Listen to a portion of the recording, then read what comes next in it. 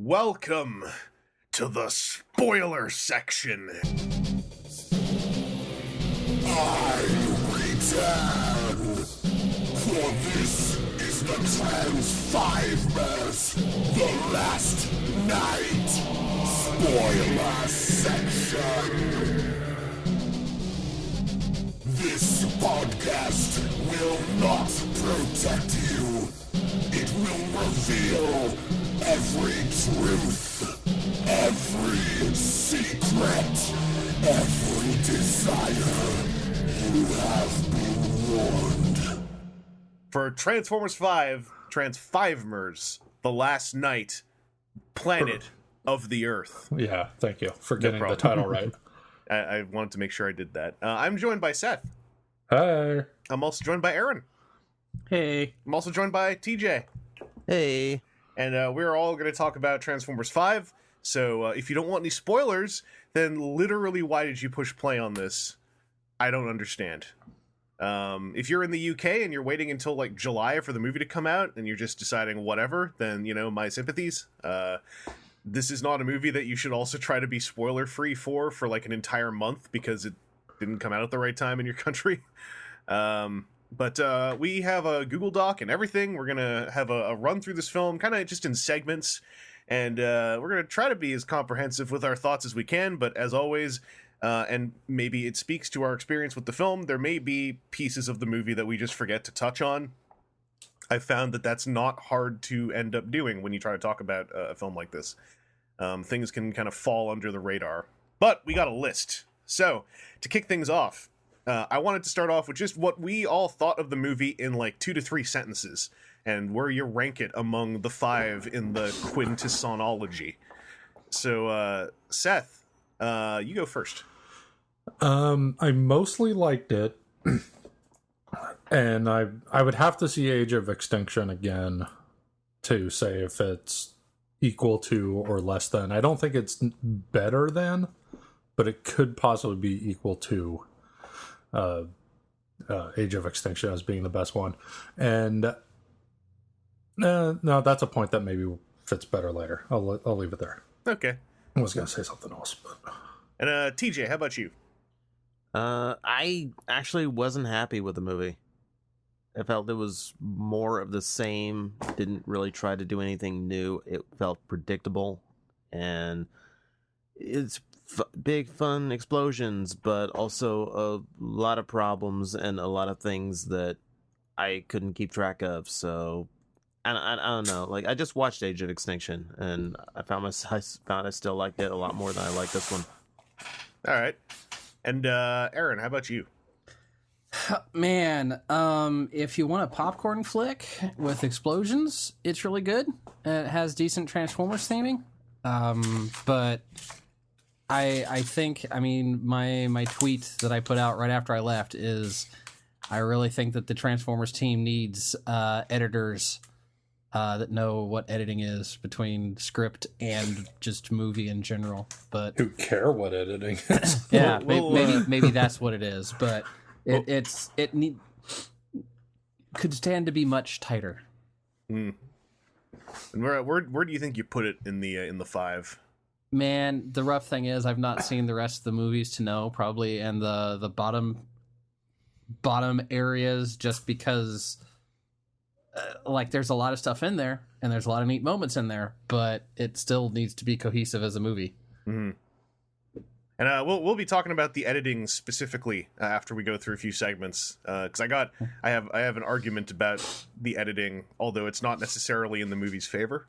Is how that other point I was going to make, I pulled back because I realized it would go better with the editing talk. Yeah, and I really want to focus on the editing because I think there's stuff to say about that. As for myself, I felt like I had a good enough time, but I was also very let down because I thought there was an upswing on Age of Extinction compared to the first 3, and I feel like that upswing was completely stepped back in every sense except for the robots actually talking. That was still great, but a lot of elements I liked seeing ditched in Age of Extinction came back in this movie in a way that left me disappointed. So I would rank it below Age of Extinction, but still above the original trilogy. And I don't want to go into it here. I had this request come up because I'm going to be cross-posting this onto YouTube. And a couple people were like, please explain why you think the 07 movie is worse than Age of Extinction. And I don't think this is quite the platform for it, but that is definitely like a thing that seems to not be common among a lot of people, is I don't think the 07 movie is the be-all end-all of them. So let's get into this film, because it did open with the King Arthur stuff. It does sound like I probably liked it the most out of us. I may be up there with you. I think it's just like the way that I talk about it sounds. When I listen back to myself talking about it in the vlog I put up, it sounds a lot worse than how I felt about it. Mostly because it's just like I was so bright about Age of Extinction that I just sound like a real bummer talking about this one. Yeah. Well, I'm gonna spend the rest of this time trashing the movie in a lot of ways, so it's a really low curve on liking it the most. And I'll throw it out there for those of you who want the early get go on this thing. This is not a podcast we record just to shred the movie to pieces. What? It's not. Well, that'll go back to Breath of the Wild. Jeez, that might happen. But we even going back to Revenge of the Fallen, we like to just discuss the movie, and if we do end up kicking it around a whole bunch, it's out of love. It's not out of us trying to craft sound bites. And if stuff worked out, we're going to talk about what worked out. I did type Nitro Zeus in all caps for a reason, and it seems like Aaron's going to be the only one who's going to rain on that parade. So we're all good here. But that's 2 segments from now. First up, the King Arthur stuff. In medieval times, the main thing I wanted to point out about this, I made a bullet point and everything because it's the first thing that popped to mind. It's amazing how in a medieval battle setting, they still figured out how to have tons of explosions happen in the opening battle scene. And I was like, how is this happening? And then I saw like, oh, flaming catapults are causing, your classic Michael Bay explosion, and a crowd of people go cartwheeling away from the explosion scene. So this also is something about the directing of the movie, which is Michael Bay looking like he's really just like sinking his teeth into getting to direct stuff that he doesn't usually direct, like a medieval battle scene or Polo. Except that, in the medieval battle scene, it was still falling into some classic patterns of just very similar shots to the large explosion scenes we've seen before.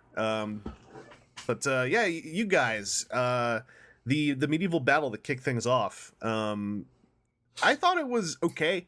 It didn't feel like it was really like crappy or anything. Like I thought it was fine.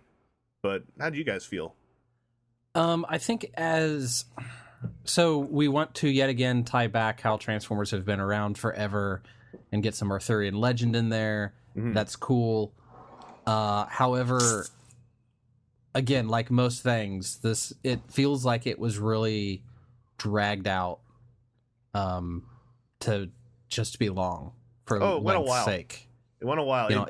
It could have been like bad stuff's happening, you see medieval fight, and then you learn it's Merlin and Lancelot and Gawain and all those guys, and then, we need Merlin, and then, okay, you can have Merlin be a drunk charlatan, not necessarily a wizard. He just happens to know these Transformer guys and can pinky swear that he's kept it all a secret so that they can get the thing, and then have the giant dragon combiner thing come in and save the day. That could have been 5 to 7 minutes, not the 20 or so that it ended up being. Being 20 or so made it feel like, stepping ahead a little bit, it made it feel like it was the end of another movie to me. Did it really go on that long? It was I know it went on a while, but it didn't feel like 20 minutes to me. Yeah, I feel like a lot of stuff in this movie went on not as long as it felt like it did. Yeah, I mean, this was a shorter Transformers movie, but it is one where I did start feeling a little strained about 60% of the way through, and I was surprised that I felt that way. 20 minutes is a gut feel. It may have been 15 or so, but it definitely felt like each thing was, I'm going to drag this out. It felt like the set piece that ends a film to me. Yeah. And it actually made me bummed out that it wasn't its own movie, because I actually like the idea. I don't know how you guys felt. I would have been up for just watching a movie about 12 Transformers knights chilling with King Arthur and helping Merlin out, and then helping Merlin become a better person, and then that's the end of the movie. And it couldn't have been much worse than that King Arthur movie that just came out a couple months ago. Boom. It would have been just as accurate to the legend. For the idea of we want to have these other Transformer movies that aren't the real movies, like that would be a cool place for it to go. Yeah, and I feel like they can't do that now because it was the Stanley Tucci Merlin scene. By the way, I didn't know that was Stanley Tucci till the movie was over.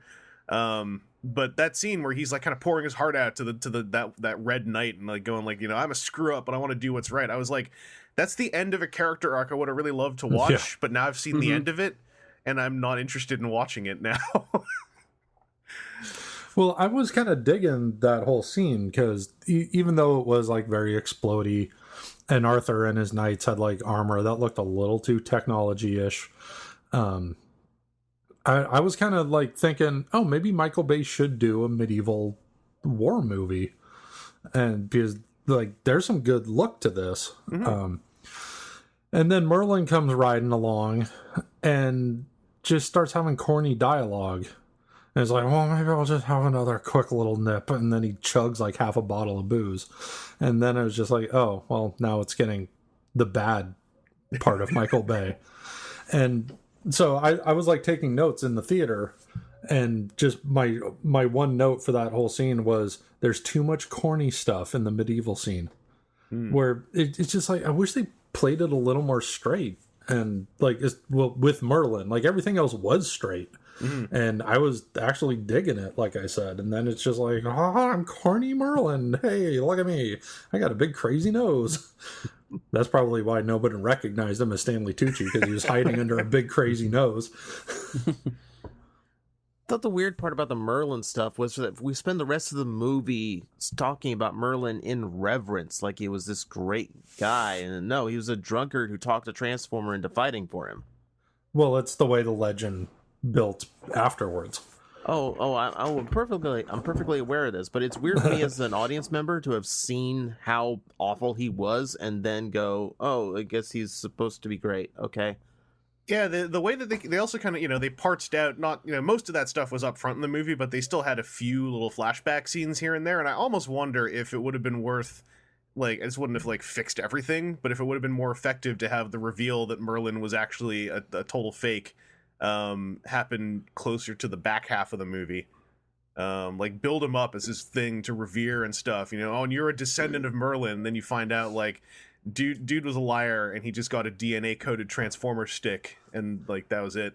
Yeah, maybe show Arthur and the other knights trashing on Merlin, like not being legit, and then he shows up with the dragon. And then later flash back to him being like, I'm just a loser, give me sticks. Right. Yeah. and maybe it would have been cool to run like, like not a full movie, but like a short film of the King Arthur stuff concurrently with, the story they were telling in this, the main story they were telling, to have, the fact that we saw what felt like the end of the King Arthur story, maybe have that happen at the end. And like, I don't know, it might have been cool to run it as a concurrent story. But I liked the look of that scene. I agree with you, Seth. Like it had some it wasn't like a striking auteur kind of moment, but it had like a good solid, like it's the Saxons and the Britons having a big fight kind of look. I liked a lot of those, like they had some people who looked like characters, like the barbarian dude with the axes or whatever. Yeah. It really made me kind of, because I was like, well, this is this movie's version of the squid people showing up and making the dinosaurs go extinct in the last movie, except that I really want to see more of this story, and I know I won't. Yeah, well, like one thing I kind of noticed was there was a couple black dudes mixed in on that scene, and I had what was it, last week on Doctor Who, they go back to the time in British history when the Romans were all over the place. FYI, I guess spoilers on Doctor Who. Well, I mean, that's the point of the whole episode. I'm not giving away the ending. Yeah. And there were a couple black Roman soldiers in that scene, and I was like, I'm going to read about this. And apparently the Romans brought like a lot of black soldiers into the British Isles. So it's not just, let's just throw some diversity in there for no reason. which is cool. Like I never knew about that. Like that was a little bit of history that I was completely unaware of. I guess there was a Roman governor in England that was from Africa for a long time. That was another part of that opening scene that, again, made me bummed out it was only an opening. I was like, you even did, like, some decent casting here, and, like, King Arthur sounds like a dude who could have put on a really good story arc about himself, and the people you got playing the knights all seem real solid. And then, like, there was even the bit when, like, Excalibur, like, shimmered, and I was like, oh, Excalibur is a Transformers sword, okay. This all would have been great. And then also the Knights of Iacon, the 12 knights who all merge into Dragonstorm immediately. Like, it's kind of like somehow the movie knew that I was all excited about, like, oh man, 2 knights combine into that dragon, and the movie's like, well, I could do it bigger. 12 of them combine into the dragon. With incredible mass shifting, because those 12 dudes weren't as big as that dragon. No. Well, they all get feathery out in the wings. There's like half of a guy's arm is each wing.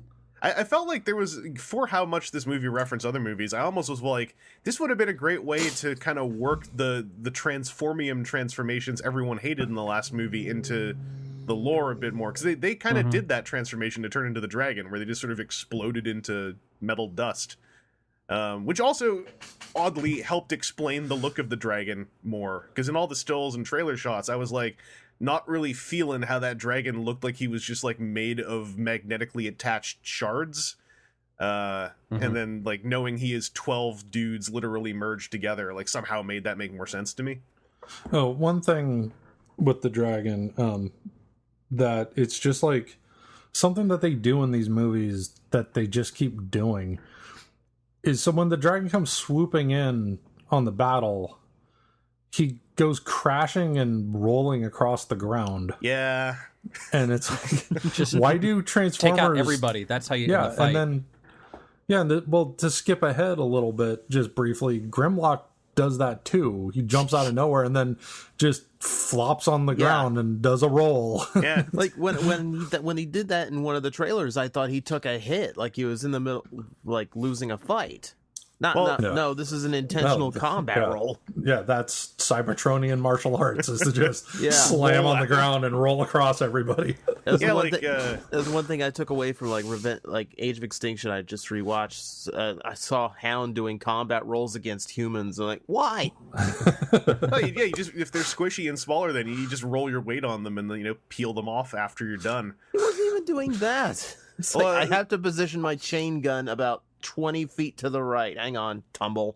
Scorn in dinosaur mode in the last movie was doing the rolls as well, but at least he had spikes all over his back. Like when I saw Grimlock doing it, I was like, you just literally look like an idiot. And then also that was the last time Grimlock appeared in the movie. He rolled down over some trucks, just kept rolling, and it just kept rolling until he didn't appear anymore. He just rolled his way out of the movie. Just rolled off screen. Yeah, he was like, nah, I'm done. Bye. Well, I'm excited for the upcoming season of Game of Thrones when Daenerys comes swooping in on the Lannister army and barrel rolls her dragon across the battlefield and kills herself. Yeah, I agree with you. It's a great way to take what's a cool moment and just like make it not even fun comical. It's just like, no, I thought that was cool, but then you made the dude do like an idiot thing, and now I can't. I'm out of this moment. She comes swooping out of the clouds. Do a somersault. Winter's coming. No. And then the thing is, that's how winter always beats the dragons, is the dragons go rolling right into the snow and then just, keep rolling, and then they're stuck in the snow. They're a giant snowball.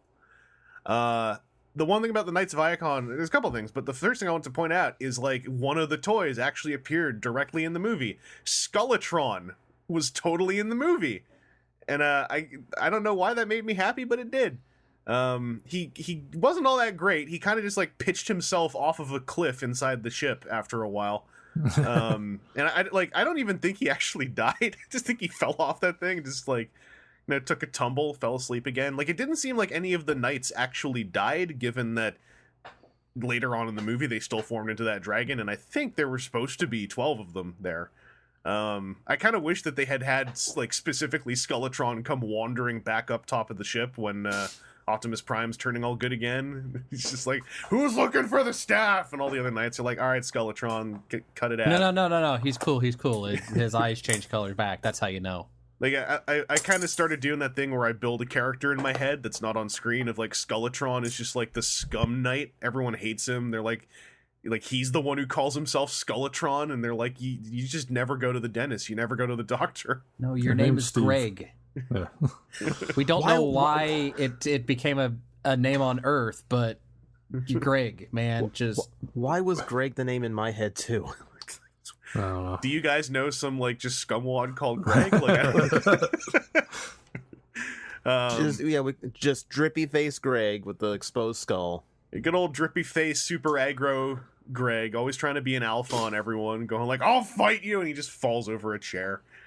Well, I had a moment of a little bit of confusion regarding the knights, because I had gotten the impression in Age of Extinction that the Dinobots were knights. So there's that too. But then Quintessa like refers to these 12 as her guardian knights or something. Yeah. So I guess they were there's different like category. uppercase K and lowercase K knights. Yeah, well, I mean, yeah, then I just assumed, like, well, I guess the Dinobots were knights, but these guys were, like, the Royal Guard knights. Yeah. There was definitely an incredible, like, again, this movie made some real weirdly specific, accurate references to previous films, but also, like, completely just skipped over the part where knights were brought up 2 or 3 years ago in the last movie. Because, like, Optimus, like, got a knight sword, and the Dinobots are all knights, but they're not the right knights. Yeah, and some very specific references to past movies, and I think a couple things that kind of break continuity or clutter continuity at the same time, but like that kind of comes up later, so I don't want to jump too much around. I just wanted to ask you guys, because this I didn't think this was the case, but it was a decent suggestion that someone brought up to me, which is, you know how the first knight we see, there's like specifically a like solid red knight that seems to be in charge. Do you guys think that was supposed to be Scorn? Because Scorn also has his own new toy in the new toy line, and he's red still. Like, do you think that was maybe like some weird attempt to tie things up? Possible, I suppose. Yeah, I can't remember, because didn't Scorn have like the frog head helm? Yeah. I can't remember if that one did or not. I never got a good look at that one's head.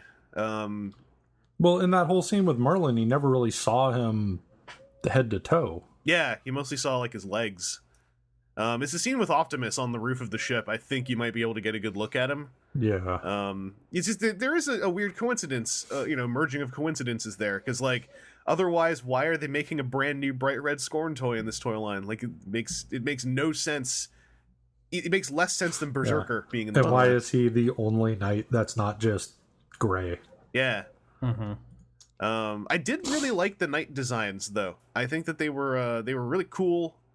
In that they had so many like dome-like and smooth surfaces. It was like a good matching aesthetic to European knight type stuff, but it also was a great break from what usual movie robots end up looking like, even now that they're getting a lot tighter and a lot less monstrous. It was a cool change of pace, and I kind of wish we'd spent more time with them before they exploded into a giant dragon. And there's one more thing I almost brought up, but that is in the next segment. Anything else about the King Arthur stuff you guys want to talk about? No. I was more or less just impressed that Bay got an explosion in within 2 seconds. Yeah, I was laughing. I was like, of course you did. Well, let's move into the next main setting, which is the alien DMZ, the junkyard. All the stuff that is off limits and being patrolled by Terminator robots that don't belong to the Transformers. Sentinels, they were called. I missed that part. Yeah, like after they get attacked, like when they cut to the army men, one of them's like, we have 2 Sentinels down. Mm-hmm. Oh man, I did not catch it at all. And then I imagine some suit at Marvel folding their arms and going, harumph. But then they're like, it's X-Men, who cares? I thought it was someone from Metal Gear Solid 4 crying ripoff. They were such Metal Gears. There was some weird Metal Gear stuff attached to the TRF, just as far as their equipment, like all those little unmanned drones, but they're unmanned drones that can also do hand-to-hand combat with people by like just running into them. the TRF occupation of that area, I got like not like huge mixed messages. I just found like the tone of it really odd because they kept framing those sentinels as like these might kill the kids, but I was like, surely the TRF is not supposed to be presented as, because with Lennox running them and everything. I'm like, surely they're not expecting me to believe that like Lennox turned on all these robots. I was like, oh, just shoot anyone, shoot whatever moves. Yeah, and like, that whole thing, like, so I can understand that the area of destruction in Chicago is... Okay, so that was Chicago? Yeah, I think it was supposed to be. Yeah, that's what's implied, because she says later on that, like, what happened to her family was Chicago, missile, family was home, I wasn't. Yeah, they showed a sports arena in those establishing shots, but I do not know sports arenas well enough. I don't either, but I'm going by Battle of Chicago. She said Chicago.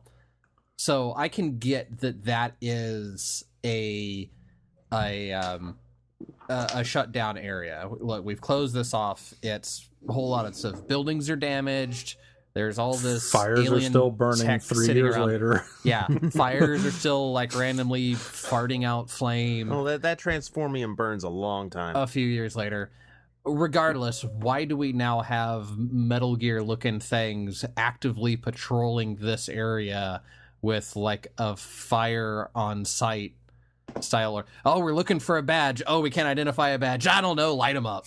Yeah, and it's like, what? No, you saw that there were like 5 kids, that you even said like 5 feathers, which I assume is so that you don't say children to make it sound like, no, we're just shooting at feathers. But like, why do you have all of this firepower unless you're making it some like District 9 style? No, they all stay in there, in which case just have everybody standing around making sure nothing gets in or out. It felt like it was being presented as as a containment zone, and so I just got this weird message from it where I'm like, okay, it's a containment zone, but you're like also sort of just walking around shooting anyone that's inside of it because you also don't want them to be there. And this was supposed to be presenting I don't even remember his name, the other TRF guy who doesn't trust the Transformers and then never had a story arc. This was supposed to be his like establishing character moment of like he distrusts them so much that he's gonna kill Canopy. Except it just made him look like an idiot. Like because at first he's like, oh no, there's kids.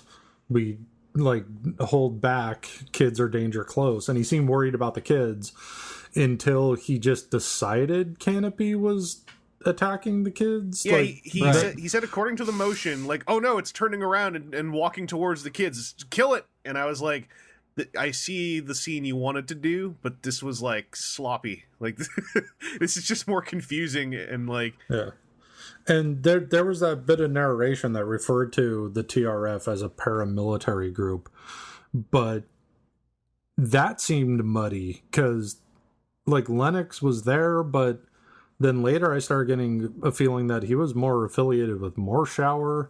And then TRF is answering and following military order, like U.S. Army orders. I'm like they had Morshower had that line of like stay embedded with them, and I wasn't sure if that's like stay with them undercover or stay with them as you're the liaison, until later when it seemed more like he was just the liaison.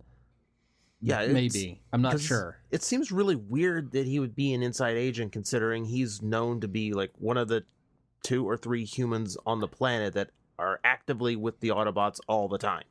Yeah, and he also seemed to be in charge, which is the other thing that, because I thought they were going to present it as a power struggle between him and other guy who hates Transformers. It's Santos. Santos, yeah, him and Santos. But then Lennox was straight up giving all the orders, and I was like, well, now there's no power struggle. He is literally in charge of the guy who hates Transformers. Yeah, there could have been more of a story of Santos was in charge of that group. But once Lennox is from the army, he outranks him. Yeah. And because it seemed like they wanted to do some sort of like Blackwater type of a thing, but without getting into all that dirtiness.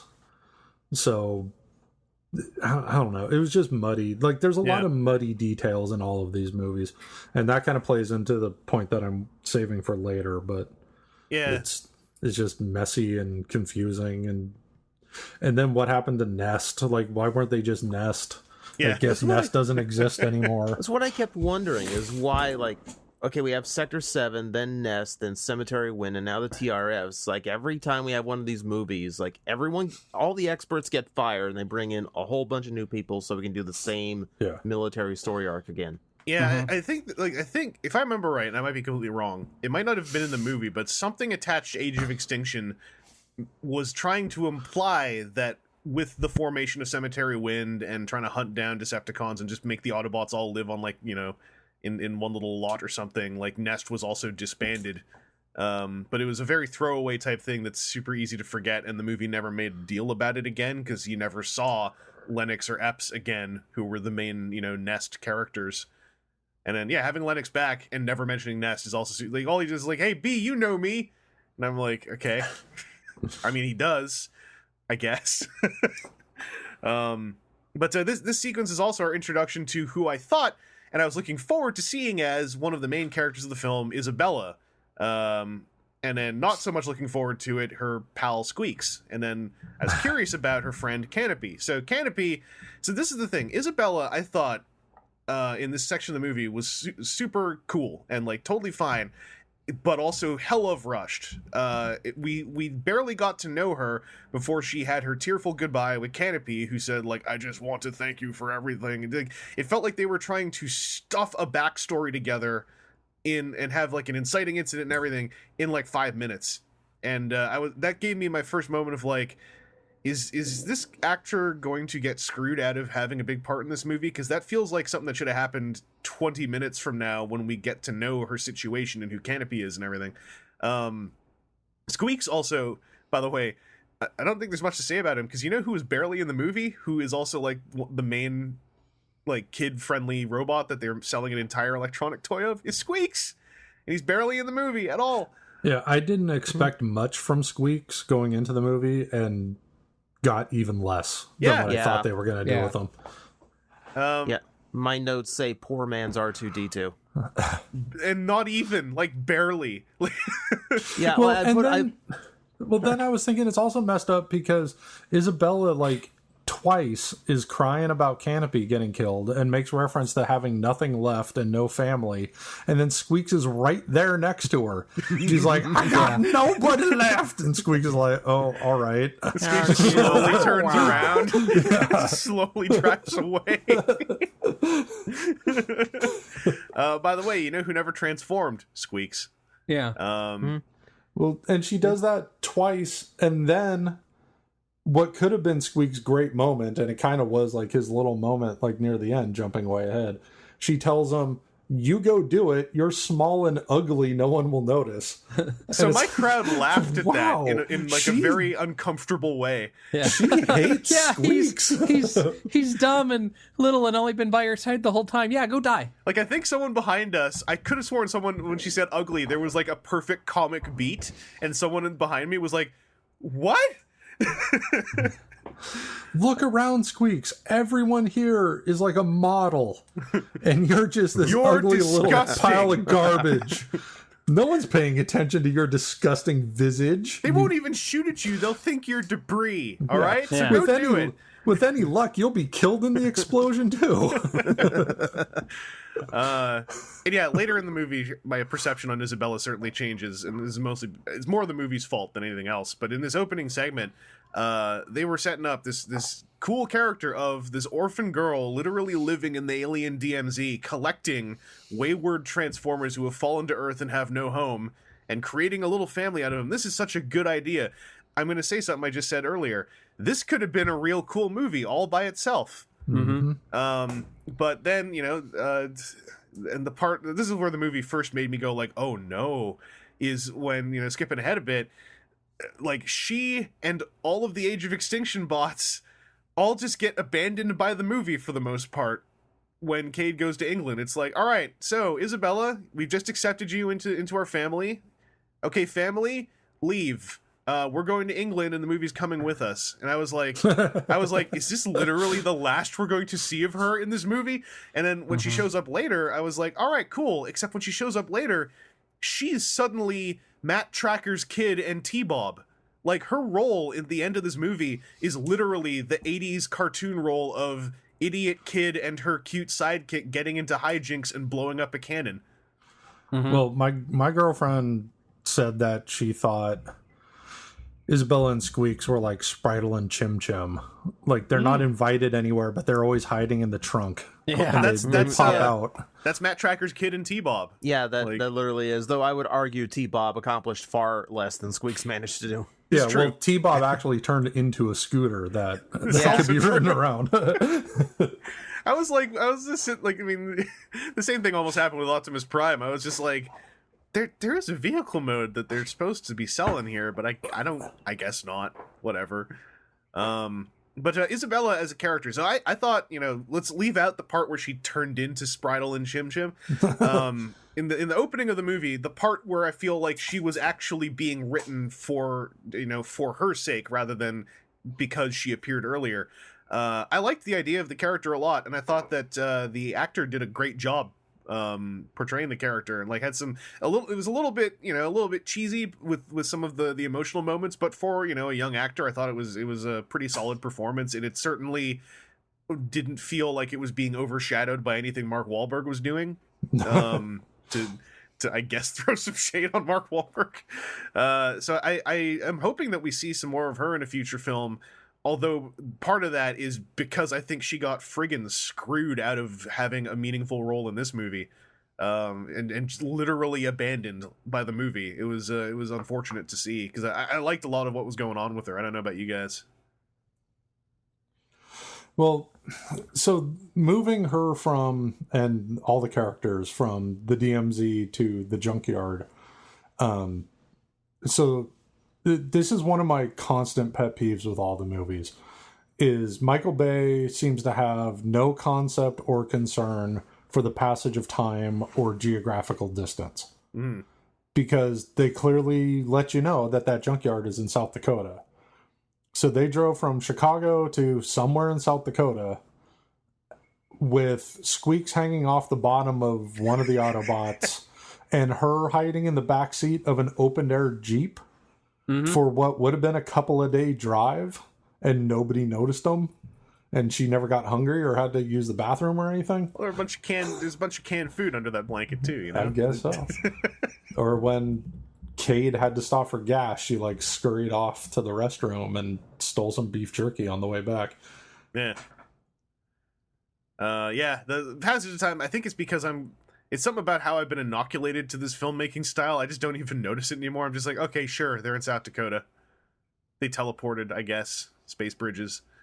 But what about Aaron? Did you dig the Isabella performance at all? Again, she did very well as a young actress, and there is, again, it's a case of like she could do well with story in there and build something, but so much of this is, hey, here's an idea, let's do this, what do we do with it next? Throw it away. Yeah, like if they gave her more to do. Again. Oh, sorry. Yeah. Well, yeah, just that. If they gave her something more to do, hey, turns out her arms being smaller, because Kate actually asks her, what happens if you've got energon leak going on, and you got 30 seconds to plug it, and she's like, okay, well, you take this, you cut it, and you plug it into the doohickey. Yeah, the doohickey thingamajig, and then have something like that happen. You could even had it happen when they're on the whatever that they needed, their super fake Osprey looking helicopter quadrotor thing to blow up, and everybody else hard lands. You could have had a Transformer sitting there bleeding out, and instead of having her tell Squeaks, look, you're ugly and dumb, go blow something up, if she instead runs over to one of the knights or maybe one of our hero Autobots and jams her arm up in there and gets whatever clamped off so that Hound can go on spouting one-liners that I'm sure that he probably recorded in his bathroom in a day of ADR. That's where I feel like the back end of that movie was written and then went like, oh, they had another character at the beginning. Okay, add her in, I guess. Right. Yeah. Like, it felt like a different writer. Because if she had more to do and was more impactful to the story past her really pretty good introduction, she easily could have been the best female character these movies have ever had. Oh, Yeah. yeah, not a high bar to reach. I mean, she kind of Well, still is. Yeah. So like, Yeah.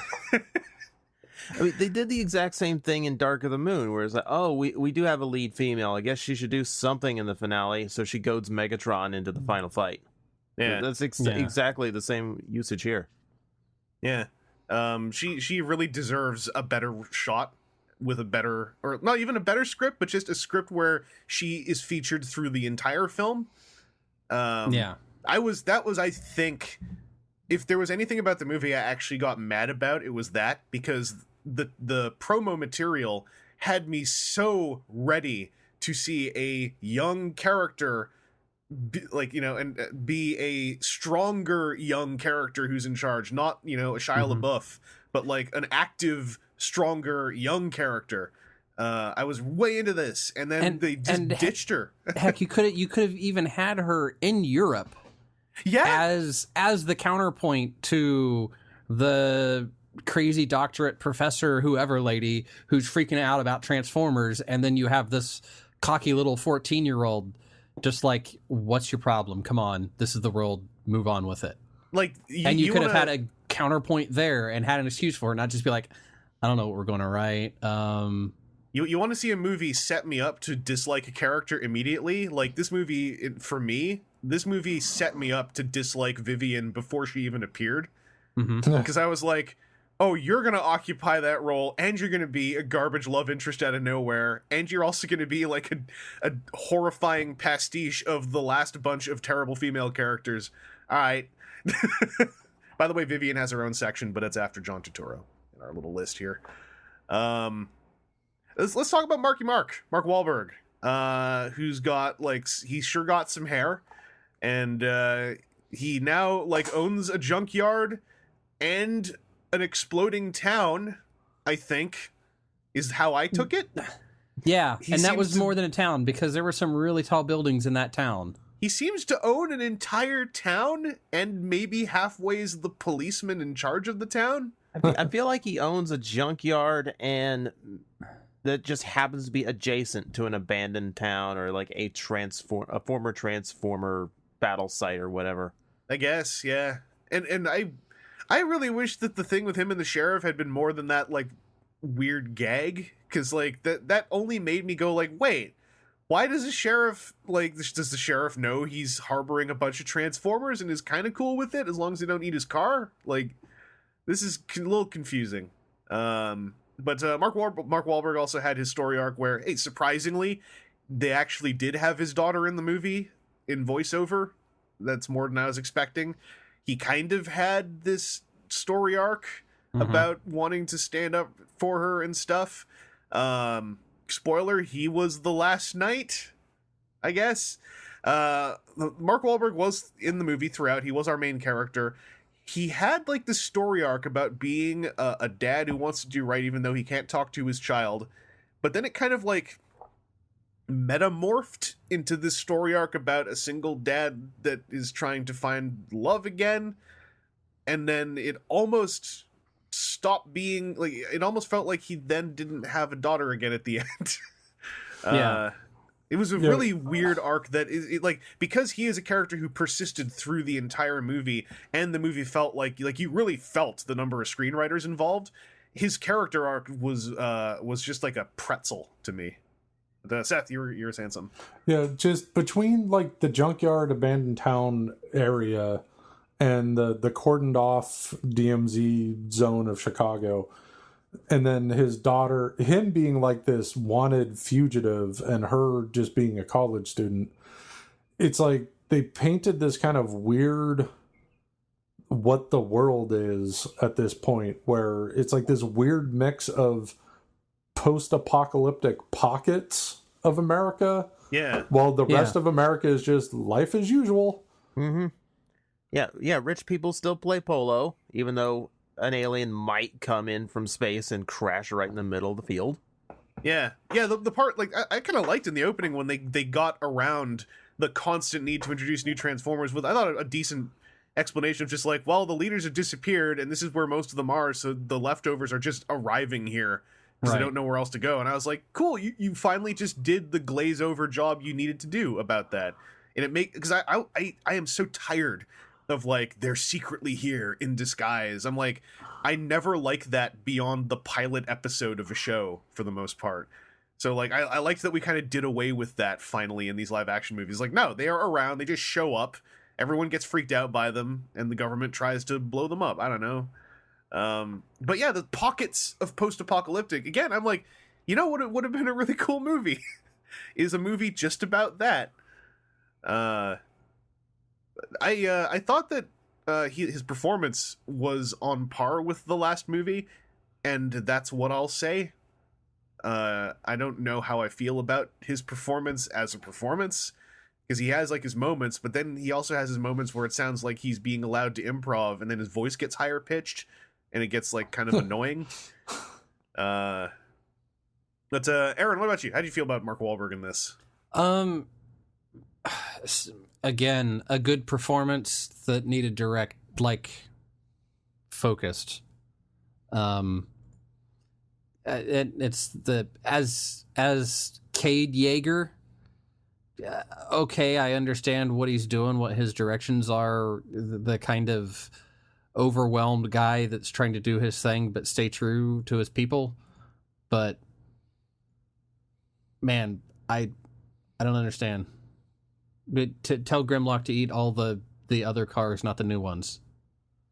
Yeah, there was he had this weird dad of all the robots character for about 10 minutes in the junkyard, which was like, that was a character I actually was kind of getting into. Mm-hmm. And then I was like, but then he leaves and he just sort of ditches that. And he doesn't even seem to command much respect over them afterwards that he commanded over them in the junkyard. And I'm like, I liked this relationship where he's the one of all of you scumbags. He's the scumbag who's also a little bit smarter and more well-meaning. So he's the one who kind of keeps you all roughly together, because it's like, hey, if you guys don't do what I tell you, you're gonna wander out there and get blown up. And it's like, all right, like that's a cool arrangement. TJ, how did you feel about Cade Yeager in this one? I still really like him as a fit for these movies. Like, I still think he works as a lead protagonist for the humans better than Shia. Certainly. Absolutely, yeah.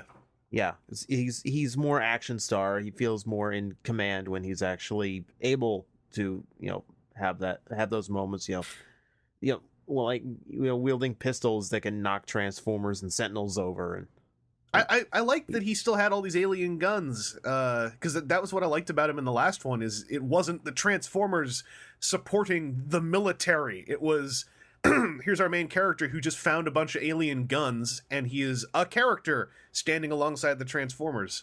Right. And they kind of ditched that in this movie, which bumped me out. Yeah. Well, the last movie, the army was the enemy, so I guess we kind of had to tail back and do it the way we used to do it. Okay, I guess we're working with the army again. I was so friggin' bored during some of those scenes. Oh my god, I got so sick of seeing generic shots of military suiting up. Yeah. Do you know what I was so happy to not see in Age of Extinction was prolonged shots of here's the military, because it's like, they aren't robots. The last movie, at least whenever action happened, it was robots. This movie, there was a whole fight scene of Cade fighting unarmed drones, and there were Decepticons outside. Mm-hmm. And I was like, I don't want to watch him fight unarmed military drones when I know there's frigging 4.5 robots outside.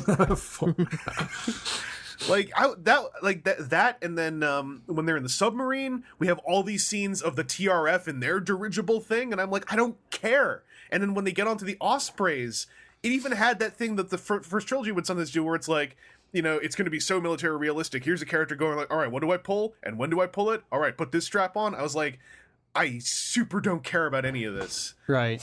Like, and then like, what was it? Josh Duhamel's like, we going to do a dead drop or something? I was like, I don't care. Just jump out of the plane. Jump out of the plane and then just miss the planet and fall out of the movie, because you all are taking up space. You are everything action-wise I was happy to see disappear 3 years ago, and now here you are stinking up all of the runtime again. But that's just me. I know there are people who enjoy that stuff. But no, like I like Cade well enough in these movies. Like I didn't really have any problems with Marky Mark's performance here. Did you guys think he had any chemistry with, like, they were kind of building up like Cade is going to meet Lennox, but then I felt like they barely had anything. No. And do you guys think there wasn't even like Lennox being like, "Oh, you're the new guy"? Yeah. Mm-hmm. Like Lennox and the TRF suddenly they kind of quietly just stopped being antagonists. They had an argument over who was Optimus Prime's real best friend for a moment. And did you guys? So I got this impression: Josh Duhamel and Glenn Morshower felt like they absolutely didn't want to be there. In their performance and everything, the amount that they were on I guess screen. they're going to write another paycheck. We'll show up. Gotta keep Morshower in the movies. I'm so much more mad now that Tyrese Gibson didn't get into this film, because it's like the ones who did looked like they didn't even want to be there, and Tyrese is the one who's like, I'm so mad I couldn't get my schedules to line up right. And then friggin' like, Josh Duhamel is like, yeah, I know you, B. You know I'm not a bad guy. Put your weapons down. And he just wanders off, like... God, I'm talking to tennis balls again. That makes that little short feel that much more awkward.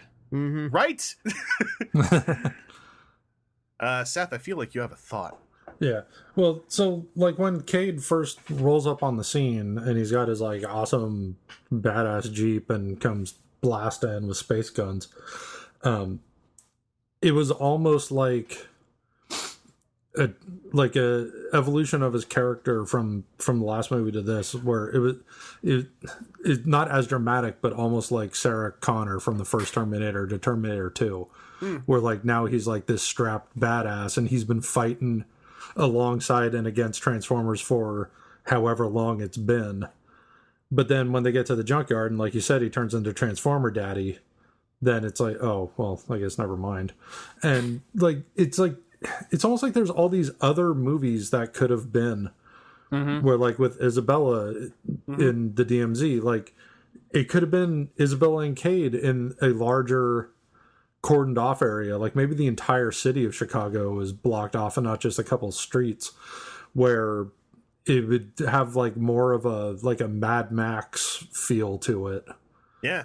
That could have happened instead, but it's like they try to do so much in any given one of these movies. The best summary of this film that I saw on Twitter before I saw it, one of the few things I caught, it was so accurate. I can't remember who said it now, but it was like the movie felt like when you have a successful anime TV series and its first theatrical movie is attempting to just be the anime series cut into 2.5 hours. And I was like, that's what this felt like, except not done well. This felt like a summary of a really cool TV show I would have liked to watch that removed a lot of the really good character bits just so it would move. But then I would get bummed out because it's like, except there is no TV show, and the scenes that I'm not seeing don't exist. Yeah, well, that was the point that I held back on earlier, was I had this feeling. I'm like, if this was a 10-episode series, all of this would probably feel better, because they could have explored some of these ideas more and brought in characters later and fleshed out some of these bits. And like, this felt like TV writers doing a good job, and then whoever was in charge, like, taking their good bullet points and just like slapping them together as hard as possible until they, fused into a 2.5 hour thing. Yeah, that was Alfie's line was along the lines of, as we were leaving the theater, of it's like anything that went down on the whiteboard. They're like, that's a great idea, let's do this. That's a great idea, let's do that. And would make for good, for, hey, these are, okay, this is going to be episode 1, 2, this is going to be 3, this is going to be 4, this is going to be the flip and 5. And instead it was just like, we're just going to keep going. And no bad ideas, let's put it on the board. Okay, this is what we're filming.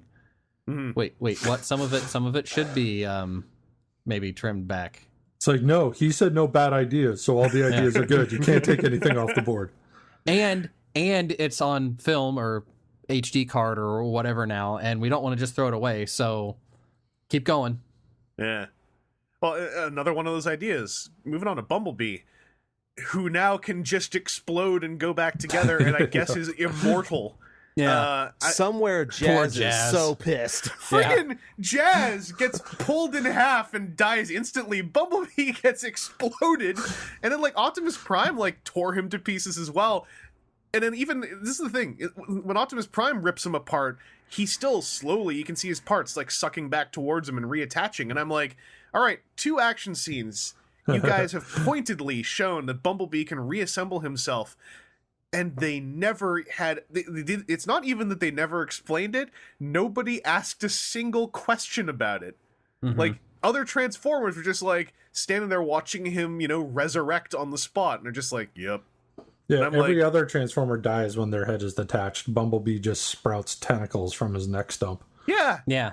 and I was like, maybe they're gonna make the Transformers more durable, but then Onslaught, he gets a leg cut off and his head cut off, and he's dead. And I'm like, okay, like what the hell is Bumblebee Well, now? they have to be formatted properly in order to do that. So you gotta find that right code on the internet. And Well, because we had Frenzy in the first movie, got hacked to pieces, and his head could still crawl around and find all modes. Yeah, it's just with Bumblebee, it just was so pointed, and on a main character, it's like you kind of have to say something, even a throwaway line of like, "Good thing we installed those magnets" or something like that. Also, Bumblebee apparently through the force of love was able to start talking again. yeah. And someone on my YouTube vlog said, well, he did start talking again at the end of the first movie, and in the second movie they had a line saying he just doesn't want to talk. And I was like, that only makes this even more confusing, given that they straight up did throat surgery on him in this Yeah. movie. Right. And, for a Siri gag that I thought was legit kind of funny. Yeah. But and then he ripped the throat out and threw it on the ground.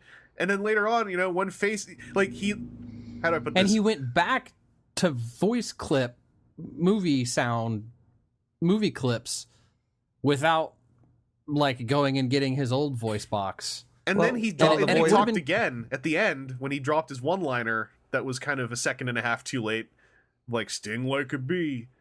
Yeah, and it would have been like, even if we had just seen like a flash of something off of the weird amulet sword thing towards Bumblebee, so that then he can talk, and then you can be like, okay, it's Transformers magic. Or whatever. what if when he sucked himself back together, what if that was thanks to the talisman Yeah, that gets found, and like you tie that together? Maybe now that Cybertron is so close to Earth, his old voice box was close enough to pull itself back into his body. He's like, it's close enough. I can get it to bounce. I Oh, can echolocate. Now the magnet trick works. Yeah, it just quietly magnetized it back from Cybertron when it was in orbit. Because Bumblebee was way better. If there's one, like, there are some things this movie did that I liked more than how they were done in Age of Extinction. One of them was Bumblebee, because in Age of Extinction, Bumblebee was kind of halfways in the movie and was just like scum. In this movie, it felt like they remembered he's supposed to be at least vaguely friendly, and I felt like Bumblebee. It felt like finally I cared about Bumblebee again after like 5 years of being sick of him. Like they did a good job of making him like, maybe because he has his own movie coming up too, but they made me feel like warmth about Bumblebee, whereas in the last movie I liked Stinger more. So I was happy about that. And some really cool set, like leaving out the part where we don't know how it happens. Bumblebee sucking himself back together was a really cool set piece, as was him like transforming his arm out to shoot at Barricade during a chase scene. Like, that was cool stuff. yeah. So like Bumblebee had some things going on, and maybe that is. I'm wondering if like this is maybe going to less be this is the new writer's room and what they're able to do, and more like this was the writer's room, but the director was hard to work with, but maybe now they won't bring the director back and the writer's room can do more good things. I don't know. Or we have to start building Bumblebee up again because we're going to do that solo movie. Yeah. Right. I don't know. Like, do you guys have any more thoughts on Bumblebee? Not really. I know, it was cool to see the dark side Bumblebee in World War II. Yeah. Oh, yeah. I forgot about that. That was a cool design. Yeah, that okay, so the idea of Bumblebee in World War II confused me a little bit because The impression I got from the first movie is all the Autobots hadn't been there very long. Absolutely, I agree. But you don't see Bumblebee. Alfie actually made a good point. You don't see Bumblebee as one of the meteors. Yeah. I think even in like the comic books and things to flesh out that movie, they said, oh, he was the advanced scout. He was on Earth a long time before the others. All right. That, and I think that's, again, something that could have done just as well as being told. Not being shown than being told. Like that, yeah. The whole flashback scene was it was simply money spent. Right. They could have had that poster, the very cool looking poster that somehow we have these war propaganda posters with giant robots in it, but everybody's forgotten about it. And you could have just had, that is Bumblebee. He served in World War II with the Howling Commandos or whatever the heck the name was. I know Howling Commandos Marvel, not this. Also, that flashback. Sergeant Rock. Yeah. That flashback came on the back of Anthony Hopkins saying, the last time I saw you, I was like, 2 feet tall and a little kid. And then like the one thing you don't see in the flashback is a little kid, Anthony Hopkins, seeing Bumblebee. Right. Well, no, he was one of the Nazis. Uh-oh, don't tell anybody. Ooh. Well, yeah, and like they kind of explain that this secret society has been kind of helping hide the Transformers on Earth since King Arthur times. But there was film and cameras and stuff in World War II, and no one remembered. Look, you're the one that's always sending me awesome conspiracy theory robot. links. Come on. Everyone who operated film was also a Wiccan, at least briefly. And then they were all given a gold watch in their retirement, and then they were never seen again. But these posters were manufactured, apparently. Well, and then very quickly collected again, and taken, they took all the posters down. They collected them all. Grandpa keeps saying he fought with a robot in World War II. Well, he's senile. He doesn't know what. He doesn't even know what day it is. He also poops himself constantly, so I mean, right up to what Aaron just said, all sounds like it could have been a scene in this movie. No, the pooping could have been a scene in the movie too. Come on. No, that's what I mean. Is it would have ended on the punchline of, well, he poops himself, and then we had a guy in my audience. He was sitting right next to Ian Hard Return, who was the guy this movie was made for. I've never heard someone laugh so loudly at every single gag. Even the ones that I think you weren't supposed to laugh at. There was this one guy who was just like, and I was like, man, he was a plant. Yeah. One of those friggin' Marvel fans. It was interesting to hear someone who clearly was laughing when he was supposed to.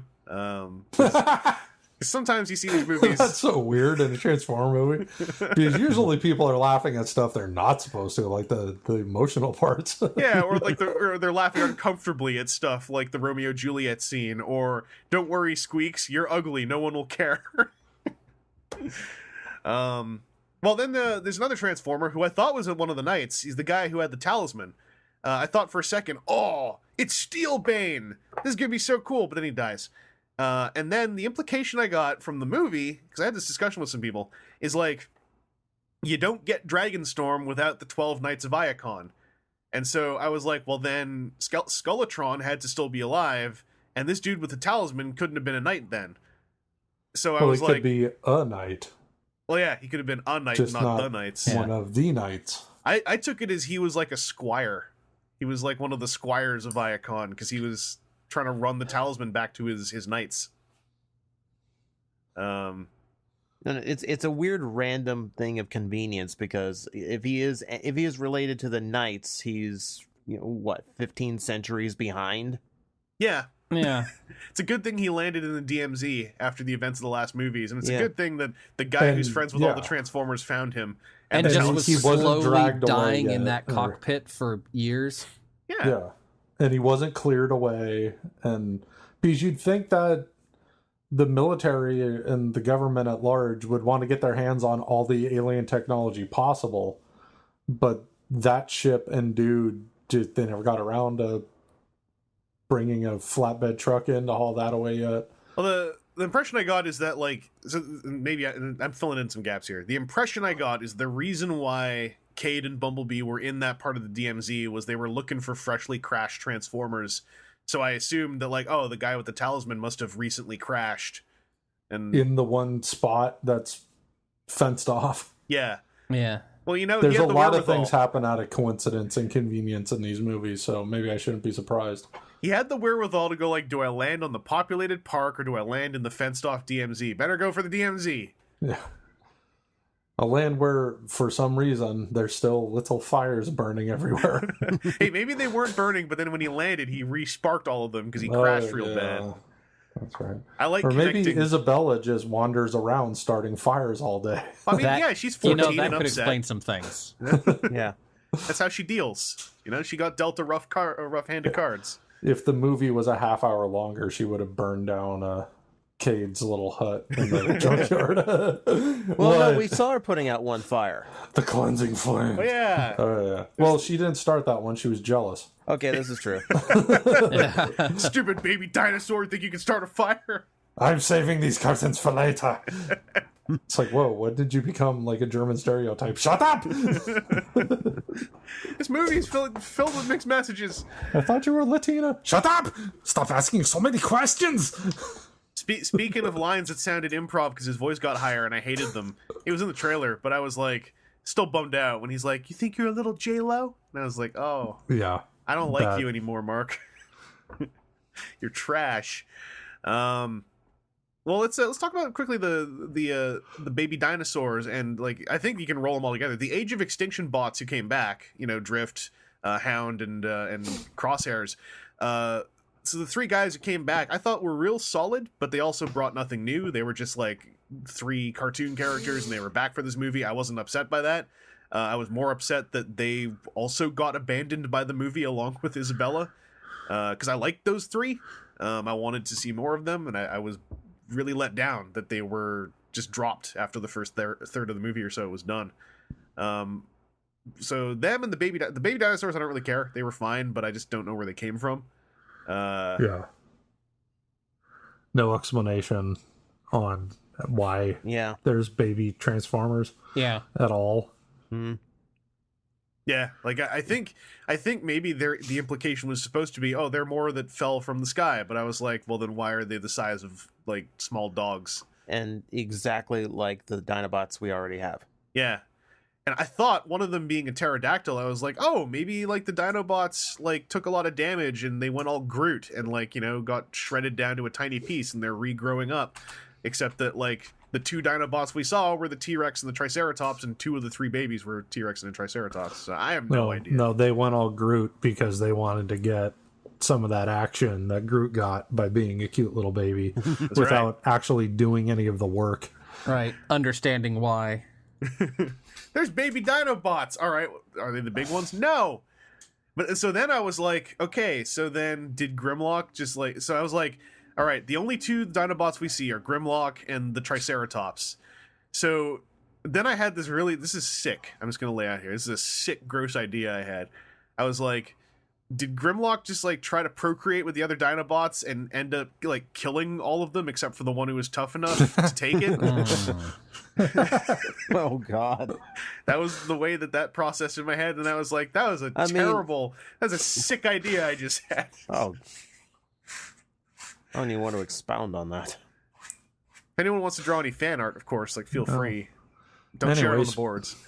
Speaking of small Transformers that had no explanation or anybody really cared about in the end, Wheelie came back. So, okay. Have you noticed, okay, ever since movie 3, so I guess for two of them, like last movie, Brains came back and Wheelie was gone. This movie, Brains is gone, but Wheelie is back. Like, are they the same person now? Or like, do they have like, are they real robots in real life and they have like a contract thing where they don't want to appear together anymore? And like, Yeah, they had a tiff. They're like the Martin and Lewis of Transformers. yeah, you can have one but not the other. Yeah, they won't appear in the same place at the same time for like 30 years, and then they'll do a surprise reunion at a telethon. But, I mean, it kind of made Doing sense. deep cuts here with Martin Lewis references, Yeah. people. Yeah. We're going deep. Because it made sense, because, like, if Brains was going to survive that crash in Dark of the Moon, then Wheelie presumably could survive it as well. And Yeah. if this is going to be, like, a refugee camp for Autobots on Earth, then it makes sense for Wheelie to end up there eventually. Like, Yeah. I didn't mind seeing him. Yeah, I didn't mind it. I was like, why are you not letting me see him with brains? They were one of the original conjuncts endure. Like, they are a couple. They go together. He also felt Wheelie's scenes felt a whole lot like he kind of got added in very late. Yeah. Like, no one really addressed him by name. He was just sort of like, there was even a shot where they had him talk to people and like kick over a potted plant or something that felt like something they shot like a week before the movie came out, where like he's like responding to a conversation, but the conversation was ignoring him. And I was like, all right, like, well, he even asked Kate a direct question. Yeah. And then Wahlberg doesn't even have an expression on his face as though he's hearing anybody talk to him. I think he clearly was just tapped in later. Yeah. Which is kind of a Transformer thing. Like, Transformers are there and they're talking, but it doesn't seem like it was part of the script. They were just plugged in because they had to be. Well, it's a very original trilogy thing too. Like, that's another thing Age of Extinction did really well, is like the Transformers were characters who interacted with the humans completely. Yeah, like I was keep calling him Frenzy. Wheelie was super duper like original trilogy. He's in the background doing stuff because we got money. It's like Michael Bay ran into Tom Kenny at a party and was just like, hey, we gotta get you back in these movies. You free next weekend? Record like 3 lines? We'll shoehorn you in there. Yeah, and Tom Kenny's like, yeah, I'll take a paycheck. Tom Kenny's like, I don't want to take any work away from Reno Wilson. They're like, no, don't worry. Reno's got this Mohawk character he's playing now, so it'll be fine. It's like, I know you got that SpongeBob money, but I hope your old buddy Mike out, can't ya? We did have another named actor as a Transformer. Steve Buscemi is Day Trader. Day Trader being a weird name for a character who's clearly supposed to be Wreck-Gar. Although I will say Day Trader does follow the Transformers naming scheme that's very common of like noun verber. So, you know, it works, but I was like, that is Wreck-Gar. That is movie Wreck-Gar. You should just call him Wreck-Gar. There was a line of names between like Dreadbot and Canopy and Day Trader where I was just like, someone really stopped trying at the trademark office here. Yeah, or they just put in their function and then eventually went like, what if that's just their name? Function or feature? I mean, Mohawk. Yeah. Well, if that's the case, then I wouldn't be surprised if they originally just wanted to call him Trader, or that's just what they had him listed as. But then it was like, well, that's a little confusing because is he trading goods or like Benedict Arnold? So I thought, like, well, what if we call him Day Trader, even though that's like a stock market thing? I thought he was actually supposed to be a traitor because, like, when he first walks up and one of the Autobots is like, "Oh, Day Trader," like I just misheard it as like that traitor, and I was like, "Okay, what?" And then I saw the credits is like Day Trader, and I was like, "Oh, all right, that makes more sense." I thought he was one of the Autobots at the end of that scene when he's leaving refers to him as being a skank. Yeah. And I got really confused at the implication of that. He tried to get in on some of that Grimlock action. Yeah. So, Day Trader's a real skank. I'm like, do what? That word you keep using, I don't think it means what you think it means. You know what? It was one of the Autobots. Maybe he literally doesn't know that he's using the word incorrectly. Like, he just heard the slang. I've done that. I actually liked Day Trader. I thought he was a really good idea for a character in this setting. I didn't really find him that annoying. He served a good plot purpose. I thought his design was fine. I was just confused because I was like, this guy seems really cool, but I'm hearing a celebrity voice. I bet this is the last we ever see of him, and that was the last we ever saw of him. And I was like, it seems kind of like wasted potential. Like that dude was neat. Like I wouldn't have minded him sticking around for the big action scene at the end. Well, he was probably on that Autobot ship because he supposedly flew up in it. Yeah. I guess Trader got the ship. Yeah, like his only purpose was to I assume just grab Lockdown's ship and get it to the junkyard. Well, and he also had to be there to drop off Starscream's head. Starscream's head, that very important thing that needed done as well. Yeah, that was a weird coincidence. That was a very weird coincidence. Also, someone mentioned to me on YouTube they asked, didn't Starscream's head literally explode from having a bomb shoved into his eye socket? Yeah. So I said, well, what if it didn't explode? What if the physics of the explosion were just so perfect that it looked like it exploded, but it actually just detached and rocketed into a neighboring city so fast that to us, the viewers, it looked like it exploded. And humans still aren't picking up after these battles because it's just hanging out to be collected. Well, the neighboring city was abandoned, obviously. Yeah. Well, he said he got it in Buffalo, so maybe somebody did pick it up as a souvenir and he retrieved it later. Yeah, Okay. and he sold them some beef jerky or something. Or Michael Bay's answer, why don't you just shut up and stop asking questions? Michael Bay, when I'm saying all this, Michael Bay just walks up to me and pushes his chest into my face and starts like rubbing his chest on my face. And I'm like, I'm trying to ask a question here. And he's like, I can't hear anything. I wouldn't mind seeing a figure of that character. It wouldn't be like an impressive Transformer, but it would be a neat, like, a big kind of tubby dude with a huge backpack, and then you just have him like fall forward and flip some wheels out to turn into like a junk truck. Mm-hmm. I'd be down for that. The only other thing from this segment of the film we haven't talked about yet is the guy whose name I literally don't remember, but the new comic relief guy, I guess, who is like he's a convict, I think, or he's going to be arrested, and he was hired. No, he's afraid of becoming a convict and going to jail. That's right. Yeah, I mean, Craigslist job one ad, must do well with machines, doesn't mind, being a traitor or not or something. I'm not sure. Yeah. I was impressed that he didn't get murdered like the comic relief guy in the last movie. And I felt very okay that he just disappeared after we went to England. Yeah, he didn't have the annoyance factor of the last comic relief guy. Like, I didn't want him to catch a grenade to the face like the last one. He was in England. I'm sorry. He was there. He had a line where he's like, I found Optimus. I brought him here. And I was like, you didn't. Optimus was walking there already, but whatever. Well, it's Michael Bay has to have one of these loud guys freaking out. And they're just more often than not a black guy, it seems. Yeah. Which is one of the nice things about Epps' character, was he was a black guy that wasn't a buffoon.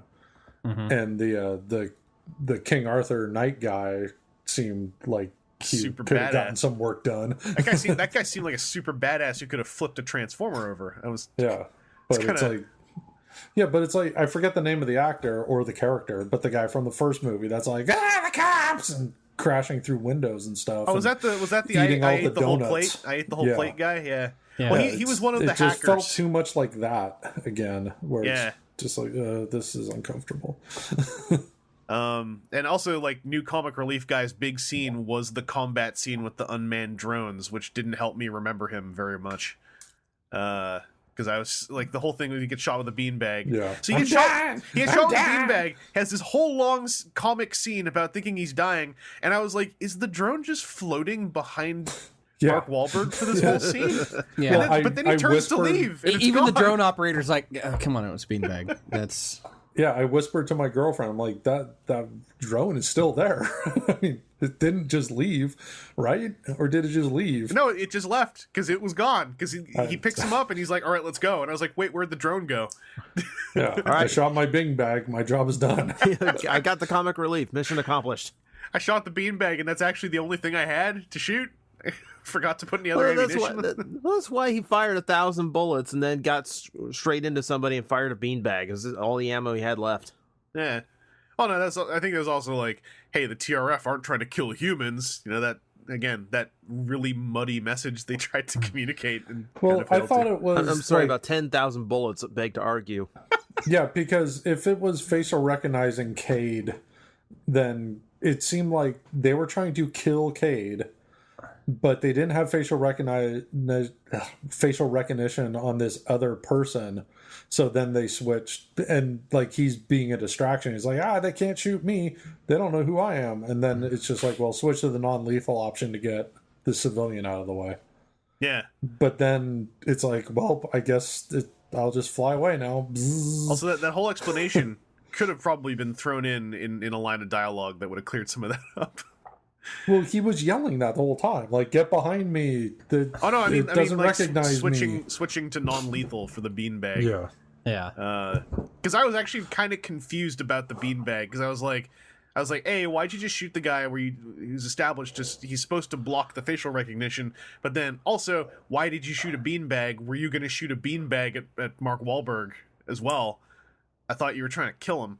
Yeah, a robot voice coming out of the thing going, switching to non-lethal, and then the guy goes, what? Blam, and then gets blasted in the chest. But the point is to have the comedy joke of he thinks he's dying, and if you have something shout, oh, this is non-lethal, you take that away from the audience. Would have been even funnier, though, if it had said that. Yeah, I would have thought the switching to non-lethal, blast would have been a better joke than blast, I'm a guy, kid, I'm a dying. Because also, it was blast, and Cade goes like, stop complaining, and I'm like, Cade, he just got shot, and you're kind of treating him like crap? And then the joke is like, no, it was a beanbag, but I was like, all this did was make me think Cade was kind of scum for a few seconds here. Well, also getting blasted by one of those beanbags, like what, a foot? Yeah, it's still right gonna in hurt the a chest lot. could have killed him. Anyway, he still flew like 10 feet back. His heart just shoots through his spine and out the back of his body. Yeah. He could have ruptured his heart. Like that's not. It's still not safe. Yeah, it wasn't a Nerf ball. That's why generally those devices are called less lethal, not non-lethal. Yeah. That would have been a dark twist if that's how they kill off the comic relief guy. Yeah. Just It's like, bleeding kid, I'm dying. Stop being a baby. It was a beanbag. It shattered my ribs and punctured my lungs. I am dying. He's like, stop being a baby. He just starts coughing up blood. Yeah. That's why he Typical disappears. baby, and walks away. The Tros just hovers there and watches him. Yeah, and then the TRS guys are watching on the monitors are like, dude, that's messed up. Except for the one operator just has a really big grin on his face. Like a massive boner. Yes. Somebody sent a medic in there, that poor guy. Let's talk about the crew, who for a second made me feel suddenly really excited about the movie. I'd missed the trailer where, like, I'd seen like that little weird promo thing from the China debut where Megatron was like naming some characters, but like, so Megatron, maybe we'll start with Megatron first. Megatron, I thought was Frank Welker specifically was the best performance in the movie. Where we'll talk about it in a bit. I thought Peter Cullen gave one of his worst Optimus Prime performances. Megatron, as like portrayed by Frank Welker, that felt like Frank Welker just sort of strolling in, going like, for years you have had me voice side characters, you had me suddenly do like Galvatron last movie. FYI, I'm Frank Welker and I kick ass at this job. And I'm also going to do Megatron kind of like me, but just to like rub my chest on his face, I'm going to also kind of do it like Hugo Weaving, but better. And it kicked ass. It was a great Megatron performance, great lines, great like, cartoony stuff. Probably the best design that character has had in these movies to date. It is a fantastic design. And his unfortunately, for all that said, much like the last movie, Megatron kind of felt like a different film that had stumbled into this one. Yeah. Because he didn't really matter all that much. Mm-hmm.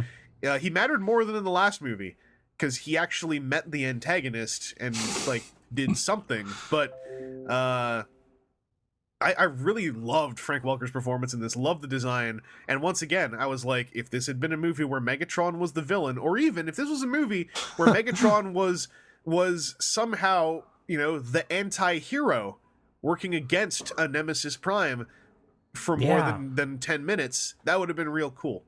But I really liked Megatron in this. I liked that, you know, everyone like kind of knew him and he was like a weird renegade, but since he wasn't, I guess, committing any crime and he was making himself hard to find, like there was a potentially really cool relationship with him and the other organizations involved in the film.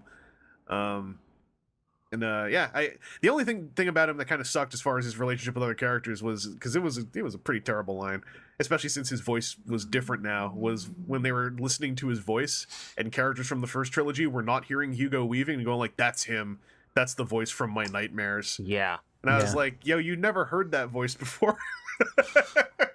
Yeah, but like we were saying about if this was a series, like there could have been 3 really cool episodes of Megatron working with the military before eventually betraying them or turning his back on them or whatever to finally do what he was just biding his time to do. Yeah. Well, they also never actually... So the whole part where he suddenly started working with Quintessa, he also, I think, suddenly had a red mark on his face. Yeah. And they of neglected... Did he have the red mark the whole time? So that's the thing I don't remember. I don't remember either. All I know is he had it when he showed up and said he was working for her, and they kind of highlighted the red mark on his face with a certain shot. And I was like, y'all didn't actually show him get that. That's a weird thing to leave out.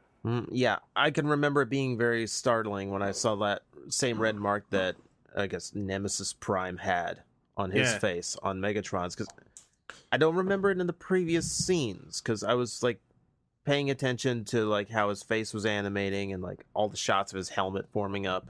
Right. Yeah. I like, TJ, how just then it almost sounded like you had to force yourself to say Nemesis Prime, like you didn't want to. Yeah. Oh, God. I was so crowbarred in. We'll get there. I guess I'll say Nemesis. I have a bullet point here that says Optimus, Nemesis, Optimus Prime, and I put strike through on the first two words. Aaron, how about you? How'd you feel about Megatron? He definitely seemed like he had presence, but no reason for it to be Megatron. Yeah, like any bad guy could have been a part of this, and maybe didn't even need to be in the movie at all. That's the thing, is I think you could have removed Megatron and I would have been more sad if I had seen all this before you removed it. Right. But it also would have tightened up the number of characters and who's who. It could have been anything, or just, hey, we're fighting against this planet that's showing up, and Prime comes back as Nemesis Prime and takes care of Megatron, well, like what Megatron did up to a certain point. This movie could have been virtually identical without Decepticons altogether. Yeah. And instead you have Quintessa and a flipped Prime. Yeah, what if there was no Megatron until a post-credit sequence where Quintessa finds Megatron in hiding and really kind of make it look like Megatron's like a broken kind of just hiding out because he doesn't know what to do and kind of on his last leg sort of a thing. And then she rolls up and goes like, I got a job for you. Yeah. Like, I'll fix you. And then do the exact thing that he did in this movie, like have him negotiate with the governments of the world. I wouldn't to collect even a crew. done that. I just would have had like Megatron hiding in a cave, and then she goes to, it's time for you to stop being a baby or whatever. Yeah, like that would have even explained Start away the next movie with the crew. That's what I mean. That's what I mean. Is like that would have been even such a good way of explaining away like why he's went from Galvatron to Megatron again, why he's transforming like an actual Transformer again. Yeah. Yeah, I mean, he could have still been Galvatron hiding out in the cave, and she goes, Galvatron, I will restore you to Megatron. And then when she says Megatron, his eyes light up or something. Yeah, look what they did to my creation. Now, you know what I was kind of hoping for that I knew wouldn't happen because it's a little too clever, but like it would have been cool if this Megatron was in the movie the whole time, and then the big twist is Galvatron from the last movie then shows up. Because Galvatron was a bunch of bugs that kind of just reprogrammed Megatron into that body. And I was like, what if Megatron has like become a virus, kind of like Sigma from Mega Man X? And it's like what if now Megatron is like this like ghost that is, give him the Ghost Starscream story in a way where he's become a plague that's able to infect other mechanical bodies, but they all think they're Megatron, and turn that into the story. Like that'd be kind of cool. Weird Ultron imperative type of moment. Yeah. Well, you could have had Quintessa like finding like the Megatron head like left over from Cemetery Wind and restore it. And Sentinel Prime, like mush the two of them together to form like what the Galvatron would have now. Megatron Prime. That's a little on the nose. That's a little on the nose. It's a Bay movie. What do you expect? We had a Transformer named Canopy. Come on. It's true. Yeah. By the way, I meant to mention this. Canopy kind of sucks at his job if you shoot him with a rocket, and it like puts a hole through him. Yeah. My name's Canopy. Look, what do you turn he into? A didn't- pile of rocks. What's he your didn't robot want mode? to be a robot Canopy. with a pile of rocks. How do you transform? I just kind of lay down. I failed in transforming class. That's why he came to Earth with nothing. He doesn't turn into a comet. He just got shot into orbit, and he just kind of fell through space. While I was in space, I was called asteroid because I just looked like a pile of rocks. Then I landed here, and then I was just pile of rocks until I like covered this girl in like a canopy, and then I changed my name to Canopy. My new name is Dead. Dead. My new name is Grave. I am my own grave. Bury me under a pile of rocks. Bury me Back in under the my Old pile West. of me. Little did they know, you bury him under a pile of rocks. That's how he actually comes back to life. Like, that's his Bumblebee power. I'm renewed. Just shuffles off. Let's talk about Megatron's crew. Who Oh, for you the mean most the part, Suicide Squad? Yeah, I never saw Suicide Squad, so I'd missed that connection. And actually, we're gonna start with the guy who didn't get one. Well, no, maybe did Barricade get a name tag? Did I miss it? No. Okay. They mentioned him specifically as Barricade was cited here. Okay, Yeah. 'cause I actually kind of dug the Barricade stuff, although so they got Jess Harnell back to do his voice because Jess Harnell, who also played Ironhide, was the one who said the Ladies Man 217 line. Yeah. Problem is that they just had him sound like a dude, and so I was like, this was the time to get Keith David in to play Barricade like he did in the video games. So that kind of bummed me out. But Barricade, who by the way had 2 featured transformations in the movie, and one of them showed his knuckle things like forming around his fist, and it was kind of cool. He also kind of ghosted out of the movie the way he has now for 2.5, 3 movies. Well, he's a survivor. He knows when to get out of town.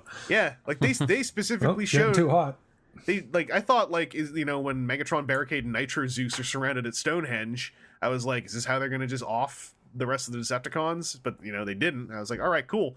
And Nitro Zeus, you specifically see him get his head blown up, so I was like, all right, Barricade did his thing again where he just leaves before the big action scene and then survives for another film. So I liked his design It's a like, lot, but all the scripts is he's supposed to die, but he just doesn't show up for shooting that day. yeah, he's Yeah. like, you know what? I'm sick. Oh, I'm sick. Got a sore throat. Oh, you Can't could make get it. it in pickups, right? Yeah, we'll record this later. And then he knows they're going to be like, no, we need this movie to be under 3 hours. And he's like, oh, that's too bad. That's really too bad. I'll be here for the next one. You can kill me then. Yeah, no, just 100%. Yeah, we'll put that in the contract. Yeah. I thought his design looked a lot better in this movie than I thought it looked in the trailer he appeared in, where it seemed like it was going to be a bit more messy. I liked how they animated his face a lot. Just once again, I kind of wish he got to do more. I kind of wish that he had a vocal rivalry with Bumblebee as opposed to just showing up next to him as he often does. But also, it's worth pointing out, the toy is missing a lot of really cool details. The toy has protect and serve knuckle dusters. This one had punish and enslave knuckle dusters. I thought those were cooler. But Yeah, that's why I was surprised with the toy. When I asked you what it said, I was like, well, why didn't it say punish and enslave? Because that's what his thing said in the other thing. It feels like the toy is due to be like a Prowl repaint down the line. It's like, well, we don't want to remold this. yeah. Have Prowl as punish and slave. I don't think that's the right message you want to be sending there, Prowl. Like, no, listen, all right, I know what I'm doing. In the grand scheme, this is what is necessary. Needs of the many. I don't know, Aaron, how'd you feel about Barricade? Again, I wish that there was either more or less of him. When he showed up, it seemed like it was logical, and then ducking out was always kind of sad. Like, hey, finish fight here, because that'll resolve something. I did kind of like that he elected to just watch in the beginning. Mm-hmm. Although the way that scene was cut together made it a little unclear. Like, I think it was intentional. Like when the little green laser sights show up on Cade's chest, Right. That was, you're supposed to think that's Barricade, but it's not, and he's watching from across the river or whatever. It was a cool idea.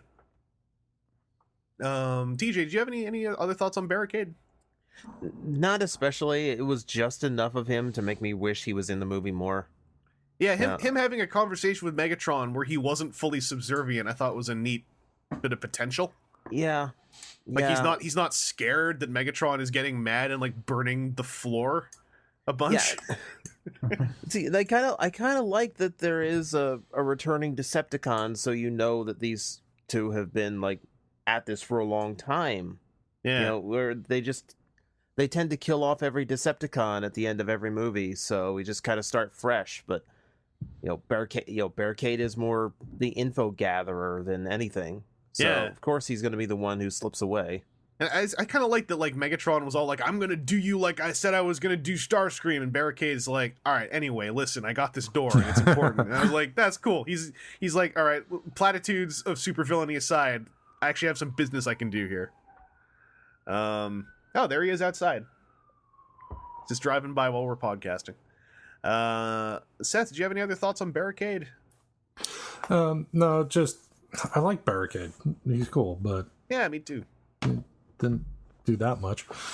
But when you mention like Megatron like spraying fire on the floor, it does seem like Transformers make fire a lot. Fire breathing dragon, fire breathing dinosaurs. Well, yeah, you have Fire, to remember cannon. First movie, like really hot ordnance hurts them a lot. Yeah, Cogman, who we haven't gotten to at all yet, made fire out of his finger to light a path. It's like, wouldn't they just have like LED lights or something? No, it's gotta be fire. Old timey. It's lasers. Good. Combustion. Yeah, it's not a weird fire. Let's talk about the name tagged crew who had their little scenes. Let's talk about the one who matters. Suicide Squad. Nitro Zeus. So I knew, like, we know there's a toy coming up called Nitro, and he has like a head detach feature, and I'm like, well, I bet that means he's in the movie. That seems oddly specific.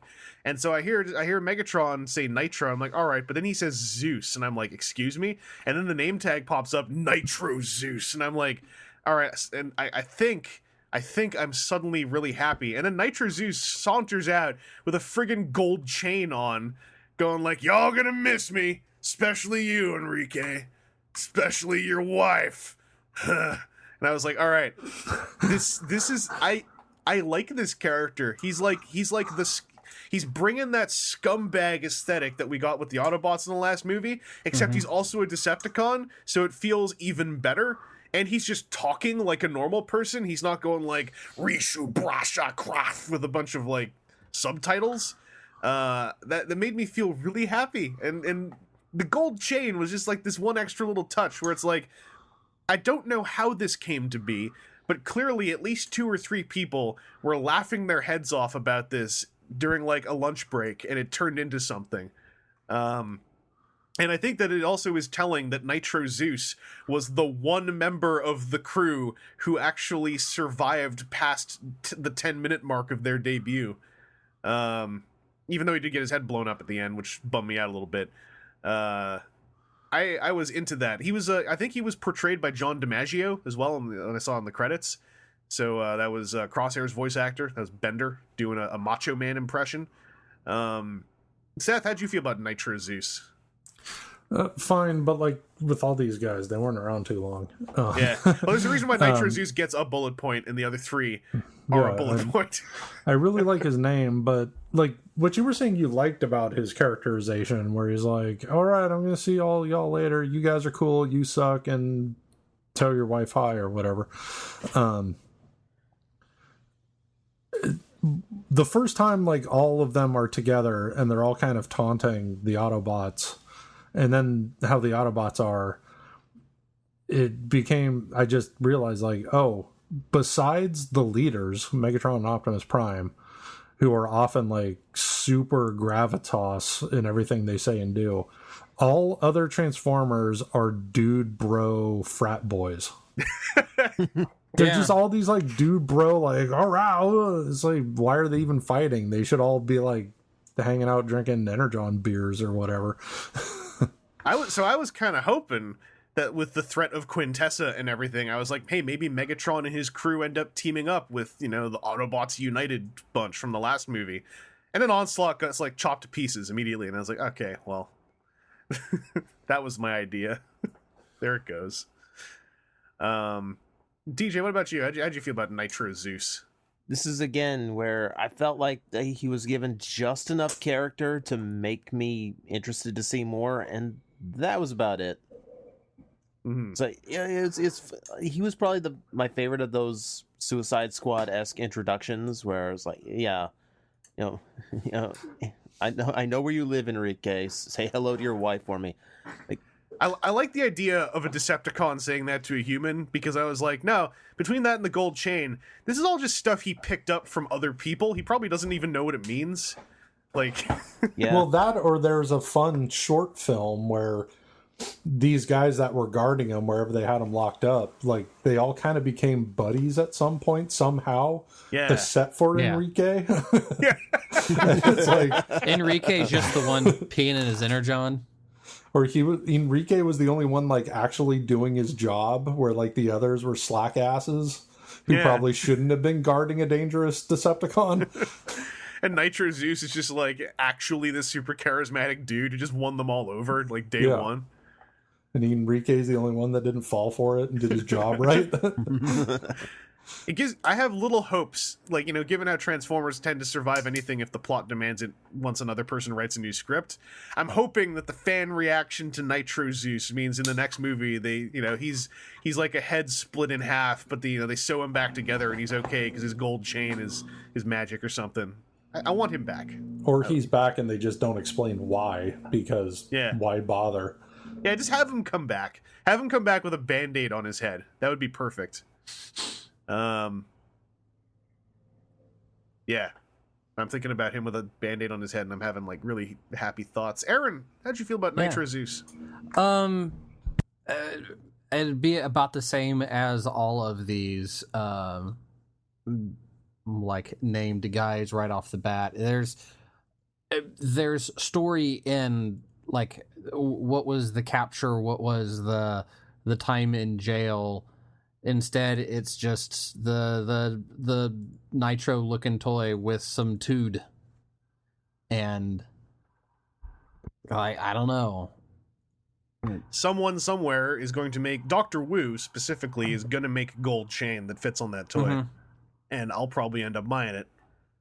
They made a very good toy commercial for Nitro Zeus in his time in this movie. They made a pathetic toy commercial for Berserker, who was a throwaway gag, but the toy is extremely accurate. I guess that's why he has the red X on his chest. I was so excited when I saw him being wheeled out like Hannibal Lecter. I was like, oh, this dude's gonna be the best.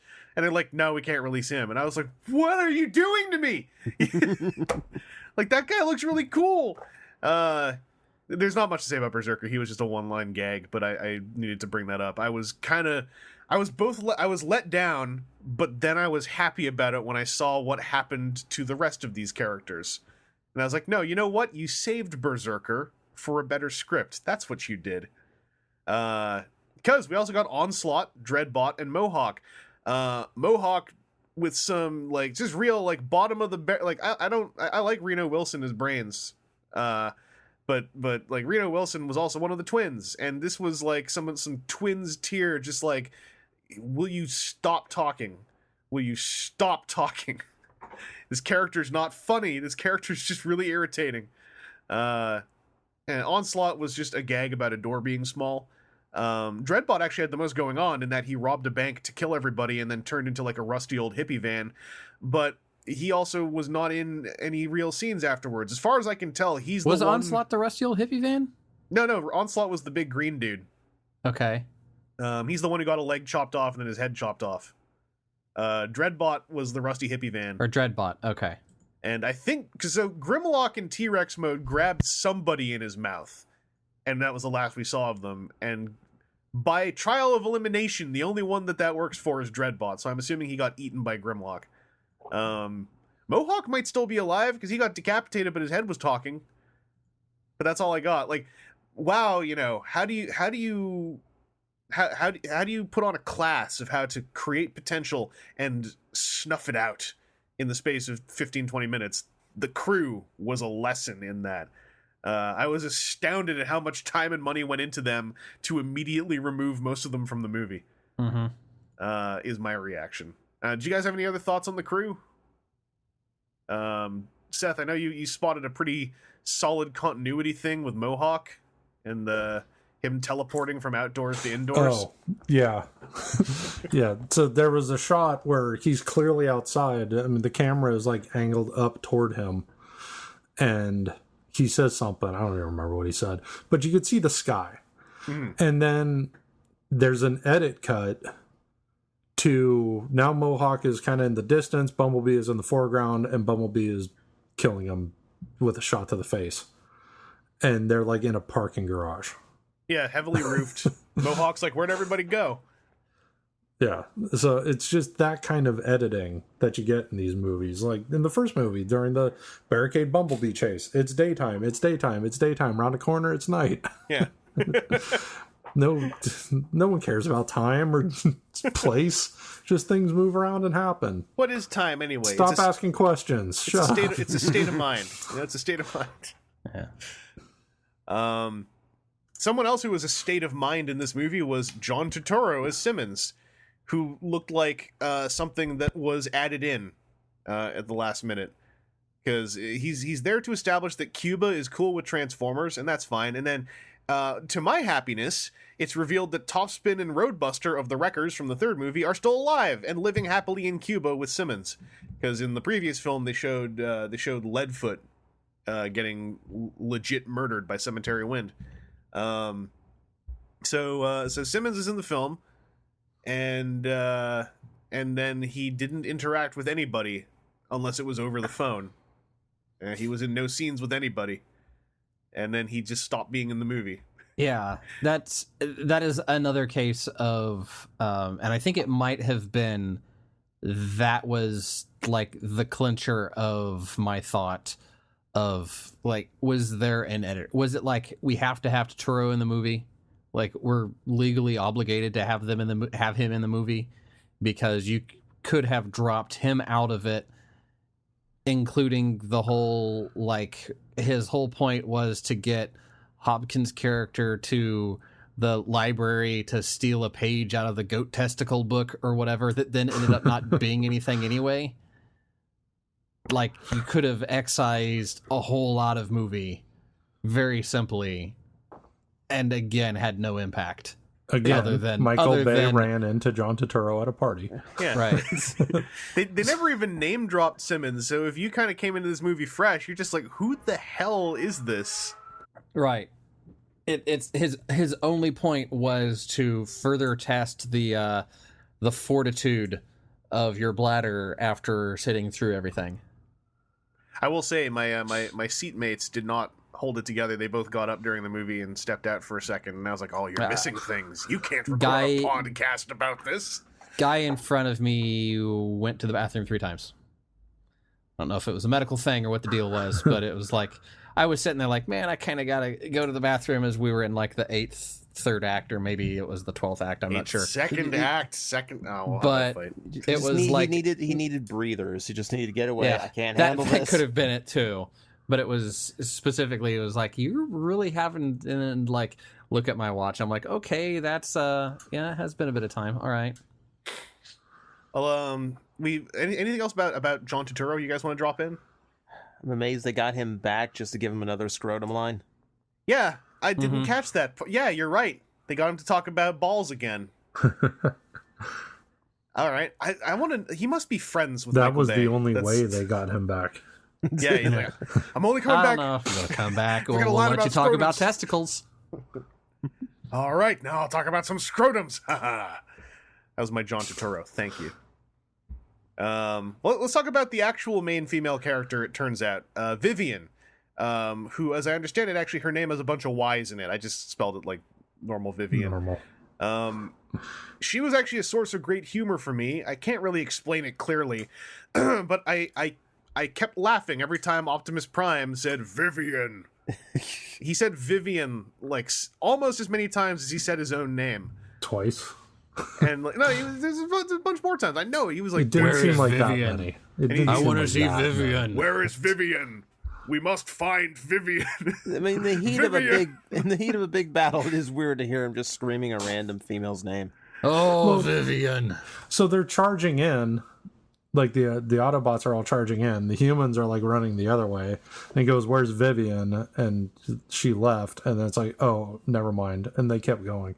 Like that was one of the times. He said it a bunch. He said it a bunch before then too. I know, because when he was talking to her, he kept calling her by name constantly. And then when she showed up after he said, "Where is she?" He was like, "Vivian." And then he was like, "You've got to get the staff." I was kind of happy about it because before then I couldn't remember her name. I just kept calling her Lara Croft. Well, she wasn't as active as a Lara Croft though. Okay, Vivian was a black hole in this movie of like remember female characters who serve no purpose, are eye candy and are the love interest, and then like it was almost exacerbated by going like, she's a descendant of Merlin, she's the only one who could use his staff. All right, she got his staff, give it to Optimus Prime. All right, leave. Like I was like, wait, what? Like she can't even do anything with the staff. And then at the end, they're like, only you can pull the staff out of the power source. She pulls it out. Okay, give it to me. All right, leave. Well, like, even what? then, that was a thing that I noticed as they were going back and forth with zero-G things. There were times where neither one of them had the staff in hand and then did again. Yeah, because it turns out it doesn't really matter. She's needed to make it not be wood, and she's needed to pull it out of a plug. But otherwise, she actually doesn't matter. What a twist that was, too. Right? Okay, it's like, oh, it's just a wooden stick. Throw it away. It's I was like, go pick it up! Go pick up the wooden stick! Yeah, it's still an ancient thing. I mean... Yeah, and it's like... The old guy told you that it's coded to her DNA. Like... Let her Are touch y'all it. really gonna act surprised when she touches it and it turns into a robot stick? Like, come on. Yeah. Like giant robots from an alien planet, I can believe, but this is just a wooden stick. Yeah, it's like, calm down, Michael Bay. You're not M. Night Shyamalan. Right? It's just like the way that like it's like they tried to make her matter, but then when she could have mattered narratively, it was like the movie just like, oh, don't no, sit down, give me the stick, go and kiss Mark Wahlberg. God. It's almost like Michael Bay was told your female lead is this 14-year-old girl, and he was like, no, I'm gonna shoehorn some older lady I can perv on.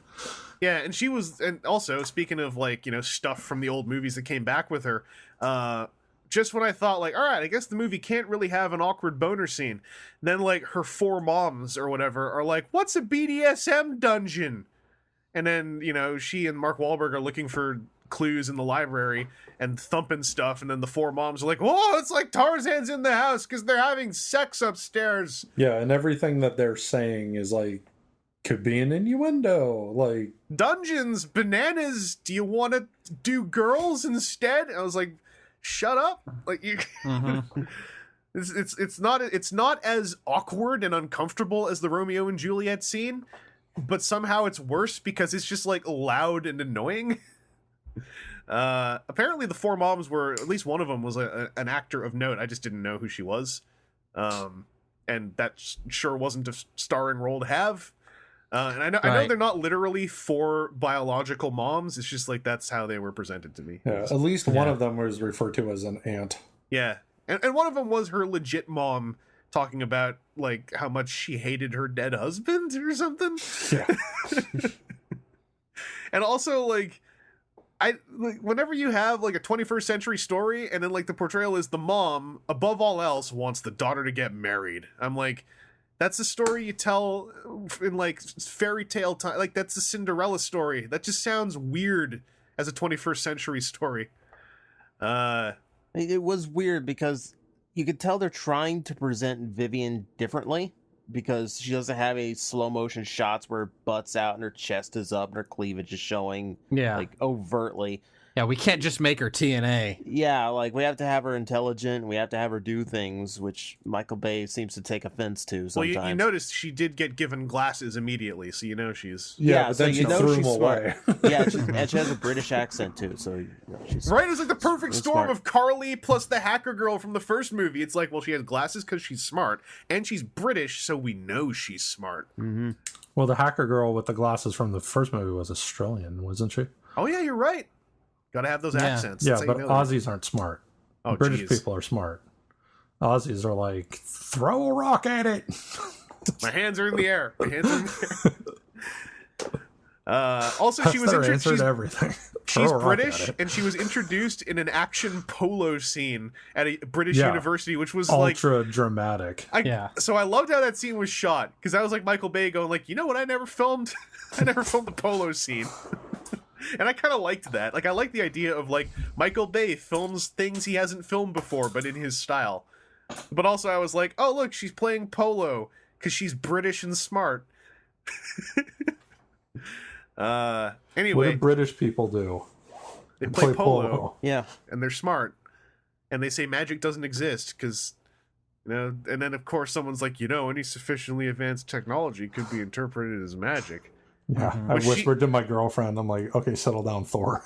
Yeah, but then she replies, going like, ah, you know that quote? You must be smart. And I'm like, dude, Nah, snap a lid. that quote has been in every sci-fi thing ever made for the most part.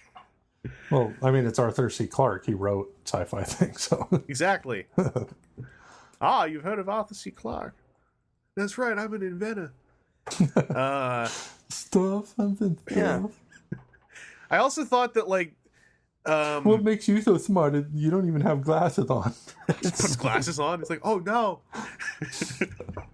Look, I got glasses. Hold on. There's somewhere over here. It's that's weird. Where'd they go? I Must tried- have been I my tried- establishing scene. I tried really hard to also figure out how they were going to get the two of them to fall in love, and then like they actually just didn't. They just had them be in love while on the submarine, and, Yeah. and that was pretty cool. Oh, okay. So one of the things that really bugged me out in her introduction that I made a note of was, so it's this big epic polo game, which is kind of establishing her as being like kind of sports athletic action lady. And then she immediately crashes her car into a rack of bicycles. Yeah. So And I that wasn't even a parking area. And she just crashes in the bicycles. And I just wrote in my notes, bitch crashed into bikes for no reason. well, then she tried to pick one up and then threw it back on the floor, and then went to See, that give her was museum tour. I had a momentary split between the instructor that seemed, you know, kind of cocky about like, all this Arthur stuff is BS, and the girl that was the polo and crashed into things. I was like, okay, is this a new? No, wait, that's the wait. Yeah. No, Yeah, that's the same person. Okay. Like, I Yeah, thought she's they were, she's a badass and a klutz and super smart and pretty, and it's like, can you pick a thing? Like, what Yeah. are you? but you know, she has to be a 21st century woman. She's smart. She's she's athletic, but her But she's story also a dum dum. her story arc is still you have to find a man to marry. Yeah, and every moment, and like I said, she also could have been Lara Croft with Merlin's staff, except it was physically taken away from her every time she got near it. And almost as though to go like, "Oh, don't get ahead of yourself! Don't get ahead of yourself!" And I was like, "Is there any way you could like make this character more disgusting for me to deal with?" Like you're. Well, and the four moms didn't have a problem switching to looking for a lady for her. Like at the end of that one scene, they did Yeah. switch to looking for ladies, so they weren't completely locked into a heteronormative relationship for her. And it was also played for more sex gags, which was pretty No, it's inclusive. on target. That's And- as inclusive as Michael Bay gets. That's Yeah, his that's about as- version of Yeah, inclusiveness. it's a sex gag, but it's inclusive. Is his version? That's what she is also the way that we meet Hot Rod, who apparently has actually been her car for a long time. I think Hot Rod. So he did have a French accent, French actor, I believe. I actually liked him. at the end, because he just ended up kind of joining the crew as like one of the friendlier Autobots, and he just had he had a catchphrase with his magic time freeze bubble gun. He was always like "stop in time" or something, and I was like, that's cool. He wasn't a dude, bro. He was an anime character. Yeah, yelling out his attack. Exactly. Someone disagreed with me about that. I was like, no, he had an attack name for his magic time bubble gun. And like, I don't know, I kind of liked Hot Rod. I like that they even addressed the French accent, and they're like, oh, he just wants to sound cool. And then he was like, no, I don't want to sound cool. I just can't turn it off because I'm old. I don't know why he has to hate having a French accent. Yeah, I don't know either. Because he can't say his own name is one part. Yeah, he just pronounces it different. So you want to see a scene that makes the character that they say is really smart look like an idiot, is where she's like, sorry, what did you say? What's your name? And it's like, you live in Europe. Yeah. You live in Europe. You live a short boat ride away from the country that talks the way his accent is. Yeah, like people swim that distance. I think the only thing about Hot Rod that I thought was really just like kind of crappy and was a real bummer was he just pulled a Michael Bay Transformer to get a cool alt mode. Is his cool alt mode just drove by the one really cool black and red super sports car in the entire country, happened to drive by, and he was like, oh, I'll just look like that. It's like, all right, cool, whatever. Like, his was completely arbitrary too. Well, I think they were trying to make the story that him taking on a new alt mode meant he could close the trunk on her so she wouldn't jump out. But I'm filling in a lot of gaps when I say that. Well, it was a Lamborghini. There is no trunk for her to jump out. Aha! Yeah. Aha! And also, there's just these super ultra expensive super sport cars everywhere all the time. Like Anthony Hopkins and Cogman go from one ultra expensive car to another one as a decoy thing. It's like, how much money do these dudes have? Also, why, if they're trying to hide and ditch people, why are they going from one super conspicuous vehicle to another? Why because not? Everyone drives them in this universe. Yeah. Why not a Toyota or something? Camry. And of course I will say, like, Hot Rod was not actually Hot Rod in any way, shape, or form. But, like, if you went into this thinking that for once they were going to be like, oh no, they're going to actually make him Hot Rod, it's like, no, they weren't. They were never going to do that. Well, that's going back to the early movies and the movie thread. People like, I want them to do my favorite character. It's like, maybe you don't, because you're mad about the characters they've already done. Why would you think they would do your favorite character right? Yeah. You probably want them not to do your favorite character. I've seen it as a talking point on this Hot Rod, how much he's not like G1 Hot Rod, and I'm kind of like, we're 10 years into this. Like, did you see the first 4 movies? Like, I'm not saying you're wrong. I'm not saying that like it would have been worse if this guy was actually like Hot Rod. It's just that, like, how is this even a discussion? I think it's just a given. That, why did you ever think he might be that Hot Rod? Yeah, did you not see Sideswipe? Or like Jazz or Ratchet. I mean, they had Jazz maybe like the closest outside of Optimus. Yeah, like this guy also like had no. Well, this guy had no character traits, but also we also just had a guy called Onslaught who was a big green truck that died in 2 seconds. So the Dinobots, who still haven't spoken. This is true, and they never transformed in this movie either. Nope. Yeah. They went full season 3. You almost could have said that about Optimus. That's true. Okay. And just at the end, they're like, "Oh crap, he's a truck." When the friggin' truck drove without even seeing it transform, just drives out of the dust cloud. You're like, I bet someone was like, we did pay a lot of money for a new Western Star truck, custom painted and everything. Are we going to use it? And they're like, oh, set up a dust cloud. Go. Someone from Hasbro's like, we already worked out that deal to cut up a tire. You have to use a tire on screen. Yeah, I guess this is how they were able to cut up that tire, is like it only drove once. So there's, it wasn't too worn up or anything. Like, I liked Hot Rod well enough, character-wise. He did 2 things that I actually really liked. One was weaponizing Michael Bay's love of slow motion. Right? Here's the thing I liked, is that it kind of reminded me of things that, like, old Transformers would do, like in G1, where you had, like, you had like rust guns and glass guns and Yeah, null glass rays. gas. Yeah, it's like everyone had their special attack. Yeah, it felt like, okay, this is his signature trick. This is what he does. Yeah, it's like it's a sci-fi weapon thing. We don't have to explain it, but it's cool. His special attack isn't nihilism cool. and bullets. It's like kind of peppy athleticness, a French accent, and a time bubble. And I liked when he teamed up with Hound, and Hound was like, I'm just gonna stick my gun in here and set up like 500 bullets in front of your face, and then we'll just wait for the time bubble to turn off. That was awesome. Yeah, and then Megatron is like, just gets it in the face. Yeah, and if the movie was more about the Transformers, they could have done more cool stuff with that. Yeah. But most of the movie is about the army men and Cade. Yeah. And the British army, who I always forget were in the movie. They were the army that showed up at Stonehenge. A couple of people reminded me, and I was like, oh, right. There was an army at Stonehenge for a scene. I forgot about that. The Blackhawks that put him on the amphibious carrier were Blackhawks, not Naval Hawks. Sorry. Oh, and speaking of other countries' militaries, I don't know why, but it seems like Michael Bay really loves the Jordanian military.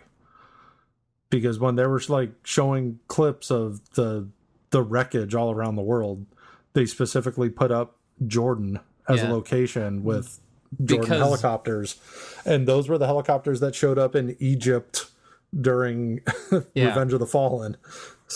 Jordan is very open about renting out their hardware. He probably made friends with them during Revenge of the Fallen too. Like, he made friends with the U.S. military during Pearl Harbor and got like a decade of use out of that relationship. Yeah, well, that always bugged me in Revenge of the Fallen. It's like, okay, they're at the pyramids, but somehow the Jordanian army beats the Egyptian army there. Listen, in this universe, all right, everyone has a sports car. The Jordanian army runs Egypt. Jordan's on the spot, man. They're ready to go. The Egyptians are like wandering around looking for their keys. Wait, let me go to the bathroom first. And the Jordanians are like, no, it's time to fight. Well, the appearance of some of those locations is tied very much to Husk Cybertron, which is our next... Oh. I had two. All right, what's the other one? I forgot about the that. other. Oh, no. No, the other thing I don't think I was trying to think of where I might have seen this in the other movies. I couldn't remember. Hot Rod would actually speak in vehicle mode. Oh yeah. No, they which has always felt like this was such a missed opportunity in like every single movie. Yeah. Where like you could have so much time if you don't want to spend CG budget, but you still want the Transformers to be characters. You can have them talk to the humans while they're in vehicle mode. Everyone's crowded up into Prime or Bumblebee. Have a discussion. That's always the thing, is that I remember in the first movie, there's that scene where all the Autobots are just there in car mode while the human military is planning their strike, and the Autobots are just like dead silent. Yeah. And I'm like, one of them could say something like, or hey, watch out for Brawl, he's a tank, or something like that. Like I remember Revenge of the Fallen, where everyone's kind of picked their Autobot to drive with, and like no one speaks a word to each other. Yeah. We're just driving through the desert. I didn't think about that at all, but you're right. I think that is this is the first time I can't think of any other time that a Transformer spoke in vehicle mode to someone inside. And it was a great moment, because it was like, rather than her just getting, swept off in some mystery alien car driving itself, it was the car going like, hey, so I'm an alien car, and I would like to do this with as little drama as possible, please. And I kind of liked that it had the opposite effect. Like, it was pretty funny. I want to say maybe Prime had a line or two in truck mode in the second or third movie, maybe, but I can't say that with total certainty. The only time I can remember is when he's doing his like calling all Autobot transmissions, which, judging by the first scene in his frozen corpse, he has just playing on loop at all times. Oh, that was just started a Walkman. That was so funny. He's floating through space, and his like, chilling line that ended the last movie, he's just spinning through space with that playing. But then when he lands on Cybertron, he wakes up. So I'm like, so did Prime just fall asleep? And he's like, you know what? I can't keep up this Iron Man pose for 3 years. They actually remembered the Iceman whatever storyline from the very first thing, because Megatron fell where it was cold. Yeah. Oh, yeah. And they dug him up and based Earth technology on his body. Right. Remember that? Well, let's talk about the Husk Cybertron stuff, because this was the thing that I thought they were doing from the trailers, but it was nice to get confirmation.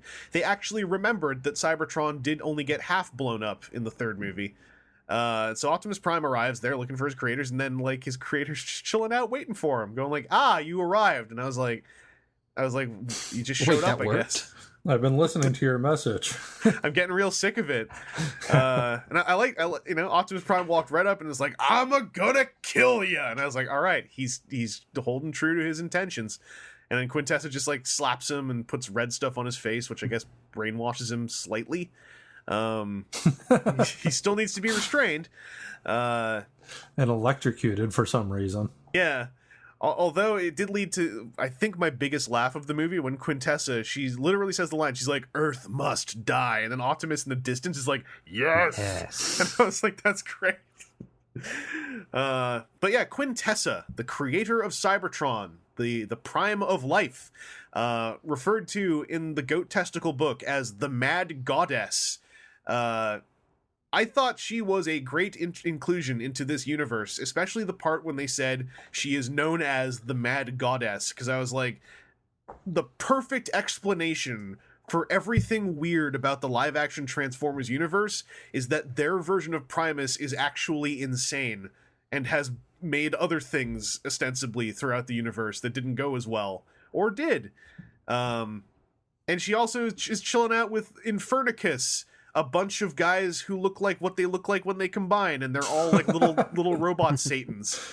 And so it's like, all right, so Quintessa is just like a psychopath god. That's neat. That somehow seems very suitable to this. The effects on her were really cool. The design was really cool. The backstory was non-existent. And people are trying to parse how this works with the Fallen and other stuff, and it's kind of like, maybe you shouldn't. Maybe you should just ignore that stuff. Because I don't think there is even a John Barber road you could go down that would band-aid all of this together. Just take Quintessa at face value. Ask Michael Bay how it all works together, and he'll tell you to shut up. Yeah. And I also was really pleased that she survived the movie. I was certain she was going to get like physically eaten by Optimus Prime or something else horrible. But Optimus Prime doesn't even hit the last blow on her. He's like, say hello to my friend Bumblebee, really slowly, and then she disintegrates and then appears in the sequel hook. And I was kind of into that. I'm into like the kind of character she was. She was like the Fallen, except she'll be in another movie where they can actually write a character for her, hopefully. So I was kind of digging Quintessa. I thought it was kind of neat that they would take the word Quintesson and go like, all right, but our spin on it is it's a goddess, so we'll call her the planet that the Quintessons lived on. I was like, that's okay. Like other Transformers shows have mixed and matched, the meaning of names around like that. This time it feels okay. Infernicus is a bit of a unfortunate name, and he also unfortunately got decapitated multiple times in a row until he stopped having heads. But Quintessa, I felt pretty cool with. TJ, how'd you feel about Quintessa? I thought she had good potential. It's weird. Yeah, you're right. If I try to think of how this works with like the Allspark and the Fallen, don't do that. No. MacGuffins reset at each movie.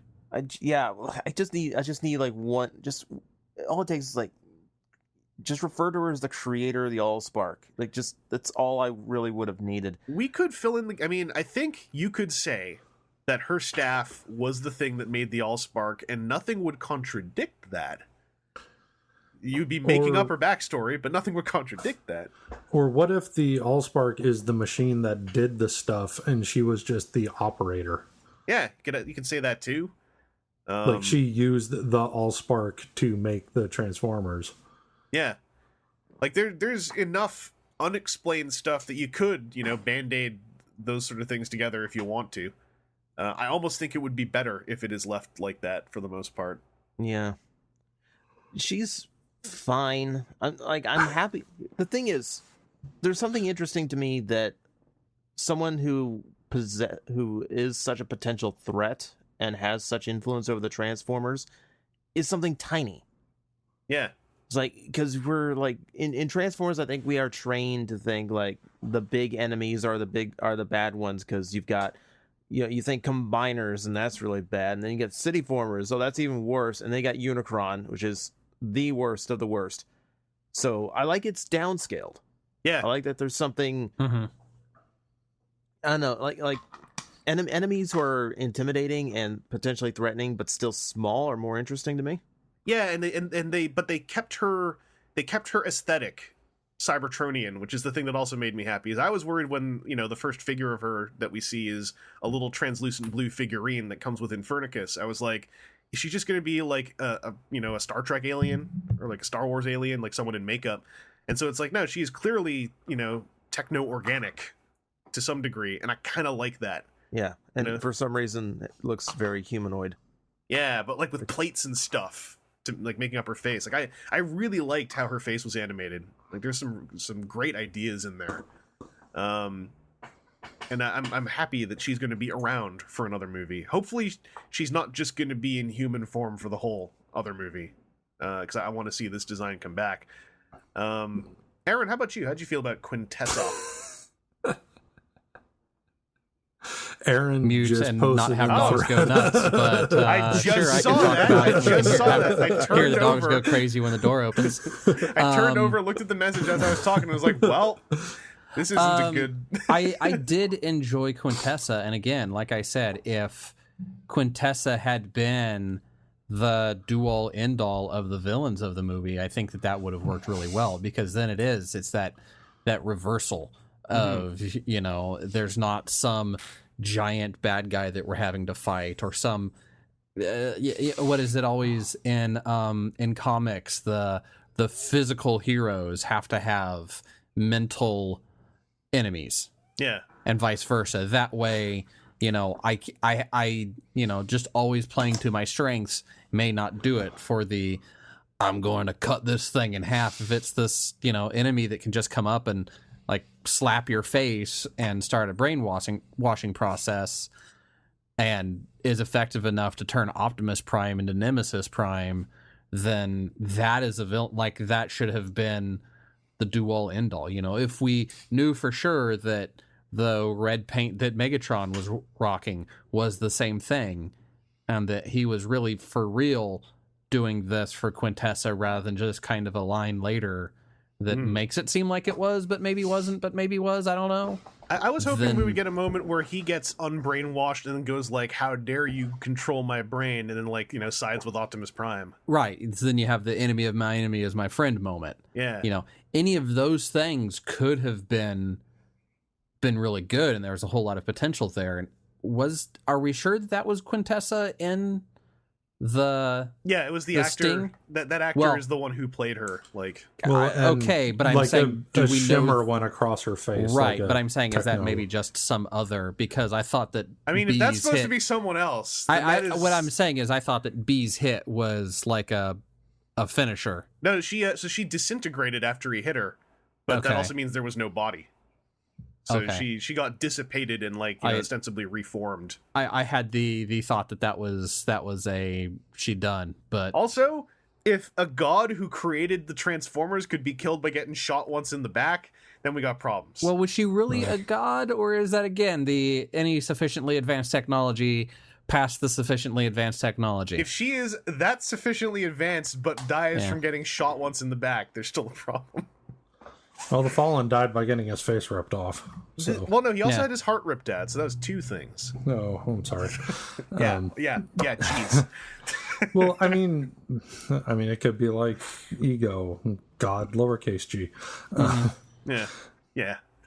I actually, it would be really cool if that is the case. Like, I like the idea that she just thinks she's a god, like, a Shodan type of thing from System Shock, where it's like, she is just sufficiently powerful enough and has created life, and thus is like, you know what? I guess I'm a god. Yeah, or she's a god in that she created a thing that is technically beneath her, but that'd be like if I built a little robot and then declared myself a god for creating a thing. Yeah, you could be a god of a little butter robot. Yeah. I'd be a butter robot What god does for my at least purpose? a day. Oh. Thank you. Let's before we talk about Optimus Prime, let's talk about the Unicron part, because that kind of goes hand in hand with Quintessa. So Well, they could also do a big twist where it turns out that she is the creator, but of something else. So who knows? I mean, we gotta wait and see what they do with her. Yeah, they might do a Primacron thing with her, right?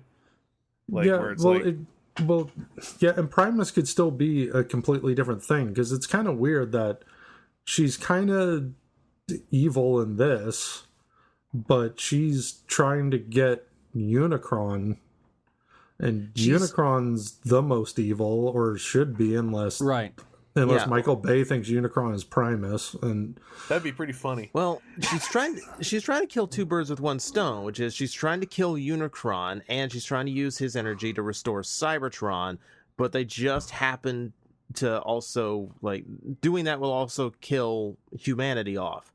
So we have to view her as the villain because she's trying to kill us, when in reality she's trying to kill, like, the biggest threat in the universe and restore an entire planet. Well, yeah, and one of the things that snaps Prime back from being her lackey is Earth is the only place that let me call it home, sort of a thing. It's like, yeah, well, Earth was also the place you had to hide in a movie theater because they were hunting you down. Earth is the place where they literally murdered all your friends and made you double crazy. The real story behind that is he had to take out the trash, right? And he really didn't want to do those chores, so he just, like, went off in hiding. That's in the graphic novel that got canceled. I can confirm. Well, I think the thing about her and Unicron that I thought was interesting is that whenever she referred to Unicron, it was less about he's the great evil and more that he's my opposite and I want to kill him. Because also this whole Unicron is Earth thing is literally right out of Transformers Prime. Mm-hmm. And I thought that was kind of cool. And then I was worried because I was like, if you try to handle all this in one movie, this is going to go very badly. And I'm actually kind of okay with them introducing the concept and clearly turning it into a sequel hook. I thought the bit about Unicron's horns not lining up because of Pangea was cute.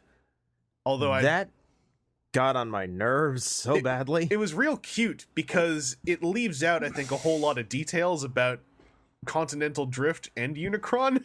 Yeah. Well, it implies that it's like it implies that it's like his maw, because when it's Pangea, they're in the circle and it's in, like, the correct spot for that. Yeah. But that also implies that the shifting of the continents somehow broke apart this, like, his vital mouth. piece. Yeah, his mouth on Unicron, where, you know, because, like, the planet's a lot thicker than that, you know? Yeah, and also if this was Unicron, if Unicron was the planet, like, his teeth wouldn't just drift apart like that. They'd be part of the core. And part of the way that Unicron as Earth works conceptually is it's more Unicron is the core of the Earth, and the Earth is just the detritus that formed around him while he was asleep.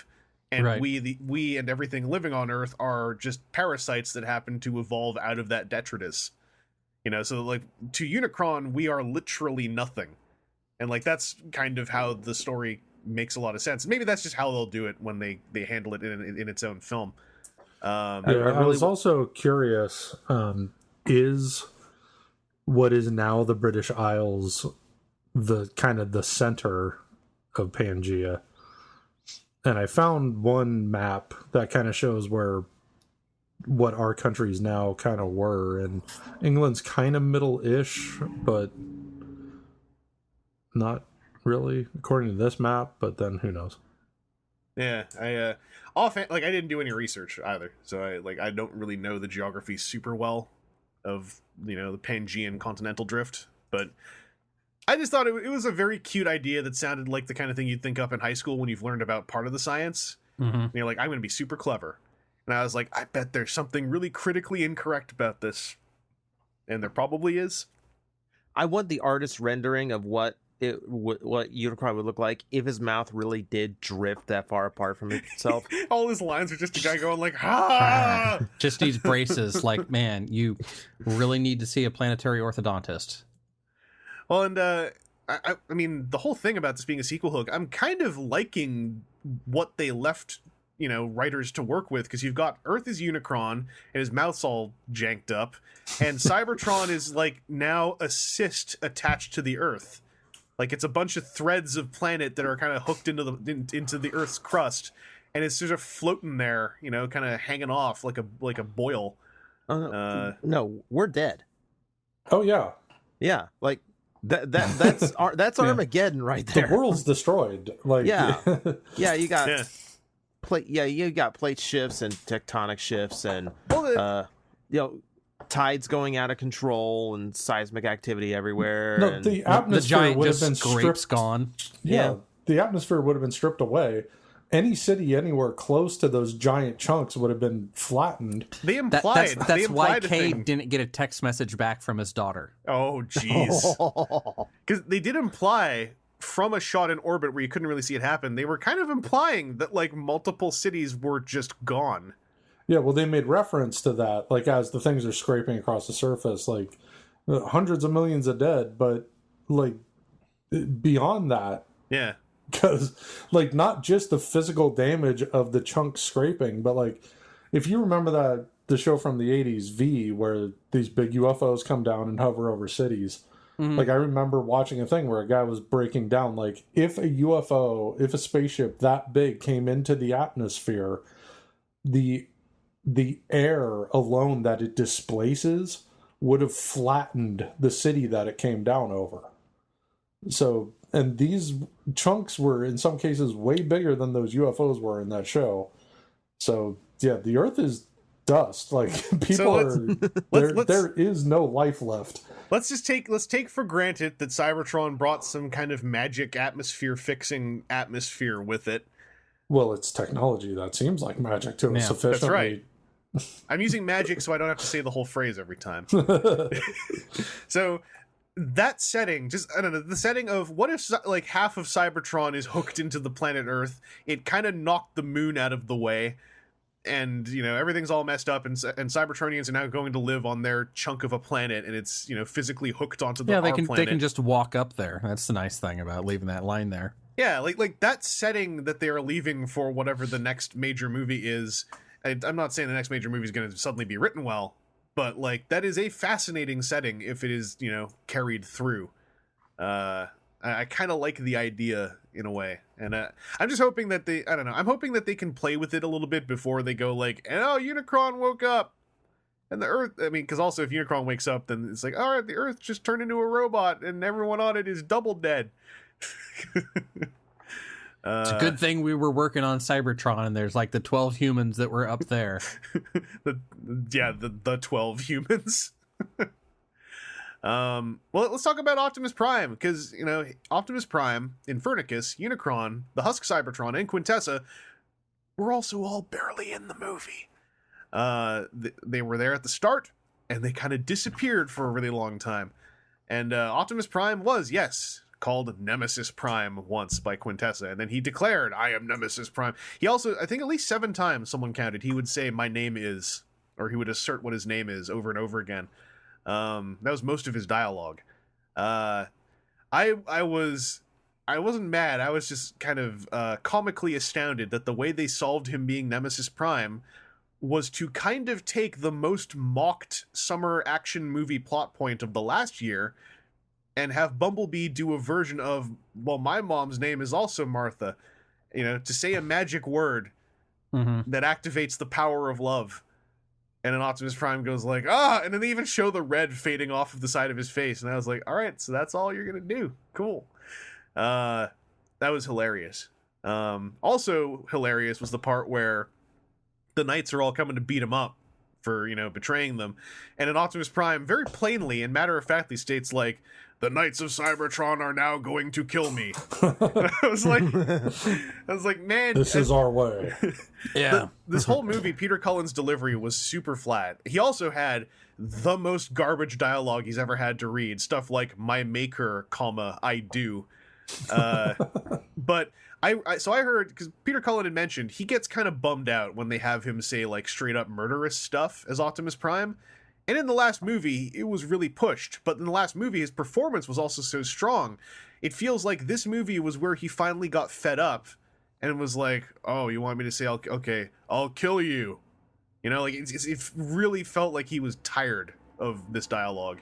And it showed through in the performance. Because I kind of got bummed out that he was on screen most of the time after a while. And I was like, I have been joyful to watch Optimus Prime in these movies, you know, throughout all of his dips and faults. This movie is where I actually got sick of him. And I was like, I kind of would be happy if the Knights killed him here.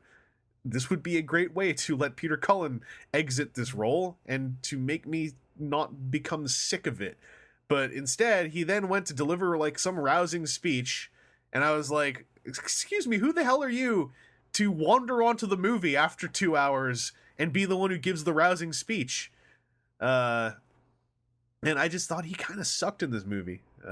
He barely even had anything, you know, action-wise with Megatron other than like a single line exchange, and then he just kicked Megatron out of the movie, which was a neat, you know, homage to the 86 movie in Galvatron, I guess. And it means Megatron survived, which is good. But I did not care for Optimus Prime in this movie very much. And I was all ready to dive into this. Like, oh, look, they're making him actually evil. It's going to be more of my fan fiction, blah, blah, blah. And it was just a bummer for me. But Seth, how did you feel about Optimus Prime in this movie? I agree with a lot of what you said. And he still, for as little as he was in the movie, he still did the movie Optimus Prime thing where the big final act battle starts and then he disappears for half, 2/3 of it until someone's like, oh my, where's Prime? And so he can make his big dramatic save the day entrance again. It's like, I think it's almost every movie that's happened. Like he just for no reason disappears or gets waylaid on the way to the fight.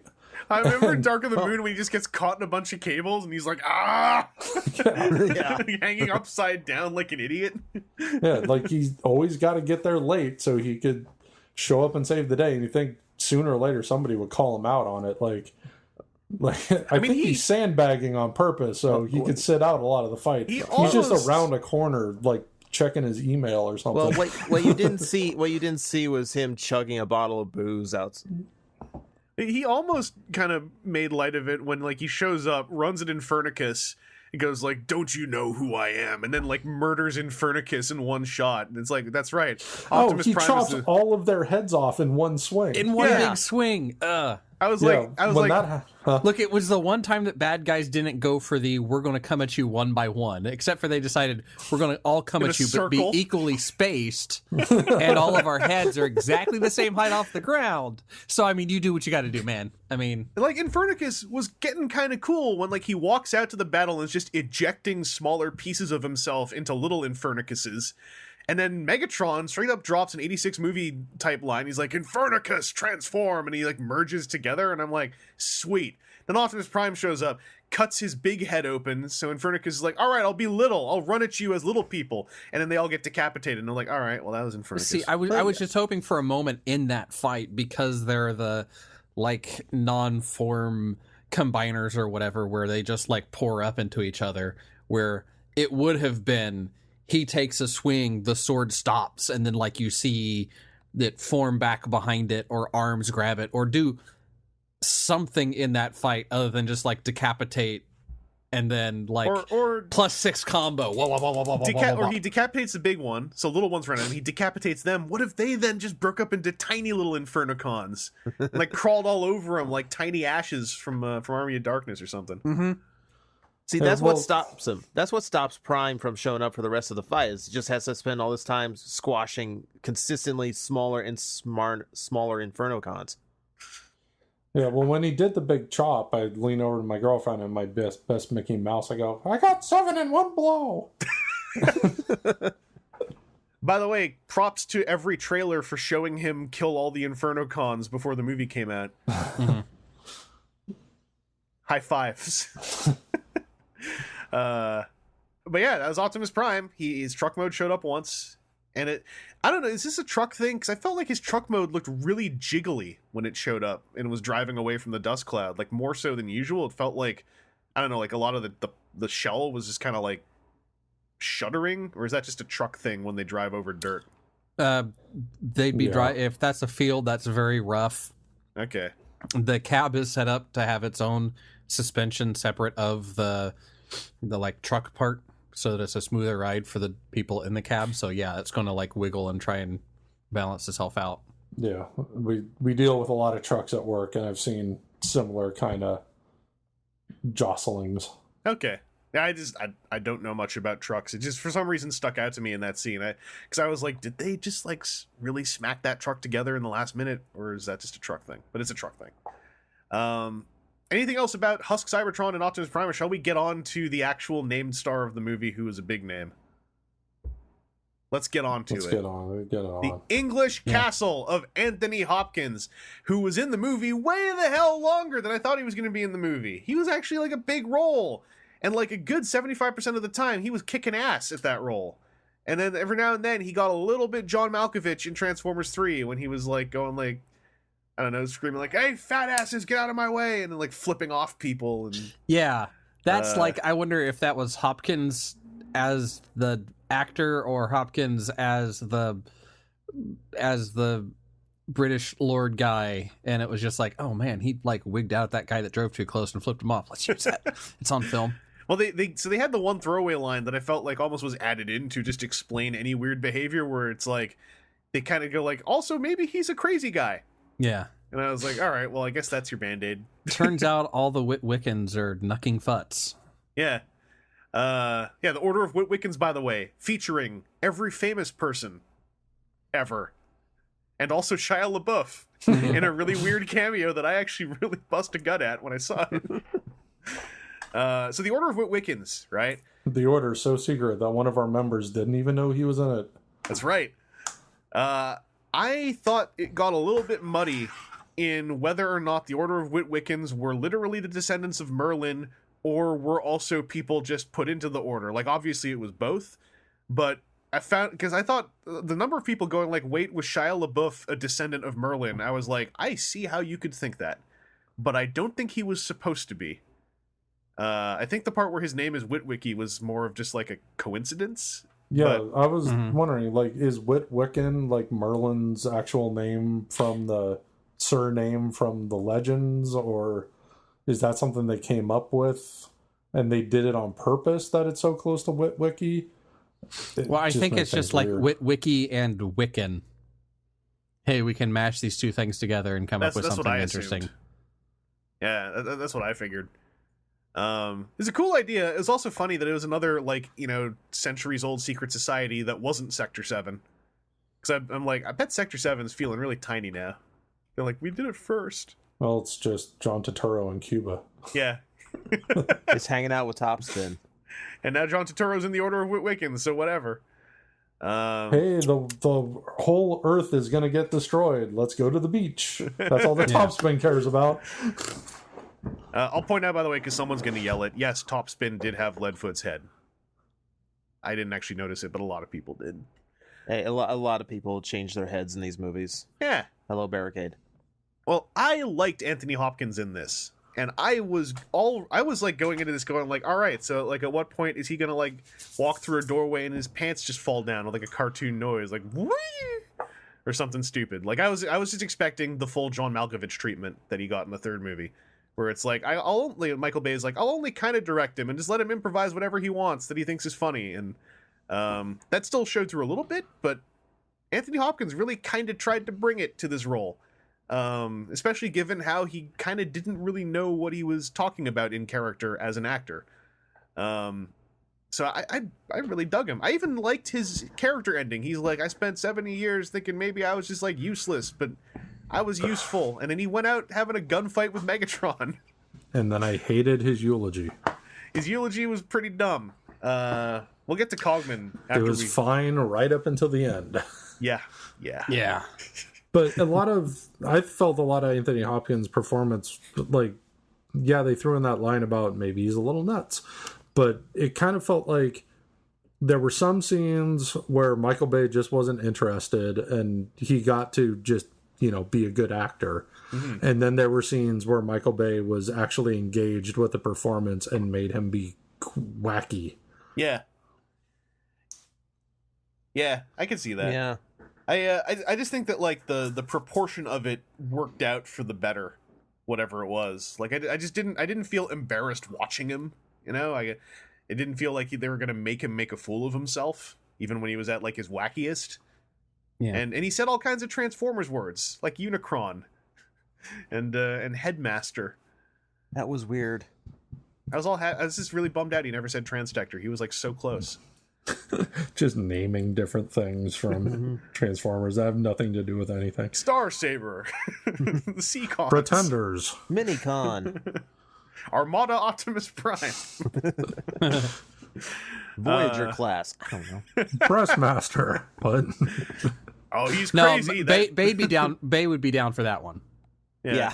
You're like, wait, there were Breastmasters this whole time? Hang on, I'm in for another movie. Nobody told me this. Transformers 6, let's roll it up. I don't need a script, we'll just start. Anthony Hopkins kind of came hand in hand with the Cogman character. And I was really jazzed that his name was pronounced Cogman, because I was worried it was going to be Cogman. Who was played by some guy from a British TV show who's famous, and I don't remember his name. So I liked Cogman a whole lot until he stopped being in the movie. He did push it a little too far here and there. His whole like, I'm a kooky, crazy psycho butler who's gonna kill people, kind of thing. Like it pushed a little too far to the point where every now and then I was like, all right, let's dial back the Cogman a little bit. To the point where his last appearance was that terrible ending to the eulogy, where I was like, okay, but he's gonna do something cool now, right? He's gonna flip out over the body of his dead charge. He's gonna go be a headmaster. You just blew up Nitro Zeus's head, who is a flying Decepticon, and Mark Wahlberg and Vivian are falling from a very high height and need to be saved. Wouldn't it be great if Cogman popped into a head mode onto that body and saved them? Like, I liked Cogman a lot, but he also was one of the movie's greatest failures in following through on anything with him. For the sheer amount of time he was in the movie, to not let him have his big moment, to call him a headmaster, to give him the dramatic impetus of Anthony Hopkins dying right before him, to not use that for anything was astounding failure, and really let me down. Because I did enjoy this character a lot. I'm like, even to the point of like having him drive an Aston Martin like the toy and not transform it and call it the decoy, to make me go like, all right, I guess you're gonna do something cooler later then. Like, we're gonna get into this submarine and I'll just be Goofy hanging around the submarine. I'm gonna launch myself out of the submarine to go catch fish. To go catch two huge fish, and then somehow have all the greens and everything else to go with that dinner, with the nice plates and other stuff that's going to be still stored on this submarine that's exhibit with a door cut in the side of it, but still watertight. Cogman was a movie-long blue ballsing for me, like on the level of the 2014, I think it was, Godzilla movie. Of just like, you can't lead me on like this. Like, Godzilla at least eventually followed through, like, too late. This was stringing me along long enough to make me pretty grumpy when nothing ended up paying off at the end. Yeah, there was no point in referring to him as a headmaster, because he never did it. Yeah. And then I don't really see the point of making him have his psychotic episodes, because all Transformers have to be dude bro douchebags at some point, apparently. So he couldn't just be this kind of stuffy butler. I did like that someone calls him out as being a rip-off of C-3PO, because he did have a lot of C-3PO niche in his design. But yeah, it's like, why couldn't he have just played it straight? Why did he have to have crazy moments? And why couldn't he have just had a nice eulogy for the Earl he had served all this time, and then tack on at the very end? I wrote it down, it bugged me so much. You were by far the coolest. Why did he have to say the coolest? I don't understand why these things have to happen. All of that stuff, like the whole part where he's kind of kooky and violent, to me, the whole reason you do that is so when Anthony Hopkins dies, he goes like, all right, now I'm set off. and he's gonna go Right. charge into battle and like go find like Nitro Zeus or something and just physically rip his head off, transform into a new head, plug in, and have a big damn hero moment. Like that is the narrative reason to do that. So to not do it is astounding. Yeah, like you want to talk about anything getting cut from the movie? That's what it felt like. Because if I remember right, Nitro's toy has a slot for a Nitro's headmaster. toy, Yeah, that's Nitro's the, like, toy, the part head of it. can remove entirely for a headmaster to replace that head. Like the toy has a gimmick based on being hijacked by a headmaster. So like, I don't know. And I'm not saying, make the toy commercial a better toy commercial here. Like maybe I am. You know what? I am saying that. But it's Yeah. a Transformers movie, and usually one of the cruxes of Transformers as a franchise is doing a toy commercial so well that you don't care it's a toy commercial. So yeah, like I feel so bad kind of trashing on Cogman's performance because like I liked so much of it because of what it was supposed to lead to. Yeah, and I looked up didn't. the I even actor. liked his design. Yeah.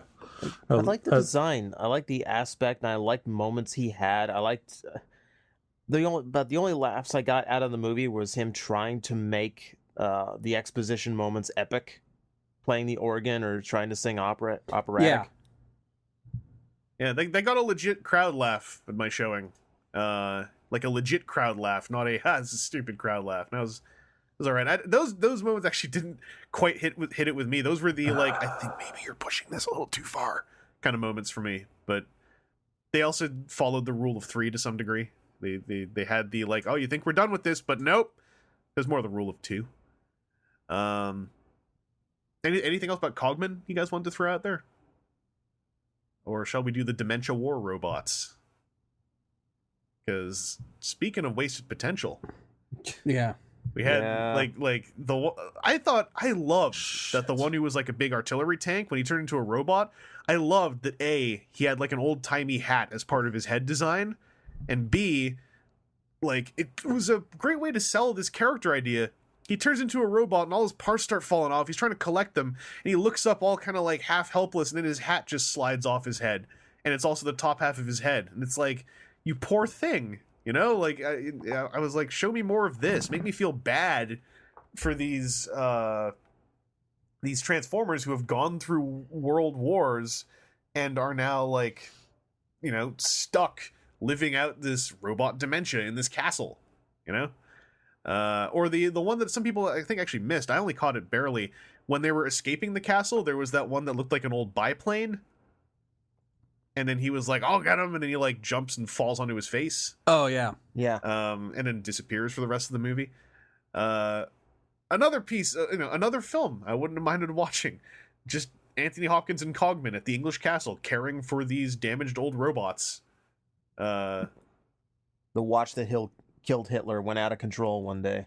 So for a joke, so that was one thing that got spoiled for me on Twitter, was like, they're going to say a Transformer killed Hitler. And that's where I was like, is that flashback scene going to be super gross?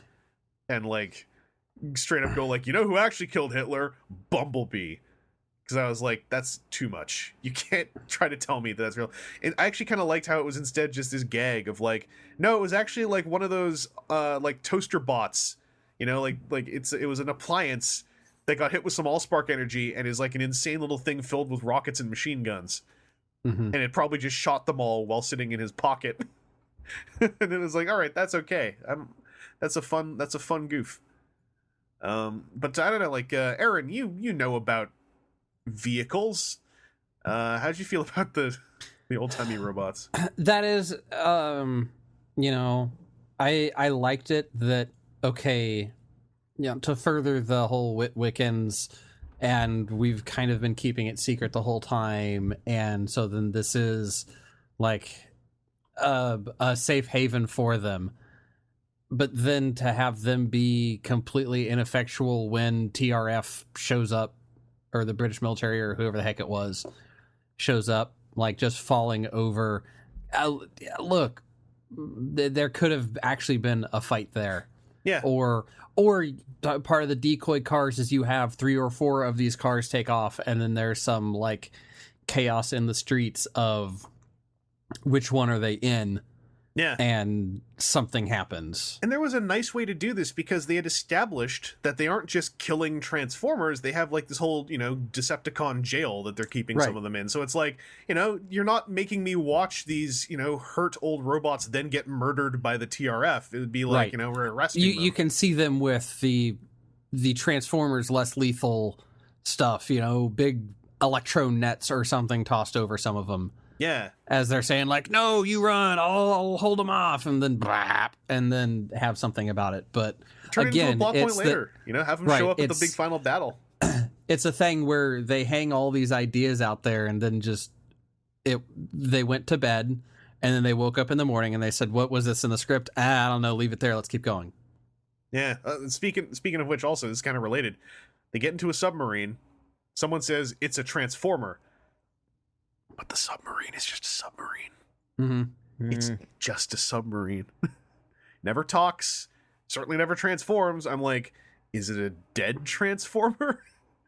Like, are you just piloting the corpse? Like, what's going on? It does a backflip. It does. It does. I didn't think 2017 would be the year of laughable submarines and Transformers. But like also those little weird dirigibles that the. Oh, you mean upside down submarines? Yeah, upside down. Mhm. Yeah, Okay. upside down guns. Not guns. Not guns. Submarines. No. You see the submarine police are already driving by the window. Like that was the moment in the movie for me where it's like in Age of Extinction, it was like a stunt rally driver drop kicking a guy with a tire on his car and not knocking his head off. It's Yeah. the moment where my mind just leaves the movie. Well, and Bumblebee kind of pulled one of those when he did his reassembly karate, where like his entire Yeah. leg just hit a dude in the face, and I was like, See, I could believe that from Bumblebee because Bumblebee is a precise machine that could do that. This is just some guy getting lucky with his car. "This is true." Yeah, You know- sorry, I forgot that was a guy driving the car when he hit the dude in the face Yeah. with it. But like it's like there's always a moment in these movies where my head just goes, I give up. I'm not trying to make sense of this anymore. Maybe that's why I like Age of Extinction more because it got that out of the way early. Well, also just say this: Age of Extinction didn't slow things down with lots of humans trying to do stuff. Like I said before, Age of Extinction cut out the part where the humans beyond the human combatants were a guy with an alien gun as opposed to a standing military. Right. Seth, we were just talking about the dementia war robots and the submarine that was apparently a transformer. Did you have any stuff you want to throw in on those? I hadn't unmuted the microphone I'm recording on. Yeah, once I was dropped out, and I'm not exactly sure what you guys covered. I'll keep it kind of short, and if I reiterate something, forgive me. I'm just not sure why those bots had to have dementia, because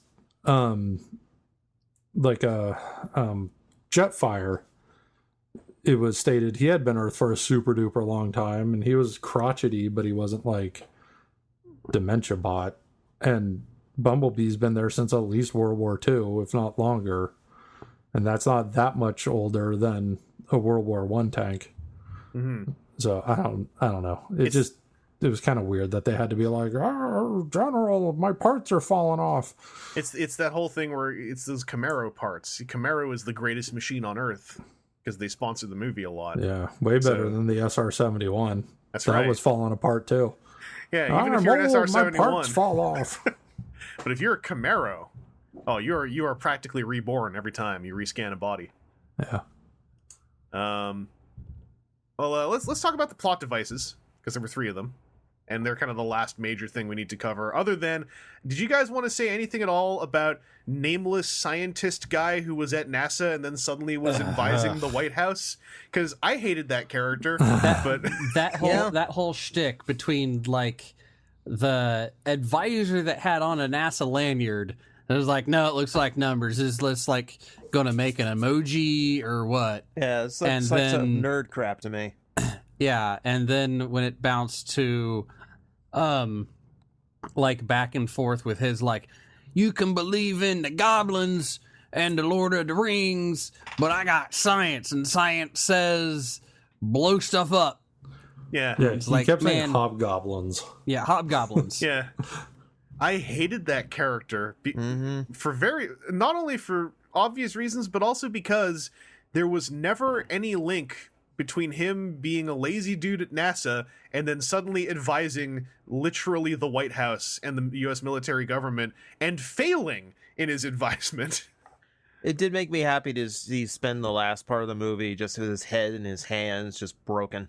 Yeah, he also felt like a part of the original 3 movies that I did not enjoy seeing come back. The like, well, I'm a science expert, and those things are made of science, and I know how science works, Yeah, and I work for the government. Yeah, unless you're a hot lady in glasses, Michael Bay thinks you're a loser if you're a scientist. It's like it almost felt like Michael Bay trashing on science in a way, because he's like, yo, with her fairy tales and hobgoblins, and I'm going to use physics. Yeah. Yeah, the Michael Bay's like, does physics Michael suck. Bay have beef with scientific any thought or something? Is this his shot in the culture war? Like, what's going on? And then, Well, and then that's even Cybertron then- crashes onto Earth, and then Earth somehow turns flatter, but then everyone's somehow happier. And that's again a case where they could have, even if they want to have the really cool moment of like pendulum knock into other thing, you could have removed NASA guy and all of his like, we done the scans and ran the numbers and whatever, and just had like one of the military guy have Linux say like, oh, it looks like that's being held. That's like the one part of the planet that looks like it's being held up by 2 entirely separate sets of cords. What if we hit that, strike that, blow that cord up, and have it take this thing out? Because we don't have Vivian in order to do whatever we need to do. So Vivian can't be there to do this, but we might be able to do this. Happy. And you can have like the happy military porn moment of our boys in green lasing it, and then have them shoot that down and take much less time to get through things, rather than build up this NASA guy that you're not going to like. So when you have the plan that looks like it might work and then it doesn't, you're like, yeah, the jerk's plan didn't work. Also, Aaron, you care about space and science. What did you think about the part where he's like, Cybertron hid behind the sun, that's why we didn't notice it till now? Because I felt that was just confusing. Like, theoretically, that could happen if it was coming, and I mean, because they did say 1/10 light speed, so it's cooking in the grand scheme of things, and it's hard to observe things that are coming at it that way. Yeah, Because and wouldn't it have to be coming in on a big arc to be on the other side of the sun as the Earth is rotating? Yeah, I mean, there's orbiting. There's things that like in the realm of stuff science-wise that this movie did horribly, even if we go for sufficiently advanced technology as to appear magic, that's low on the list. It just felt like a very odd thing to specify. Yeah, it's like you could just say a magic space goddess is piloting a half blown up planet. I think I can buy that she used her space magic to make you not notice right away. Yeah, not just that, but also like part of this planet should still maybe be in orbit or not. I'm not sure how the last movie ended. And then also, like, if you look at planetary orbits of Neptune and Uranus, there's talk that there may be another 1 or 2 planets out there to make sense of perturbations and the fact that, like, as if you're not emitting light, it's really hard to see things in space. I mean, that's the whole way that we find out that there are planets around other suns, because it gets in the way of the light. So, like, if it's not making light, it could, and going that fast, it could easily truck into the neighborhood and get really close before anybody notices it. Or you don't even have to pretend like there's science behind it. Yeah, I just felt like this all made NASA somehow look bad, and I was like, that's sort of a bummer. Yeah. I mean, it could have been like, why didn't we see this thing coming? And it's like, well, because it's really fast. Well, who really? It just Because showed our up. budget for space observation is like $1.50 and a Big Mac coupon, and the coupon's expired. I got to go argue with the guy to get the crappy sandwich. Well, because we also have things like the third movie was all about this magical little thing in space that could just teleport the planet to Earth. Like, well, this is the creator of all this, so couldn't she just do that? I mean, yeah, I would just assume like, hey, maybe she space bridged Cybertron into the solar system. Yeah, and so it just popped up, and then space bridging isn't super accurate, so she ended up in the solar system and is like, I'll just fly it over there. NASA, why didn't you see this planet coming? Well, you see, General, when science is advanced enough, it appears like magic. They should have had that line. Yeah, everyone eventually says that line. That's the answer. More to showers sitting everything there. that happens. More showers sitting there. How does this pen work? Well, when you see... And every single time someone says it, Vivian is just in the background, suddenly goes like, Arthur C. Clarke. Everyone around me is so educated. More so than I suspected. Well, let's go on to the plot devices. So we got Merlin's staff, we got the talisman, and we have the Sunken Knight's ship. The Sunken Knight's ship, I'm only calling a plot device because it's where a thing was. But as far as plot devices go, I liked Merlin's staff a lot. Just, I like a plot device where it's like it's a stick full of power and it's maybe hidden, and then when you're the chosen one, you hold it and you got all the power. Unfortunately, the chosen one never got to actually use it. But do you also get the touch though? You get the touch. And when all hell's breaking loose, you can something the eye of the storm. You'll be When right all in the eye of the hell's storm. breaking loose, then Riding the eye of the storm any science that's advanced enough could be interpreted as magic. has the eye of the storm. So I liked Merlin's staff a bunch. Also, Merlin's staff you could see is you could I've seen people make a decent case that like, hey, maybe they read about the Forge of Solus Prime and misinterpreted some stuff, but then they're trying to make that be the Forge of Solus Prime, which is like the big hammer that Solus Prime uses to make fancy pants artifacts. The talisman was weird because I didn't get if it was alive or not. Yeah. And then it turned into a sword that Marky Mark had for a good New York second, and then it disappeared. Well, it seemed to be this thing that crawled around his body and deflected bullets, and like it seemed to go where he needed protection the most. And then there's Like a scene down where it his goes pants. down his pants. Yeah. Well, he needed protection there because he was going to get unchased, and they made a whole deal about how the last knight has to be chased, right? So when he was starting to be That's like, way hey, too logical. They could not have thought about it that much. hey, what if they did? But like, after he was revealed to be the last knight, this is something I forgot about entirely until like the other day. He's the last knight. He has the talisman. It turned into a sword. But then it didn't matter. Yeah, it's Correct. It turned into a sword when it was most dramatically convenient. Not when there's drones shooting 1,000 bullets at him or anything like that. He never used it in battle, right? No, he blocked the one. Yeah, he blocked the knight swinging on Prime. Yeah, that's all he did. I mean, yeah, he blocked, but that wasn't a battle. That was him going like, "Don't kill this guy because I'm the last knight. Listen to me." But like when they were in the big fight on Cybertron, he never actually swung the sword around or used the talisman to protect himself. No, I was expecting it to turn into a suit of like awesome armor. Oh, Yeah, God, when it that was like would've been moving cool. its way down his arm, Yeah, I was like, oh. Yeah, like Apex armor from Prime. Oh God, that would have been cool. Or but with a Kicker's sword. Mhm. That would have been okay.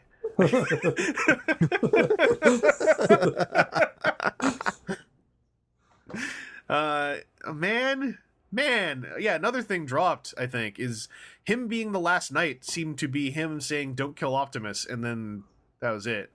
But also, like, the talisman unlocked the door on the Sunken Knight spaceship, I guess. But yeah, plot devices. These were our plot devices. Seth, Yes, let's hi. talk plot devices. Well, something about the submarine that popped into my head that I just want to backtrack on and complain about. It's kind of a plot device. Right, is you see an army man go, submarine jumped its moorings. So that was the special effect that was too crazy to actually show in the movie? Yeah. Is the submarine hopping in the Yeah. water? That's just ridiculous. Submarine growing legs. We don't have the budget for that. Submarine sliding into the water? Anyway, we're What going are to you, have nuts? a chunk of an alien planet scrape across Hong Kong. Yeah. Look, We're gonna Mike finish Bay off that ate up pyramid. half of our explosives budget just by huffing it, I think. So we got to make that up somewhere. We'll just write a line. We didn't plan for having explosive set pieces when we were filming with all the knights. We didn't think that was possible, but he did find a way. We need to trim something back. We don't have the computer processing power. It's too hard. We can't render that. Submarines with legs? What do you think this is? It doesn't even have to do that. Just like a little rocket flame could shoot out the bottom and pop it into the water. I guess. I was so attached to the visual of the submarine just sprouting some legs like a Gerwalk Just like- mode. And, Or how about just like crab legs? Just like just you sideways just rocket. sidewalks. Yeah. Yeah, well, anything to indicate that it was actually a transformer besides some sound effects. That would have been And great. being able to Yeah. do like sick maneuvers that outdo like actual modern state-of-the-art submarines. And also is a submarine that has like 4 giant windows on the front of it. Yeah, yeah.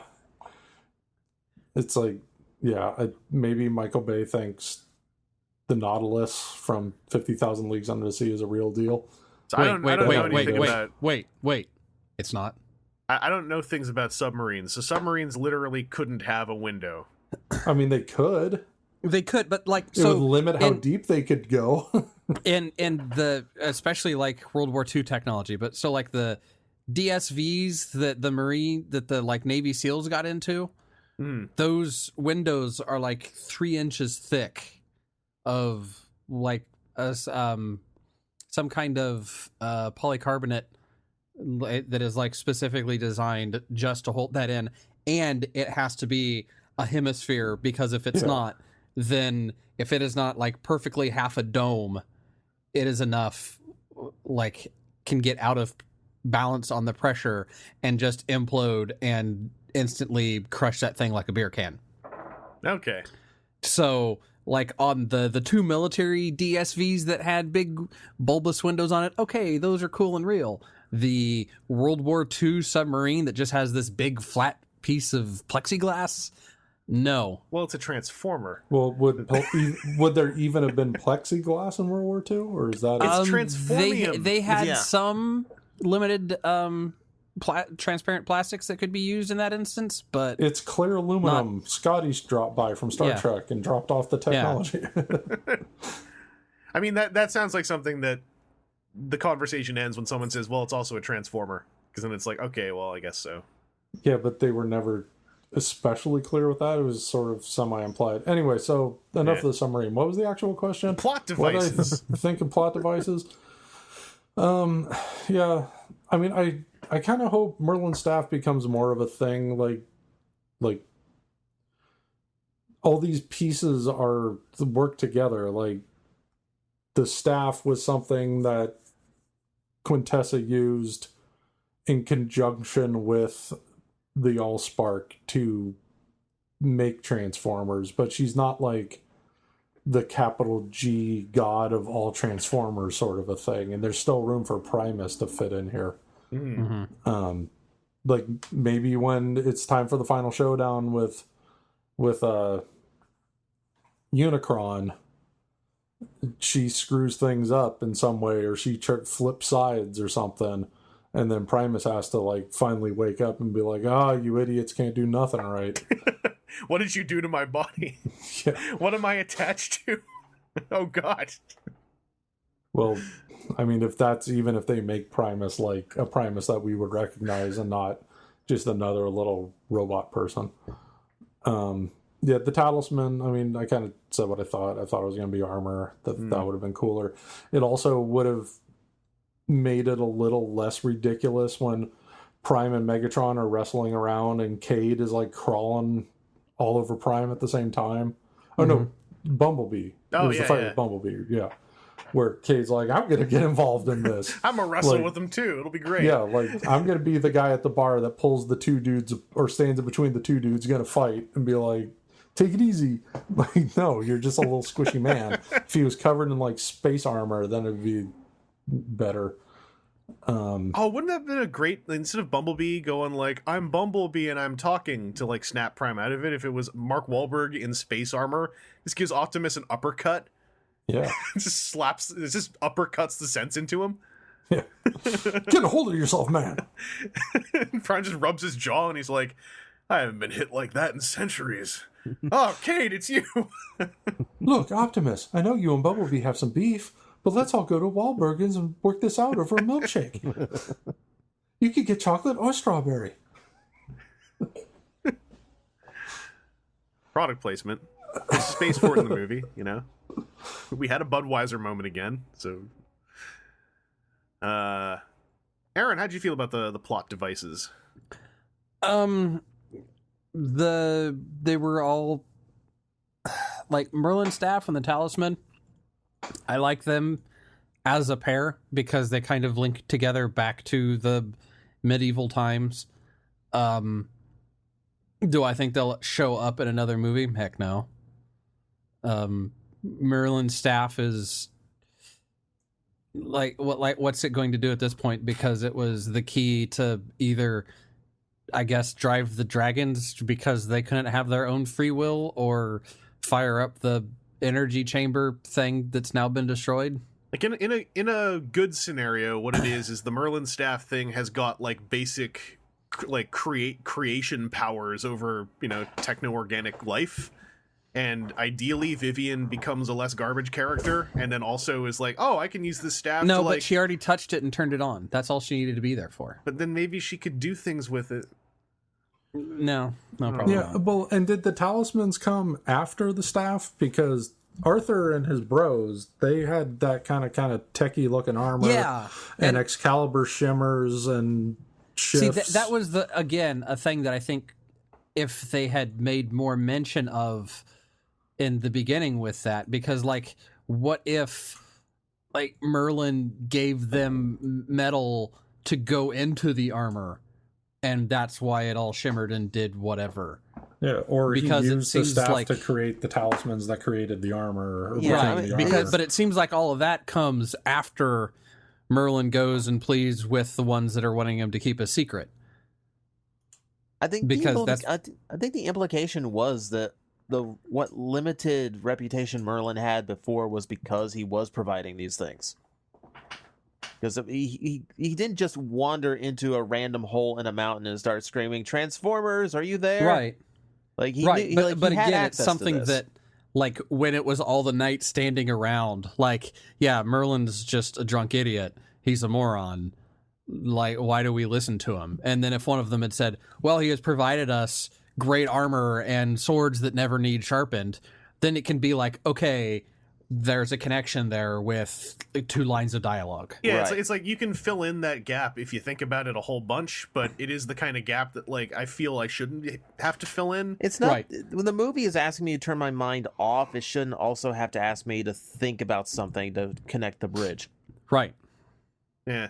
So between the emblem being the same thing that's on this ancient Cybertronian relic, yet it has English or Latin on it, and And it turns into a spider. and it turns into a spider thing. Yeah, just between, like, everything that's in there, it's definitely a case of, like, I know that there's the mantra of, like, show don't tell, but a little bit of tell's not bad. Yeah, the thing about that mantra is, like, because there's a lot of times where I see that get used, or I guess, how do I put it? Maybe it's used in a bit of a double standard way in conversation, where it's like, well, you know, especially with Transformers movies, you often run into the wall of, like, well, I pieced together that, you know, this, and this, and if you use this comic book as well, then this all fits together, and it's like, I don't think that's a bad thing to have this ancillary material, but this ancillary material being required for very basic plot points, I think is a problem.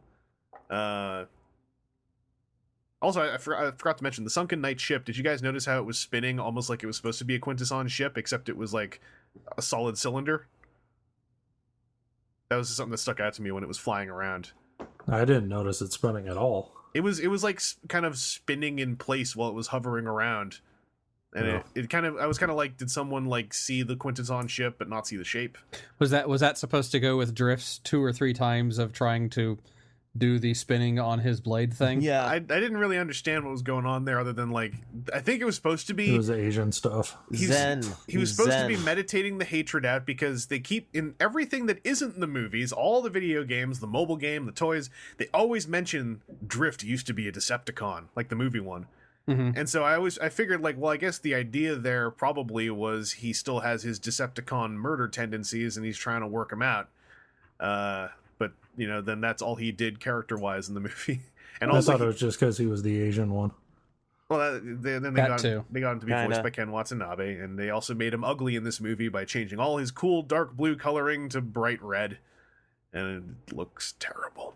TJ, how did you feel about the plot devices in this movie? They're, it's your typical all-powerful MacGuffin type stuff. I mean, I wish the talisman had more explanation to it. Just like, I don't know why, you know, why can it bond with a human? Why is it just now turning into a sword when it would have been real handy a lot of scenes before? Well, it's because he's the chosen one. Well, in that moment, he needs to be the last knight. Is the reason why. Sure. I still want to know why a random talisman was given to a random knight-ish looking transformer in a random pod. Well, he was bringing it back. It's just, he's way behind. You know, I'm just saying, 15 centuries behind your friends. Well, because the prophecy is upon us, and the great evil is coming. Okay, you're not telling me anything. And one day a chosen one shall arise from our ranks and light our darkest hour. And right. randomly stumble upon this chunk of metal. Yeah. You got the touch. No, Merlin's staff is one of those plot devices that makes me wonder why no one went after it before, if it's this all-powerful relic that Megatron seems to know about. Well, it was in a box. Well, yes, it's in a box, but it's like every movie now, it's, well, with the exception of Age of Extinction, because, you know, he died. You know, it's something else Megatron had planned. Like, Megatron came to Earth because it had the Allspark fell there. No, wait. He knew there was like the thing in the pyramid, the Sun Devourer thing. Like, that was there. No, wait. He had a plan with Sentinel Prime all along.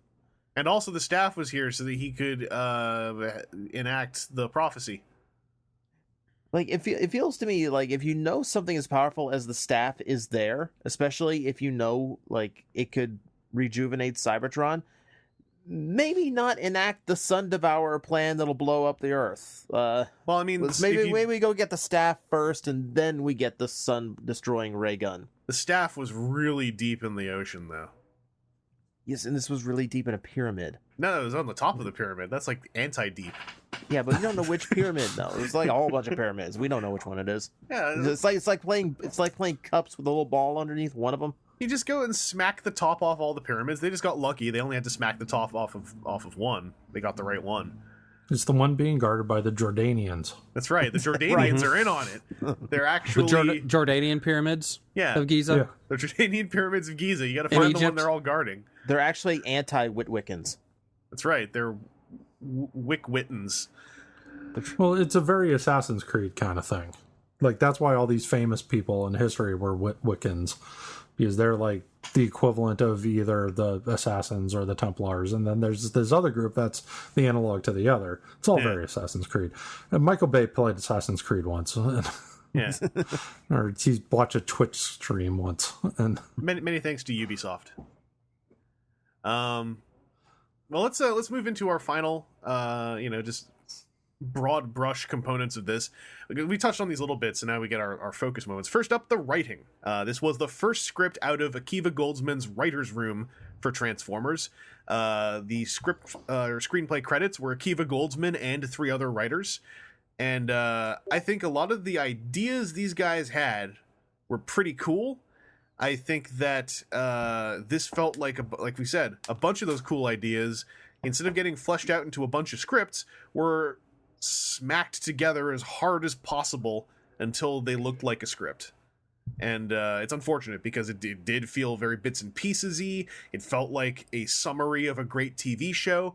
It felt like a summary of a really cool series of stories, except that we never got to see those stories in full. We just got to see the summary that left out a lot of the other cool stuff, is how I felt. I was happy that the Decepticons were written to be characters in this, because even the Age of Extinction was a good first step, but then all the Decepticons in that were Galvatron and then a bunch of basically drones.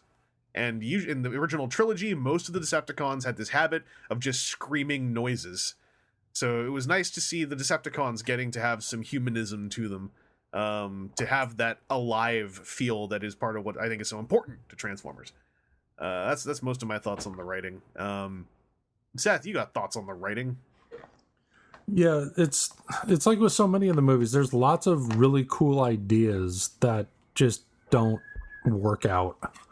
Like, they're either ham-fistedly done, or there's so many jammed together there isn't time to really explore any of them. You had a 10-episode series on HBO in this movie that probably could have been really, really cool. And maybe I wonder how much of it is what this writer's room actually produced, and how much of it is Michael Bay just being Michael Bay once he gets the script. Well, also Michael Bay being Michael Bay, who kind of doesn't want to make these anymore, I think. Did he ever want to make them? And keeps getting given a lot of money, and like this felt a lot like an eject button. Every movie is his last movie. Yeah. So I'm really glad interested. this was his last movie. I'm glad the next one will be his last movie as well. Yeah. Well, he's not doing the Bumblebee movie, so I don't know if we could really judge if this writer's room is worth a damn until somebody else does a script that they produced. Yeah, I think you could see, like the ideas were so cool in this. You can see the quality of that writer's room, and I do feel like you're right. I feel like they did then smack into the wall of a director who I really think kind of doesn't want to do this. And yeah, well, do you remember during Dark of the Moon how super hyped everybody was as we were getting all these leaks and spoilers, and it's like, man, there's so many awesome things are going to be in this movie, and then those things were in the movie, they just weren't handled or assembled very well. Yeah. And I mean, and Michael Bay also has a big hand in the editing, as I understand it, and we'll talk about that in a little bit. TJ, did you have any thoughts on any other thoughts on the writing itself? I felt like there were moments of good writing in here, but then you have things like Anthony Hopkins, who is just the exposition machine through the entire movie. There's little things that I latch onto. Like, I still like Hound as a character because he's strangely not as kill crazed as the other Autobots when he's just him. Like, he's not picking fights or anything. He's kind of like the one keeping everybody in line. Mm-hmm. Like, he had this little moment with Cade where Cade has only 20 seconds to listen to his daughter over the phone, any longer, and he can't speak, or else they track him down. And Hound is not only helping him do this, but also, the one, like, reassuring, you're a good father, Cade. Yeah. John Goodman was doing, I think, a lot of better work in this movie than in the last one. I liked him in the last one, but it felt like John Goodman kind of gave a damn in this one. Like, I don't know, there's something about his performance. Yeah, like, just in general, like, Hound ends up with these very, in a strange way, for all the things that these movies try to do to humanize Transformers with walking sticks and beards and all these, like, humanistic features, it's little moments like that are humanizing. Go, oh, this is a person. It just happens to be a 40-foot robot is a person. Mm-hmm.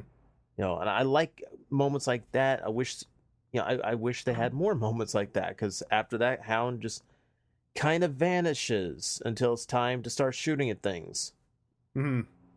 I felt like, I almost felt like this was the Bumblebee movie, because Bumblebee was usually around, but Drift and Crosshairs especially did really nothing. Yeah, and they both kind of had their little moments. And then is that part where that whole part of the cast just gets abandoned for England, and they don't get to do anything else.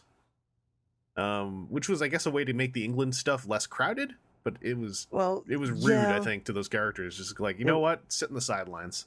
Yeah, like, especially like, we're talking about elements from, like, Age of Extinction. Like, everyone was so hyped up for the Dinobots, and then they just get misused here. And now, like, one of the first things you see in the trailers was, like, Grimlock, actually associating with the humans, being a little bit more characterful than he was allowed to be in the first in Age of Extinction.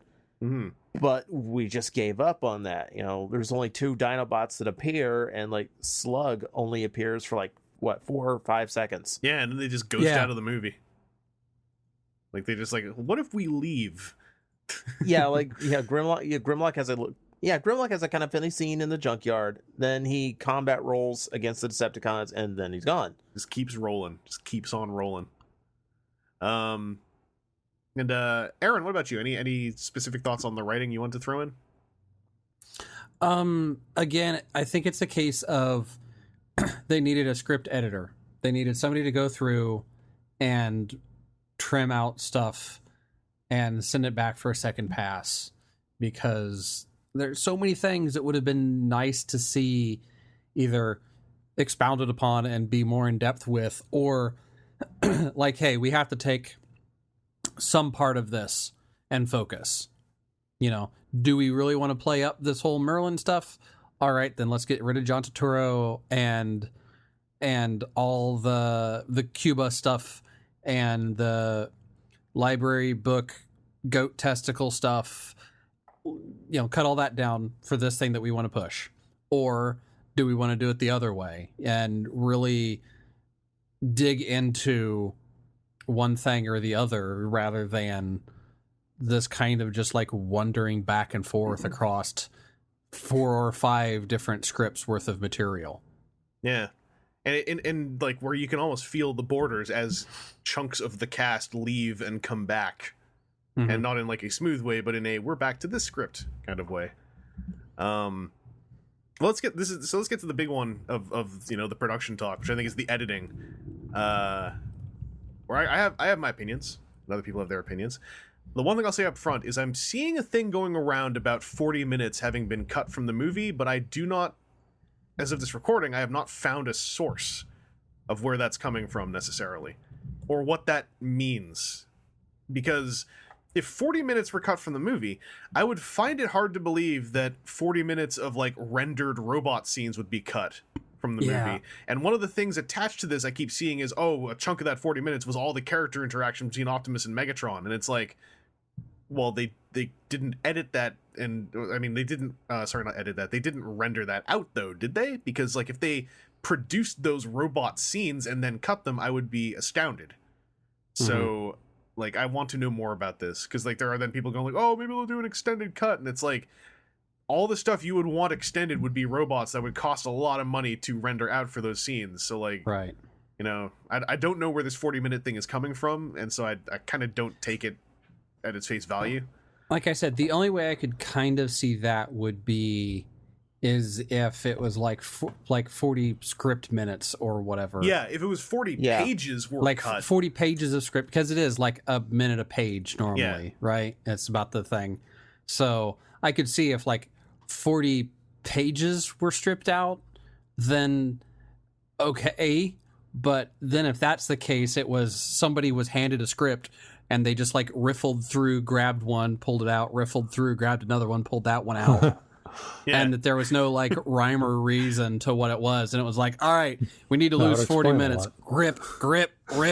All right, now you make sense of it. And if that's the case, those 40 minutes aren't coming back. It's not like they're going to do the director's cut or anything, because they're not going to make new robots. That costs a lot of money. They're not going to make new robot scenes for that. Yeah, like this this was the script you get after that contrived scene in every movie where some flustered writer is just running down the sidewalk or something. He hits something, half the pages go flying in the wind.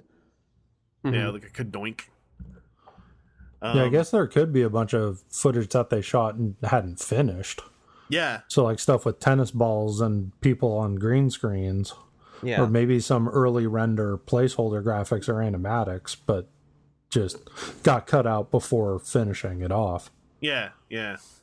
Like I just, as far as I understand, it's not like they're not going to do final render on something that's going to get chopped out unless it's a real last minute thing.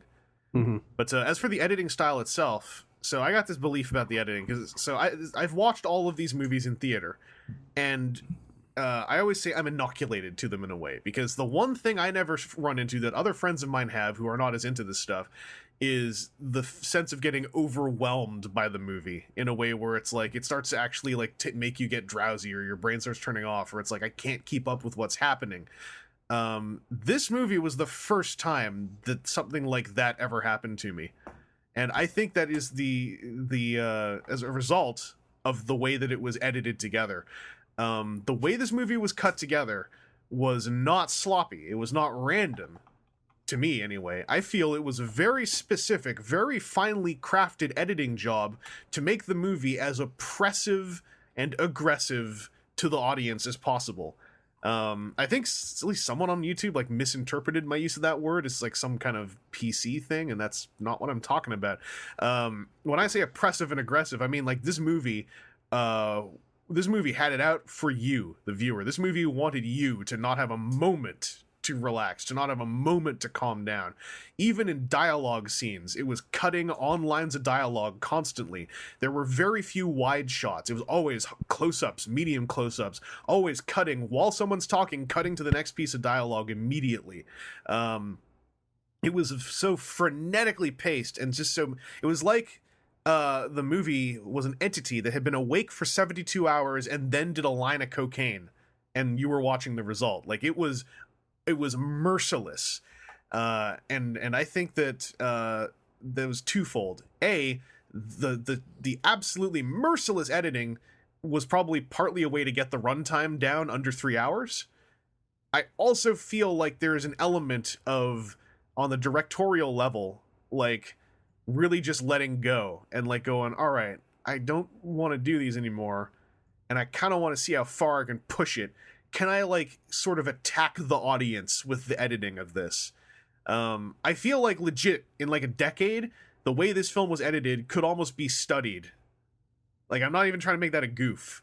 Like, there is something very specific and intentional about the editing that I think would be worth deconstruction, you know, sometime from now. Like, I've been able to get through all these movies happily. I've watched Age of Extinction like 4.5, 5 times. No problem.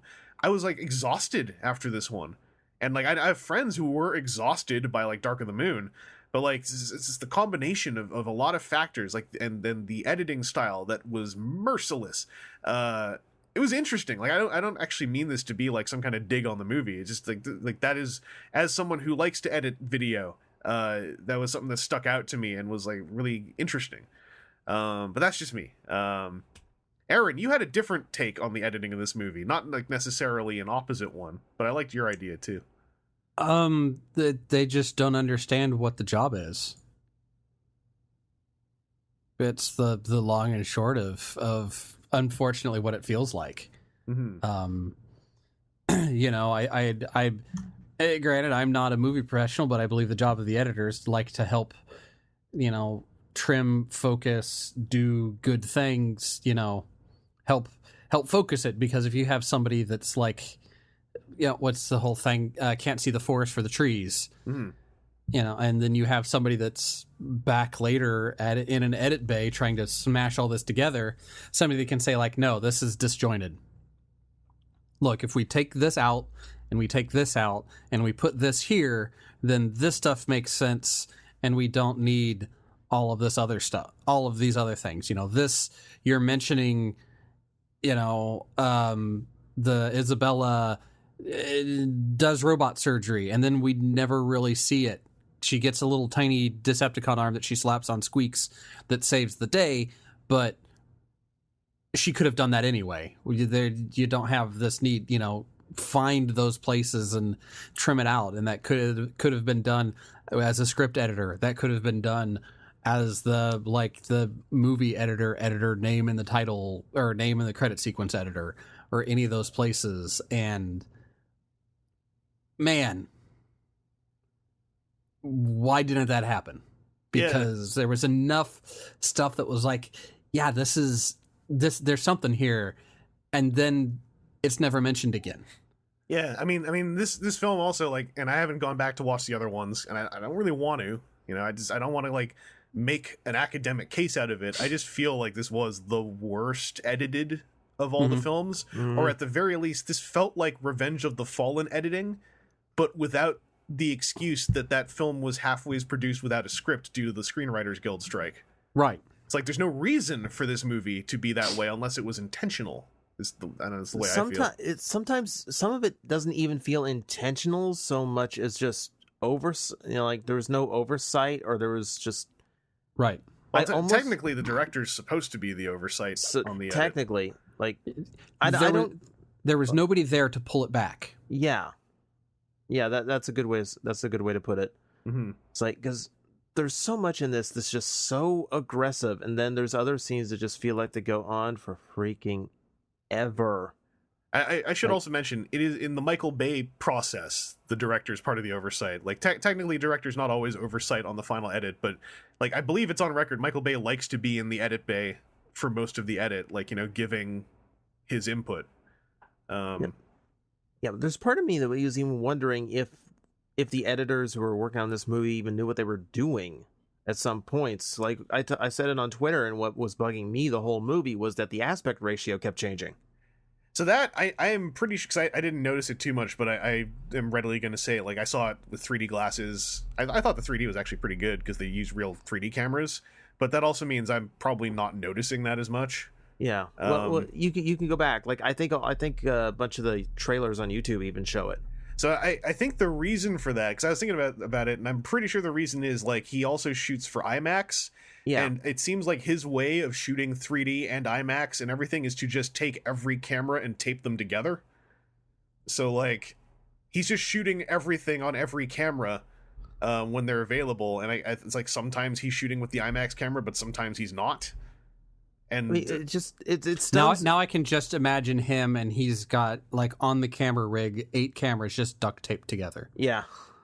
Yeah, and it's just because IMAX is a slightly different aspect ratio than like regular cinema, and so that just feels like these are the IMAX shots and these aren't, and we're pretty sure no one will notice. And it's like, all right, no, like once you notice, it's very hard to not notice. There's just black bars that just keep appearing and disappearing at the top and the bottom of the screen the whole movie, and it's one of those weird things where. I wish I hadn't noticed it, because now I can't unnotice it. Well, here's how you do. You gotta do some mental editing.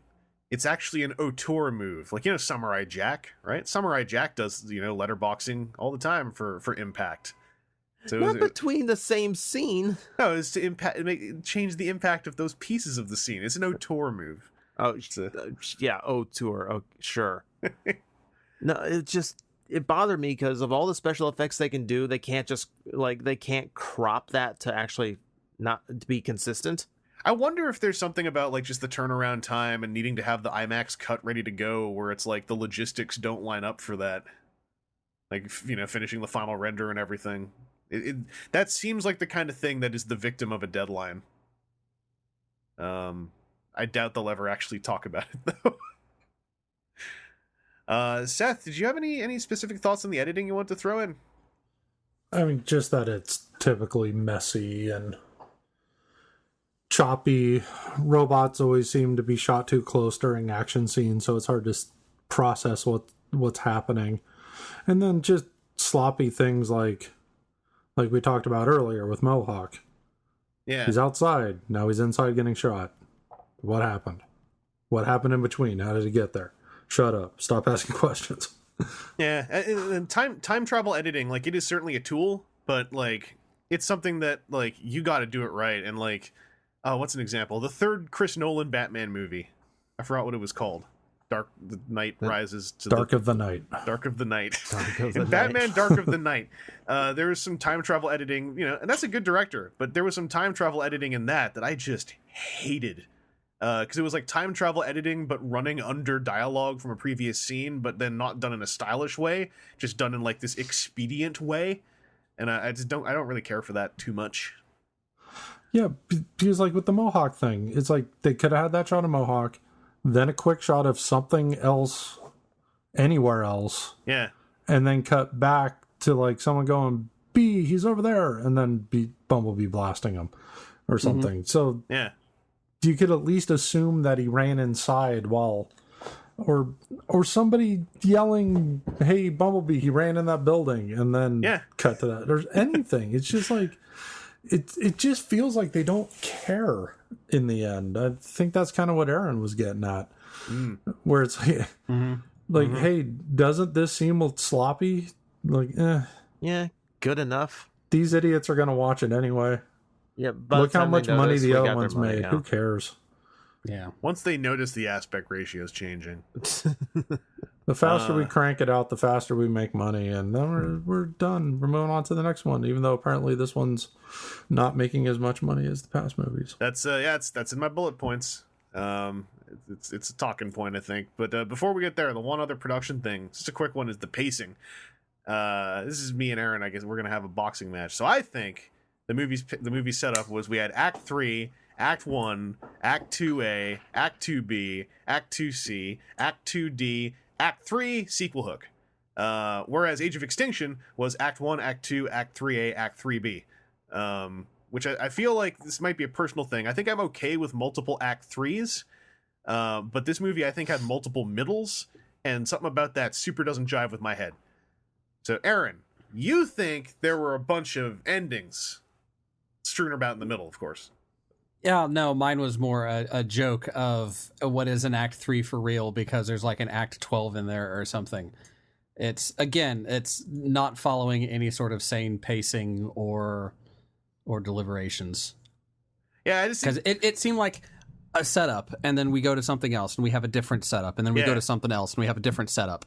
And it's not like, okay, who was it? Guardians of the Galaxy kind of did that, but at least it was like, we've got our setup, and then into the next part, we have something from that first setup that comes in. Yeah. So that we're still kind of building that up. And then we want to add in, okay, Drax is in the prison that everybody that was in the fight on the town square got roped into, and that's how he gets into the group.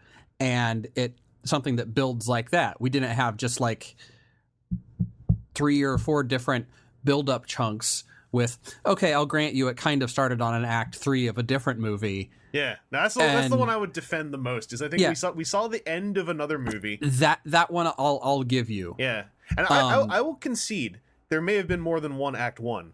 Right, but I feel like most of the stuff you're describing though is like we had the end of another movie, we had some setup, and then we were supposed to move into the movie getting into its fastest movement, like its fastest narrative movement, and we did, but it would always be like, here's Megatron and his crew, they're dead. Here's England, we're gonna leave England. Now we're going to a submarine. All right, now we're on the spaceship. I said, it's maybe if I'd said Act 1A, Act 1B, Act 1C, then Act 2B, 2A, 2C, as you're watching 3 different movies in parallel but on the same screen. And then it kind of comes together for an Act 3AB, Act 3, Part 2, Act 3, CA, and then something else. It just, again, needed somebody to like rein Michael Bay around or rein the writers around or something to, okay, does this make sense as it is? Maybe the 40 minutes that were cut have all that. I mean, they probably bridging. Don't. They probably don't. I think for me, this is also was me trying to figure out precisely why it is I'm so okay with Age of Extinction compared to this movie. Well, Age of Extinction at least had the reasoning of how that happened. Well, and Age of Extinction was like, Age of Extinction only had 2 endings basically, so it was still like just decent, completely decent, pretty dumb, deconstructible action movie, but it had a beginning, a middle, an end, and then another end in China. Right. Whereas this one had so many middles, it kept switching around in the middle, so that like, whereas Age of Extinction there was a through line, and then it got a little bit messy at the end, but this one was just different in that I feel like there was really only one ending to this. It just was really overly long. And I think that's also part of the problem of it, is it had all this extra human military stuff that dragged out how long it took to get to the cool stuff. And I've come to learn there are people who actually enjoy the human military stuff just as basic action movie fare, and that's cool. I'm not like talking trash on you. It's just, for a Transformers movie, to me, the advantage it has is it can provide me robot action. And I like it when it also strips out the basic human action to either be shorter or also just make it so all the action is robots. Right. But yeah, the middle of this movie was a crazy, somehow boring mess for me. Like it's every time something cool happened, then it would also kind of go to something a lot less interesting. But it wouldn't be relaxing boring. It would also be aggressive boring, where it's like, look at what's happening. Look what's happening. Look what's happening. And I'm like, there are no robots. Okay, there's a robot. Now there are no robots. There's Lennox looking bored. There's no robot. Okay, there's a robot. Like I don't know. It had a whole lot of different middles, and it never even let me like relax when I got bored. It just kept shaking me the whole time with all its ideas. That's really I gave that its own segment mostly because I don't know where to exactly put that, but that's my pacing talk. Seth or TJ, do you have anything else you want to throw in about the pacing? Yeah, it seems like with these movies, to me, the feeling is we have to rush to the next action scene. Like, that's all that these movies really are supposed to be, are big giant action scenes. The story is just something that we need to string those together. So let's chop as much of that out as we can. But then when we get to the manor, there's an incredibly long scene of Anthony Hopkins explaining stuff. With, it's like, oh, just in case you get bored of all this talking, Cogman's going to do something crazy, like start really going at it on the organ here. Just so you don't forget that you're in this wacky movie. And I thought that was the dullest part was that job. I was thinking about going to the bathroom during that scene. I was like, you know what? I could probably run to the bathroom and be back before anything of consequence happens again. Because now Hopkins is just slowly explaining kind of what was inferred from the opening King Arthur scene. Yeah. And it's taking a really long time. I could probably be gone and back. And I'm not going to disrupt the 6 other people in this movie theater. There weren't a lot of people there. No, I mean, I think one of the transmissions dudes had tweeted like he was, when the lights were going down, he was in a nearly empty theater. Yeah, and this was on like the Thursday. Yeah, me too. Like this was Saturday afternoon, and my theater was just empty. Yeah, I know there are reports of full theaters, but I'm hearing more reports of not full theaters. Yeah, we went to a fairly early show. We went to the first show on Saturday morning. Yeah. I expect early afternoon, evening shows. Like the teenagers are going to go when it starts getting dark. The more of the families are going to go after everyone's woken up and had coffee or whatever. Well, also like, the movie we went early. The movie like kind of opened a day and a half early, sort of. And like I wonder how much that really messed with their metrics of like, what if we do our opening day on Wednesday, but it's actually Tuesday with advanced screenings on Monday? Then it's like, so the way that those weekend numbers work is it is whatever before like the last showing on Sunday. Oh, that makes this number worse. Wednesdays can be part of the weekend numbers. Okay. Oh, that makes this. Yeah, there's a news item we're going to cover in a sec. Before we do, TJ, was there? Oh, Seth, go ahead. Oh, well, I was just going to say also about our movie going experience. Like, we went to the first show on Saturday morning, and there was barely anybody there. But we tried to go to the first show Saturday morning for Guardians of the Galaxy, and that was on more screens in this theater, and it was sold out. Yeah. So, like, I think there is a case to be made that I think there is demonstrable evidence that the greater public might be getting sick of this, or of this series, as it is now.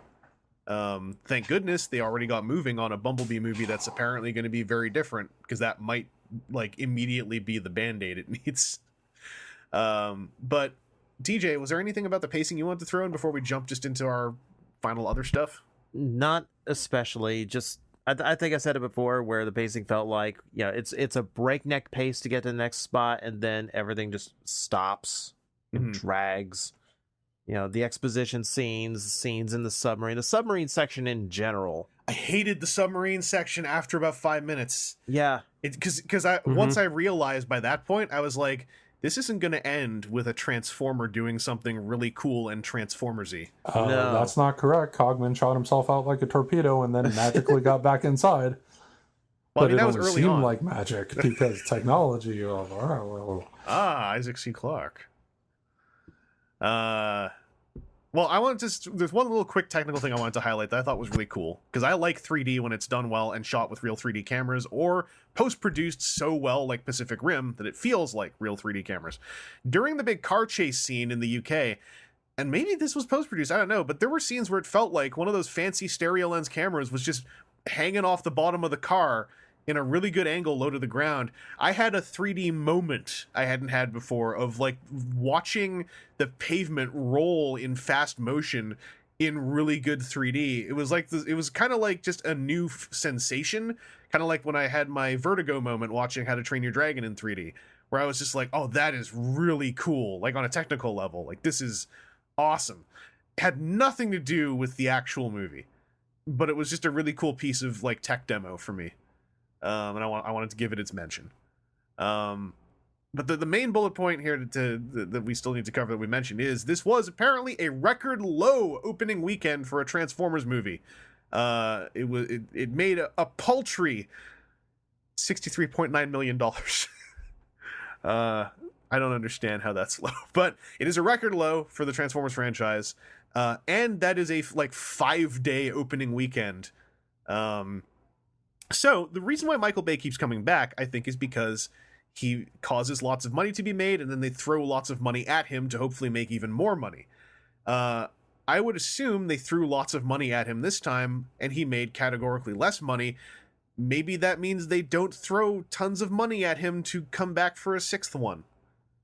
Like, if the streak is broken of the movies making billions, that seems like it could be the impetus to take him up on his word of maybe not doing another one. I'm not saying that, it's categorically true. I just feel like the equation this time means maybe he actually won't make the next one in the large ones. I don't know how you guys feel about that. Well, I think it's still going to be profitable, especially when the foreign money rolls in. Oh, yeah. Yeah, But as long as it's less than, then it could be an indicator of the trend changing. Yeah. Mm-hmm. I mean, I've checked the foreign box office just beforehand. It hasn't really released very many places yet, but it's already made the money back. It's already profited $50 million. And I've heard that it's like, if it hasn't already, it is predicted to kick some ass in China. Monetarily. Well, because didn't they have like the couple of, hey, here's a Chinese app with some music on it or something? Yeah. I don't remember. They did. They had their grand opening in China. Like the first like major screening of the film was over there. Also, I'll just throw in case you're getting this impression from me. The last thing I'm going to do is start cheerleading, how much money a movie is making. I just think it is really important to the discussion of Michael Bay coming back, because I think the reason I just think that it making a record low for the franchise means there's a whole lot more question thrown into throwing the bag of money at him again two years from now. Yeah, and I've heard people say recently, like, when you start looking at box office, you can't just compare what it made to the budget. You also have to factor in marketing. And with a lot of the big Hollywood summer accounting. movies, with a lot of the big summer movies, they could spend as much in marketing as they did for the budget of the movie. So until a movie's made more than double its budget, it's not necessarily a hit. I mean, they produced those commercial joke segments with the fully rendered robots, being quote unquote out of character. Right. That's As not Prime cheap. threatens to murder a lady. Yeah. Like that stuff ain't cheap. So, I'm not going to get hopelessly optimistic here. I just feel like, hey, in 2 years, let's see who they say is directing the next one. Are you going to get optimistic? Prime. Isaac C. Clarke. I see you read a book. I just saw a meme on Google. Oh, you know what the memes are. There was a blonde man with a beard. Any other thoughts on the opening weekend stuff? Like, I think it's just the same for AAA games as well. When they're like, it did so badly, it only made multi-millions. It only made more money than I'll ever see in my lifetime. Yeah, I'm always like, I understand this language. Those idiots. It also makes me mad a little bit. But I don't know. Any other talk about the budget? or is there any other bullet points any of you guys wanted to throw in before we close this up? I think it says a lot when the general plots of these movies have gone from government works with Autobots, government hunts down all Transformers, to government works with Decepticons. I'm tired of the narratives in this movie. I don't like seeing people. I don't like seeing, like, I'm supposed to be rooting for the humans because I am one, and I'm supposed to be rooting for the Autobots because they're the heroes, and I'm sick of seeing them against each other. Yeah, I'm tired of, well, this is the realistic situation. You know, the army really would be responding this way. They're also we also have another planet latched to ours right now in these movies. Like, we do away with realism just for a little bit. I'm so done with the military appearing in these I'm films. so sick of the military. I got away from it for you gave me a 1 movie break from this, and it's like nothing tells me I'm sick of it more than the way I have reacted to seeing it come back in this movie. Yeah. I was so sick of seeing just soldiers loading guns and getting into vehicles. It's like, you really, really wanted G.I. Joe, didn't you? Yeah. And also, guess what? I'm super tired of G.I. Joe, like in the current comics, always being the ones attacking the Transformers. Yeah, they like, just end up looking like idiots. Yeah, like that's what got me like so sick of this. It's like, I don't like this narrative anymore. Like I was actually glad in that scene where even, you know, Santos, like, they all take their badges off and like, all right, we're gonna stand with the Autobots. I was like, you know, there's no motivation for them to do this, but I'm super glad they did, because the last thing I wanted was like some last minute, you know, 15th swerve of like Santos going like, well, maybe now I'll kill Optimus Prime too. It's like, I just don't care. I don't care about Santos. I don't care about the humans. Like, I'm here for the robots. And the robots as characters, not as set pieces. Well, and the military made a big deal about working with Megatron, because sometimes you got to be a monster to fight a monster. But then when Megatron just started doing his own thing again, nobody seemed to notice or care. Yeah. It's kind of like in the end of the last movie, Galvatron runs off and nobody seems to notice. Yeah. Like, he runs off like almost like in an 80s cartoon villain sort of way. It's like, I'll get you next time, Optimus Prime. And everyone's like, did somebody say something? I don't know. Hey, where's that ship going? Well, I will admit, I got a genuine smile in this movie because we got a Decepticons retreat out of Frank Welker. that was pretty fun. That made me laugh. It was also legit because like 3 of his troops just got murdered. Well, yes. There's that. Like, they kind of sucked. They did not do a good job. Well, let's go into just, you know, closing thoughts. I'll go last. Seth, what's your closing thoughts? Still, even though we spent like almost 4 hours now trashing on the thing, I didn't hate it. It's not a good movie. I wouldn't recommend it to people, but I think for the most part, I enjoyed what I was watching more than I was hating what I was watching. I don't know how better to phrase it. It's not the best one. It's not the worst one. I would like to see in the future Transformers with character traits more varied than what we have. Hot Rod was kind of a little bit a better direction in a way. But I mean, they don't all have to be wise cracking dude bros. Like, can't more than just Optimus and Megatron be serious? Like, they don't have to be as serious as Optimus always is. But just some other character types out of the robots would be interesting, at least. Vary it up a little bit. A little bit more interesting. And Aaron, how about you? Yeah, I follow in line with a lot of what Seth's saying. Is, I mean, the movie was good, and the ways that the Transformers movies can be enjoyable. I mean, if you're listening to this podcast odds are you're a Transformers fan or very confused now after like 4 hours, and you're probably going to enjoy this movie. Now, yeah, and it's the same reason like why I would get kind of disappointed, sad with BotCon stuff, because like, man, I can see where a whole lot of stuff was aiming and where it could have gone, and then it just kind of didn't, and that it didn't makes me feel sad, because could have done some pretty great things and instead just kind of fell flat. So like, yeah, go get yourself some popcorn if that's your thing, get yourself some candy if that's your thing, and watch a movie, and you go from there.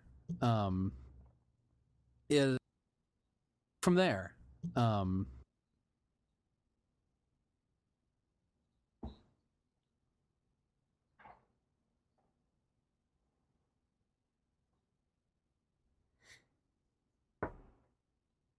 Alrighty, and TJ, what are your closing thoughts on the film? Generally, I didn't like this one. So for me, it's like second to the last in my rankings, like above Revenge of the Fallen. Like, I didn't like the story to this. I didn't like the same exact format. Like, you could have predicted exactly how this movie went without ever seeing it. In fact, I saw someone do that. They were like 90% correct. So, Witches. I was happier with Age of Extinction because it was trying different things. We had a lead villain who, it wasn't necessarily Megatron and Decepticons. It was Lockdown, and there was a mystique to the creators and all this. We put in Dinobots. We came up with a whole new cast that had some showing of a personality for once, and it just felt like this felt like what Transformers 4 was almost going to be. Like, this just felt like the first 3 movies all over again, except with the stuff from Age of Extinction tacked in. Mm-hmm. It's like, this is just the cast we have to work with, but we're going to make it exactly like we made the first 3 movies. It felt like steps backwards, despite its things like, I liked Hot Rod, I liked Cogman. I really needed more of the new elements here that I didn't get. It just felt like we're just retreading ground. Mm-hmm. And I couldn't follow with it. Like, it was really hard for me to get enjoyment out of this movie, because it felt like every movie I'd seen, for the past 10 years. Yeah. Well, for me, it ended up like it is my second favorite of the bunch. It's just like I said at the beginning, it let me down because it ditched a lot of what I liked about Age of Extinction. And basically, Age of Extinction is the Transformers live action movie I will watch all the way through most of the time. This one joins the other 3 in being one that I would fast forward through to see the robot parts. This one's robot parts are as good as Age of Extinction's, which means that they're better than the first 3 movies' robot parts. That's how my equation works. It is just a shame that it did ditch a lot of good stuff. It had some good additions. Like, I don't know if I mentioned, there were like 2 combiners in this thing. Combiners are always welcome in any setting. Cogman was real fun, and if he gets to be in another movie with a bit more focus and a bit more of a story arc of any kind, and he gets to be a headmaster, like, that'd be great. It's just a shame they also ditched a lot of just production things that regressed back to the original trilogy. They even ditched the improved soundtrack that the 4th movie had. Like, this was another Steve Jablonsky joint, but I guess Imagine Dragon did some great stuff to make him have a more interesting soundtrack last time. The last movie had a leitmotif for its villain, Lockdown. This movie had no leitmotif. I could not tell you a track of this soundtrack off the top of my head. It was just, flat. It was a flat original trilogy Jablonsky soundtrack. So I am hoping that the writers' room's qualities continue. They clearly brought something to the table here. and hopefully they can have their good stuff shine better under other directors, and hopefully the lowered box office means Michael Bay will actually be done with these, because I think he needs to be. This was the be all end all Michael Bay Transformers film in every sense. It was the most mercilessly edited. It was the one that took everything that possibly held back his quote unquote vision on any of the other ones, and it was very unbridled in that sense.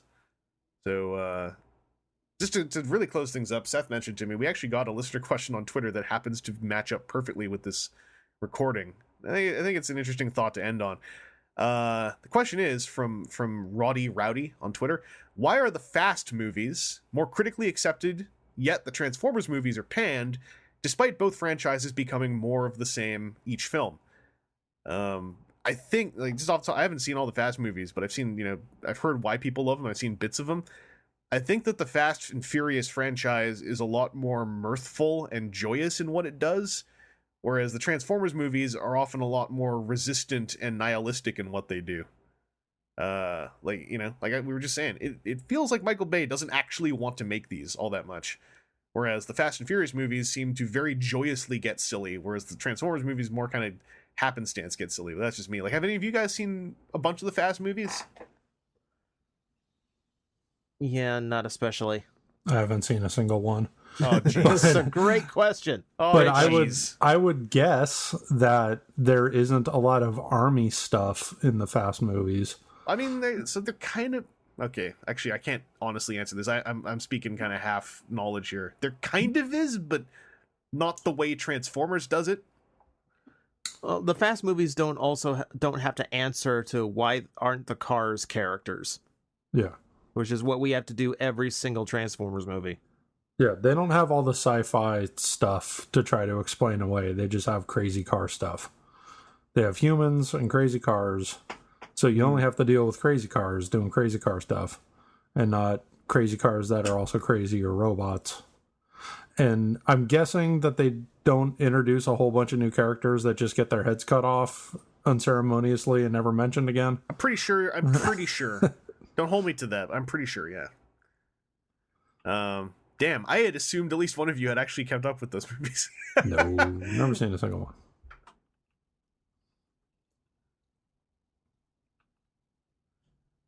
The latest one is actually the 8th one. It's called Fate of the Furious. If anyone tells you it's Fast and Furious 8, they're wrong. It is Fate of the Furious.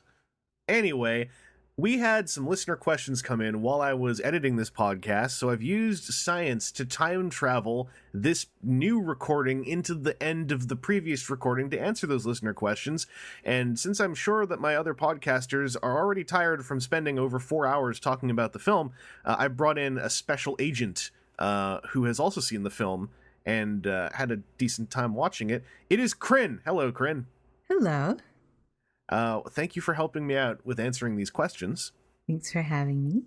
And not to, like, as you mentioned, go over what we probably spent about 3.5 hours going over, but if I recall correctly, you had fun watching the movie. Yeah, I didn't think it was that hard to follow. I was really surprised. I was expecting something different than what I saw. Yeah.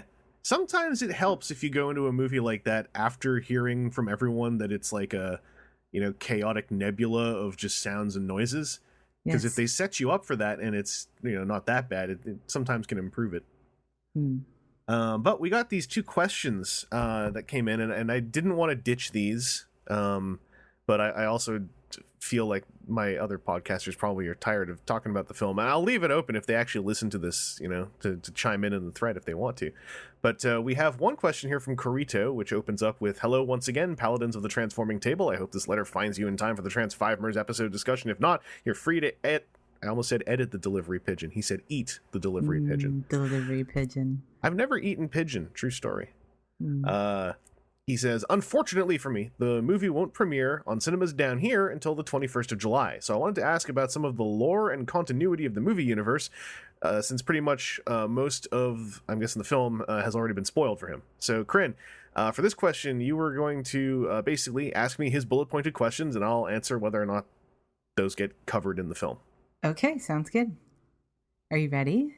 I'm ready. All right. Unicron is the core of the planet. Is this just a giant robot Unicron or literal Satan Unicron?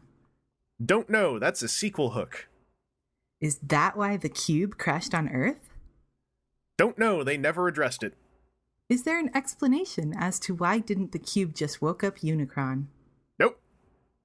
This one has been bothering me since the last movie. Who made the Transformers, the cube or the Quintessa? Or did the Quintessa make the cube? Well, the amount of information the film provides us with leaves it open enough that the cube could have made Quintessa, or Quintessa could have made the cube, or the cube could have been retconned completely. It's not addressed whatsoever in the film. Did the Fallen know about Unicron? He might have, but his face got ripped off and his heart got punched out before he was bodily mutilated by Optimus Prime 3 movies ago. So it's not addressed in this film, and even if we could ask him, he's not available to comment anymore. Aw. So, sorry, Carito. A lot of that continuity stuff is not in the film, and IDW no longer does tie in comics to the films, so... That's good. it's up to all of us. We can fill in those gaps ourselves. Carito, it's time for you to write some fanfic. Basically. Mm-hmm. We've got one other question that came in specifically hoping to be included in this podcast, so I've chucked it in here. This one comes from that guy. I'll read the question in full first. Vangelus et al. I hope I'm able to catch the crew before the recording of the movie discussion. My question is simple. I have heard from friends and reviews that TF5 very much feels like two separate movies that were incoherently smashed together and edited on cocaine. Would we, the listeners, be able to listen to a roundtable on what exactly each podcast member's scripts for these two films would have contained had they been in the writer's room? What would be missing entirely from both movies had you been at the wheel? What set pieces, character scenes would you have kept sorted between the two movies, added to deliver two decent, maybe 90-minute Transformers movies? I'm guessing instead of the one big one. Also, I call shenanigans on any fan that says we shouldn't expect more from the franchise. I just watched Baby Driver, and that was a terrific, fun action movie with characters I was brought to care about, an understandable plot, good pacing, good editing, and no gross sexualization of minors. So I'll throw it out in case that guy has skipped ahead to this. The one thing about The Last Night is no minors were over-sexualized, grossly or otherwise. So we raised the bar. Feels like it's weird to celebrate that is the case. It's at ankle height now. Woo. We accomplished something. Gong. So the question here was basically what if you took the two scripts that were smashed together from Transformers 5 and made them into two movies? The problem with this is that Transformers 5, I think, has more than two scripts in it. I think it has 3 or 4. Mm-hmm. So to simplify the question a little bit, and I'm basing my answer off of what was in Transformers 5, but Kryn, you don't have to. Okay. If you were to see maybe a tighter and shorter Transformers movie, what kind of storyline would you like it to have? Like something that is, like you said, maybe even just 90 minutes, that isn't sprawling across time and space with 40-minute action sequences and etc. Okay, are you ready? Yeah. All right. Who was the guy who directed that movie about the vampires that you really liked? That is, oh my god. I actually know his name and it just fell out of my mouth because I thought of a friend of mine who has the same name, but not quite the same. Okay, well, that guy. Okay. Taika Waititi. That's his name. All right. Yes, that's right. So, Taika does a movie in that sort of style on the Autobots, but it starts with French Hot Rod getting a hot dog. Oh, man. And it goes from there. So that would be one of the movies I would do. I think that would be really, really, really funny. I just rewatched some, because there's a lot of clips of Transformers 5 on YouTube now, from people who just recorded the film screen at their theater. So I rewatched a whole bunch of the robot parts and actually found I like Hot Rod even more than I did after seeing him in the film the first time. Yeah, his voice actor really got into the role, and in some of the action scenes, he just sounds and is animated like just a really cool guy. Like, he seems like someone I'd want to be friends with and have on my team. I want to know, in the French dub, what kind of accent he has. Probably oh my English. God, that's fascinating. Like, how do you do that joke? I don't know. Maybe do you know any French speakers? We gotta ask. The only thing I know, thinking about what they could do for that joke is colloquialisms and accents, right? Mm-hmm. So maybe he has a Quebecois accent or something. Yes. Because I heard that European French folks think Quebecois sounds like dirt French. Terrible. Yeah. Poor Canada. Yeah, I would be down for like the that whole style, the kind of day in the life of style. I already really like for stuff like, you know, Thor or Transformers or vampires. So Yeah. I'd be way into that, and for it to be French Hot Rod would make me real excited too, because he's kind of the nicest guy in the film. Yeah. Like, It starts with him. Yeah. Well, And so then I guess it should end with him. But in the middle, there could be like junkyard shenanigans. what if it starts with him ordering the hot dog, Yeah. and then the end is him finally getting the hot dog? There we go. Okay, that's the theme. Hot Rod wants a hot dog, and then like throughout the film, he's just like, where is my hot dog? Where is my Yeah. hot dog? Yeah. And then, you know, there's always like things happening, like, you know, Decepticon robs a bank, and the hot dog vendor runs, and Hot Rod's like, no, give Yeah. me my hot dog first. And I want someone to like question him, like why he's eating this because he's a transformer. And I want there to be like a real answer that was Yeah, thoroughly thought out. We don't have to think of it now, but there has to be a real answer to that. this is only half related, but I once upon a time, you know this thing called kiss play. Yeah. So there's like the thing called Legion, which are all these Megatron face things with like penis tongues that eat little girls. That's messed up. So I thought to myself, there is a thing in there that I thought was kind of cool, which is what if there was a weird like evil transformer life form that decides that in the absence of Energon, what if it just start eating people and converting them into fuel? Doesn't seem very efficient. Well, you know, you don't get very efficient when you're desperate and hungry, right? All right. And then I will also evolve my tongue to have lots of veins on it and have lots of drool stuff. Okay, so getting back to Getting back to, yeah, so he's evolving. That's why, because he has evolved. Okay, that sounds good. yeah. You see, that was on topic what I was saying. So I like that idea a lot, like a Taika Waititi style, like Yes. day Wouldn't in that the be life funny? thing. It would just That'd be be so much so fun. cool. And it would be Just- about the robots. It would give them character. Yes, and no damn humans, or maybe just like a little bit on the side. Have Isabella in it, because she was cool. She was cool. Yeah, she can be there. I mean, she was cool in the context of she was in the first act of a movie, and then the movie abandoned her. It was cool, but Well, Then that she goes with left the for a theme of while. abandonment in her life. It's meta. that's right. I There just you go. don't We understand figured the it art. out. It's all meta. So I'm gonna pull one of the plot lines from Transformers 5 for mine. And I mentioned Okay. earlier in this podcast how much I would have just liked to see the King Arthur story as a short movie, so I'll leave that one alone. We talked about this before the recording. I would love to see a movie that was more centrally based on the idea of Megatron making a deal with world governments to assemble a crew of his own to go and find a thing so he can leave.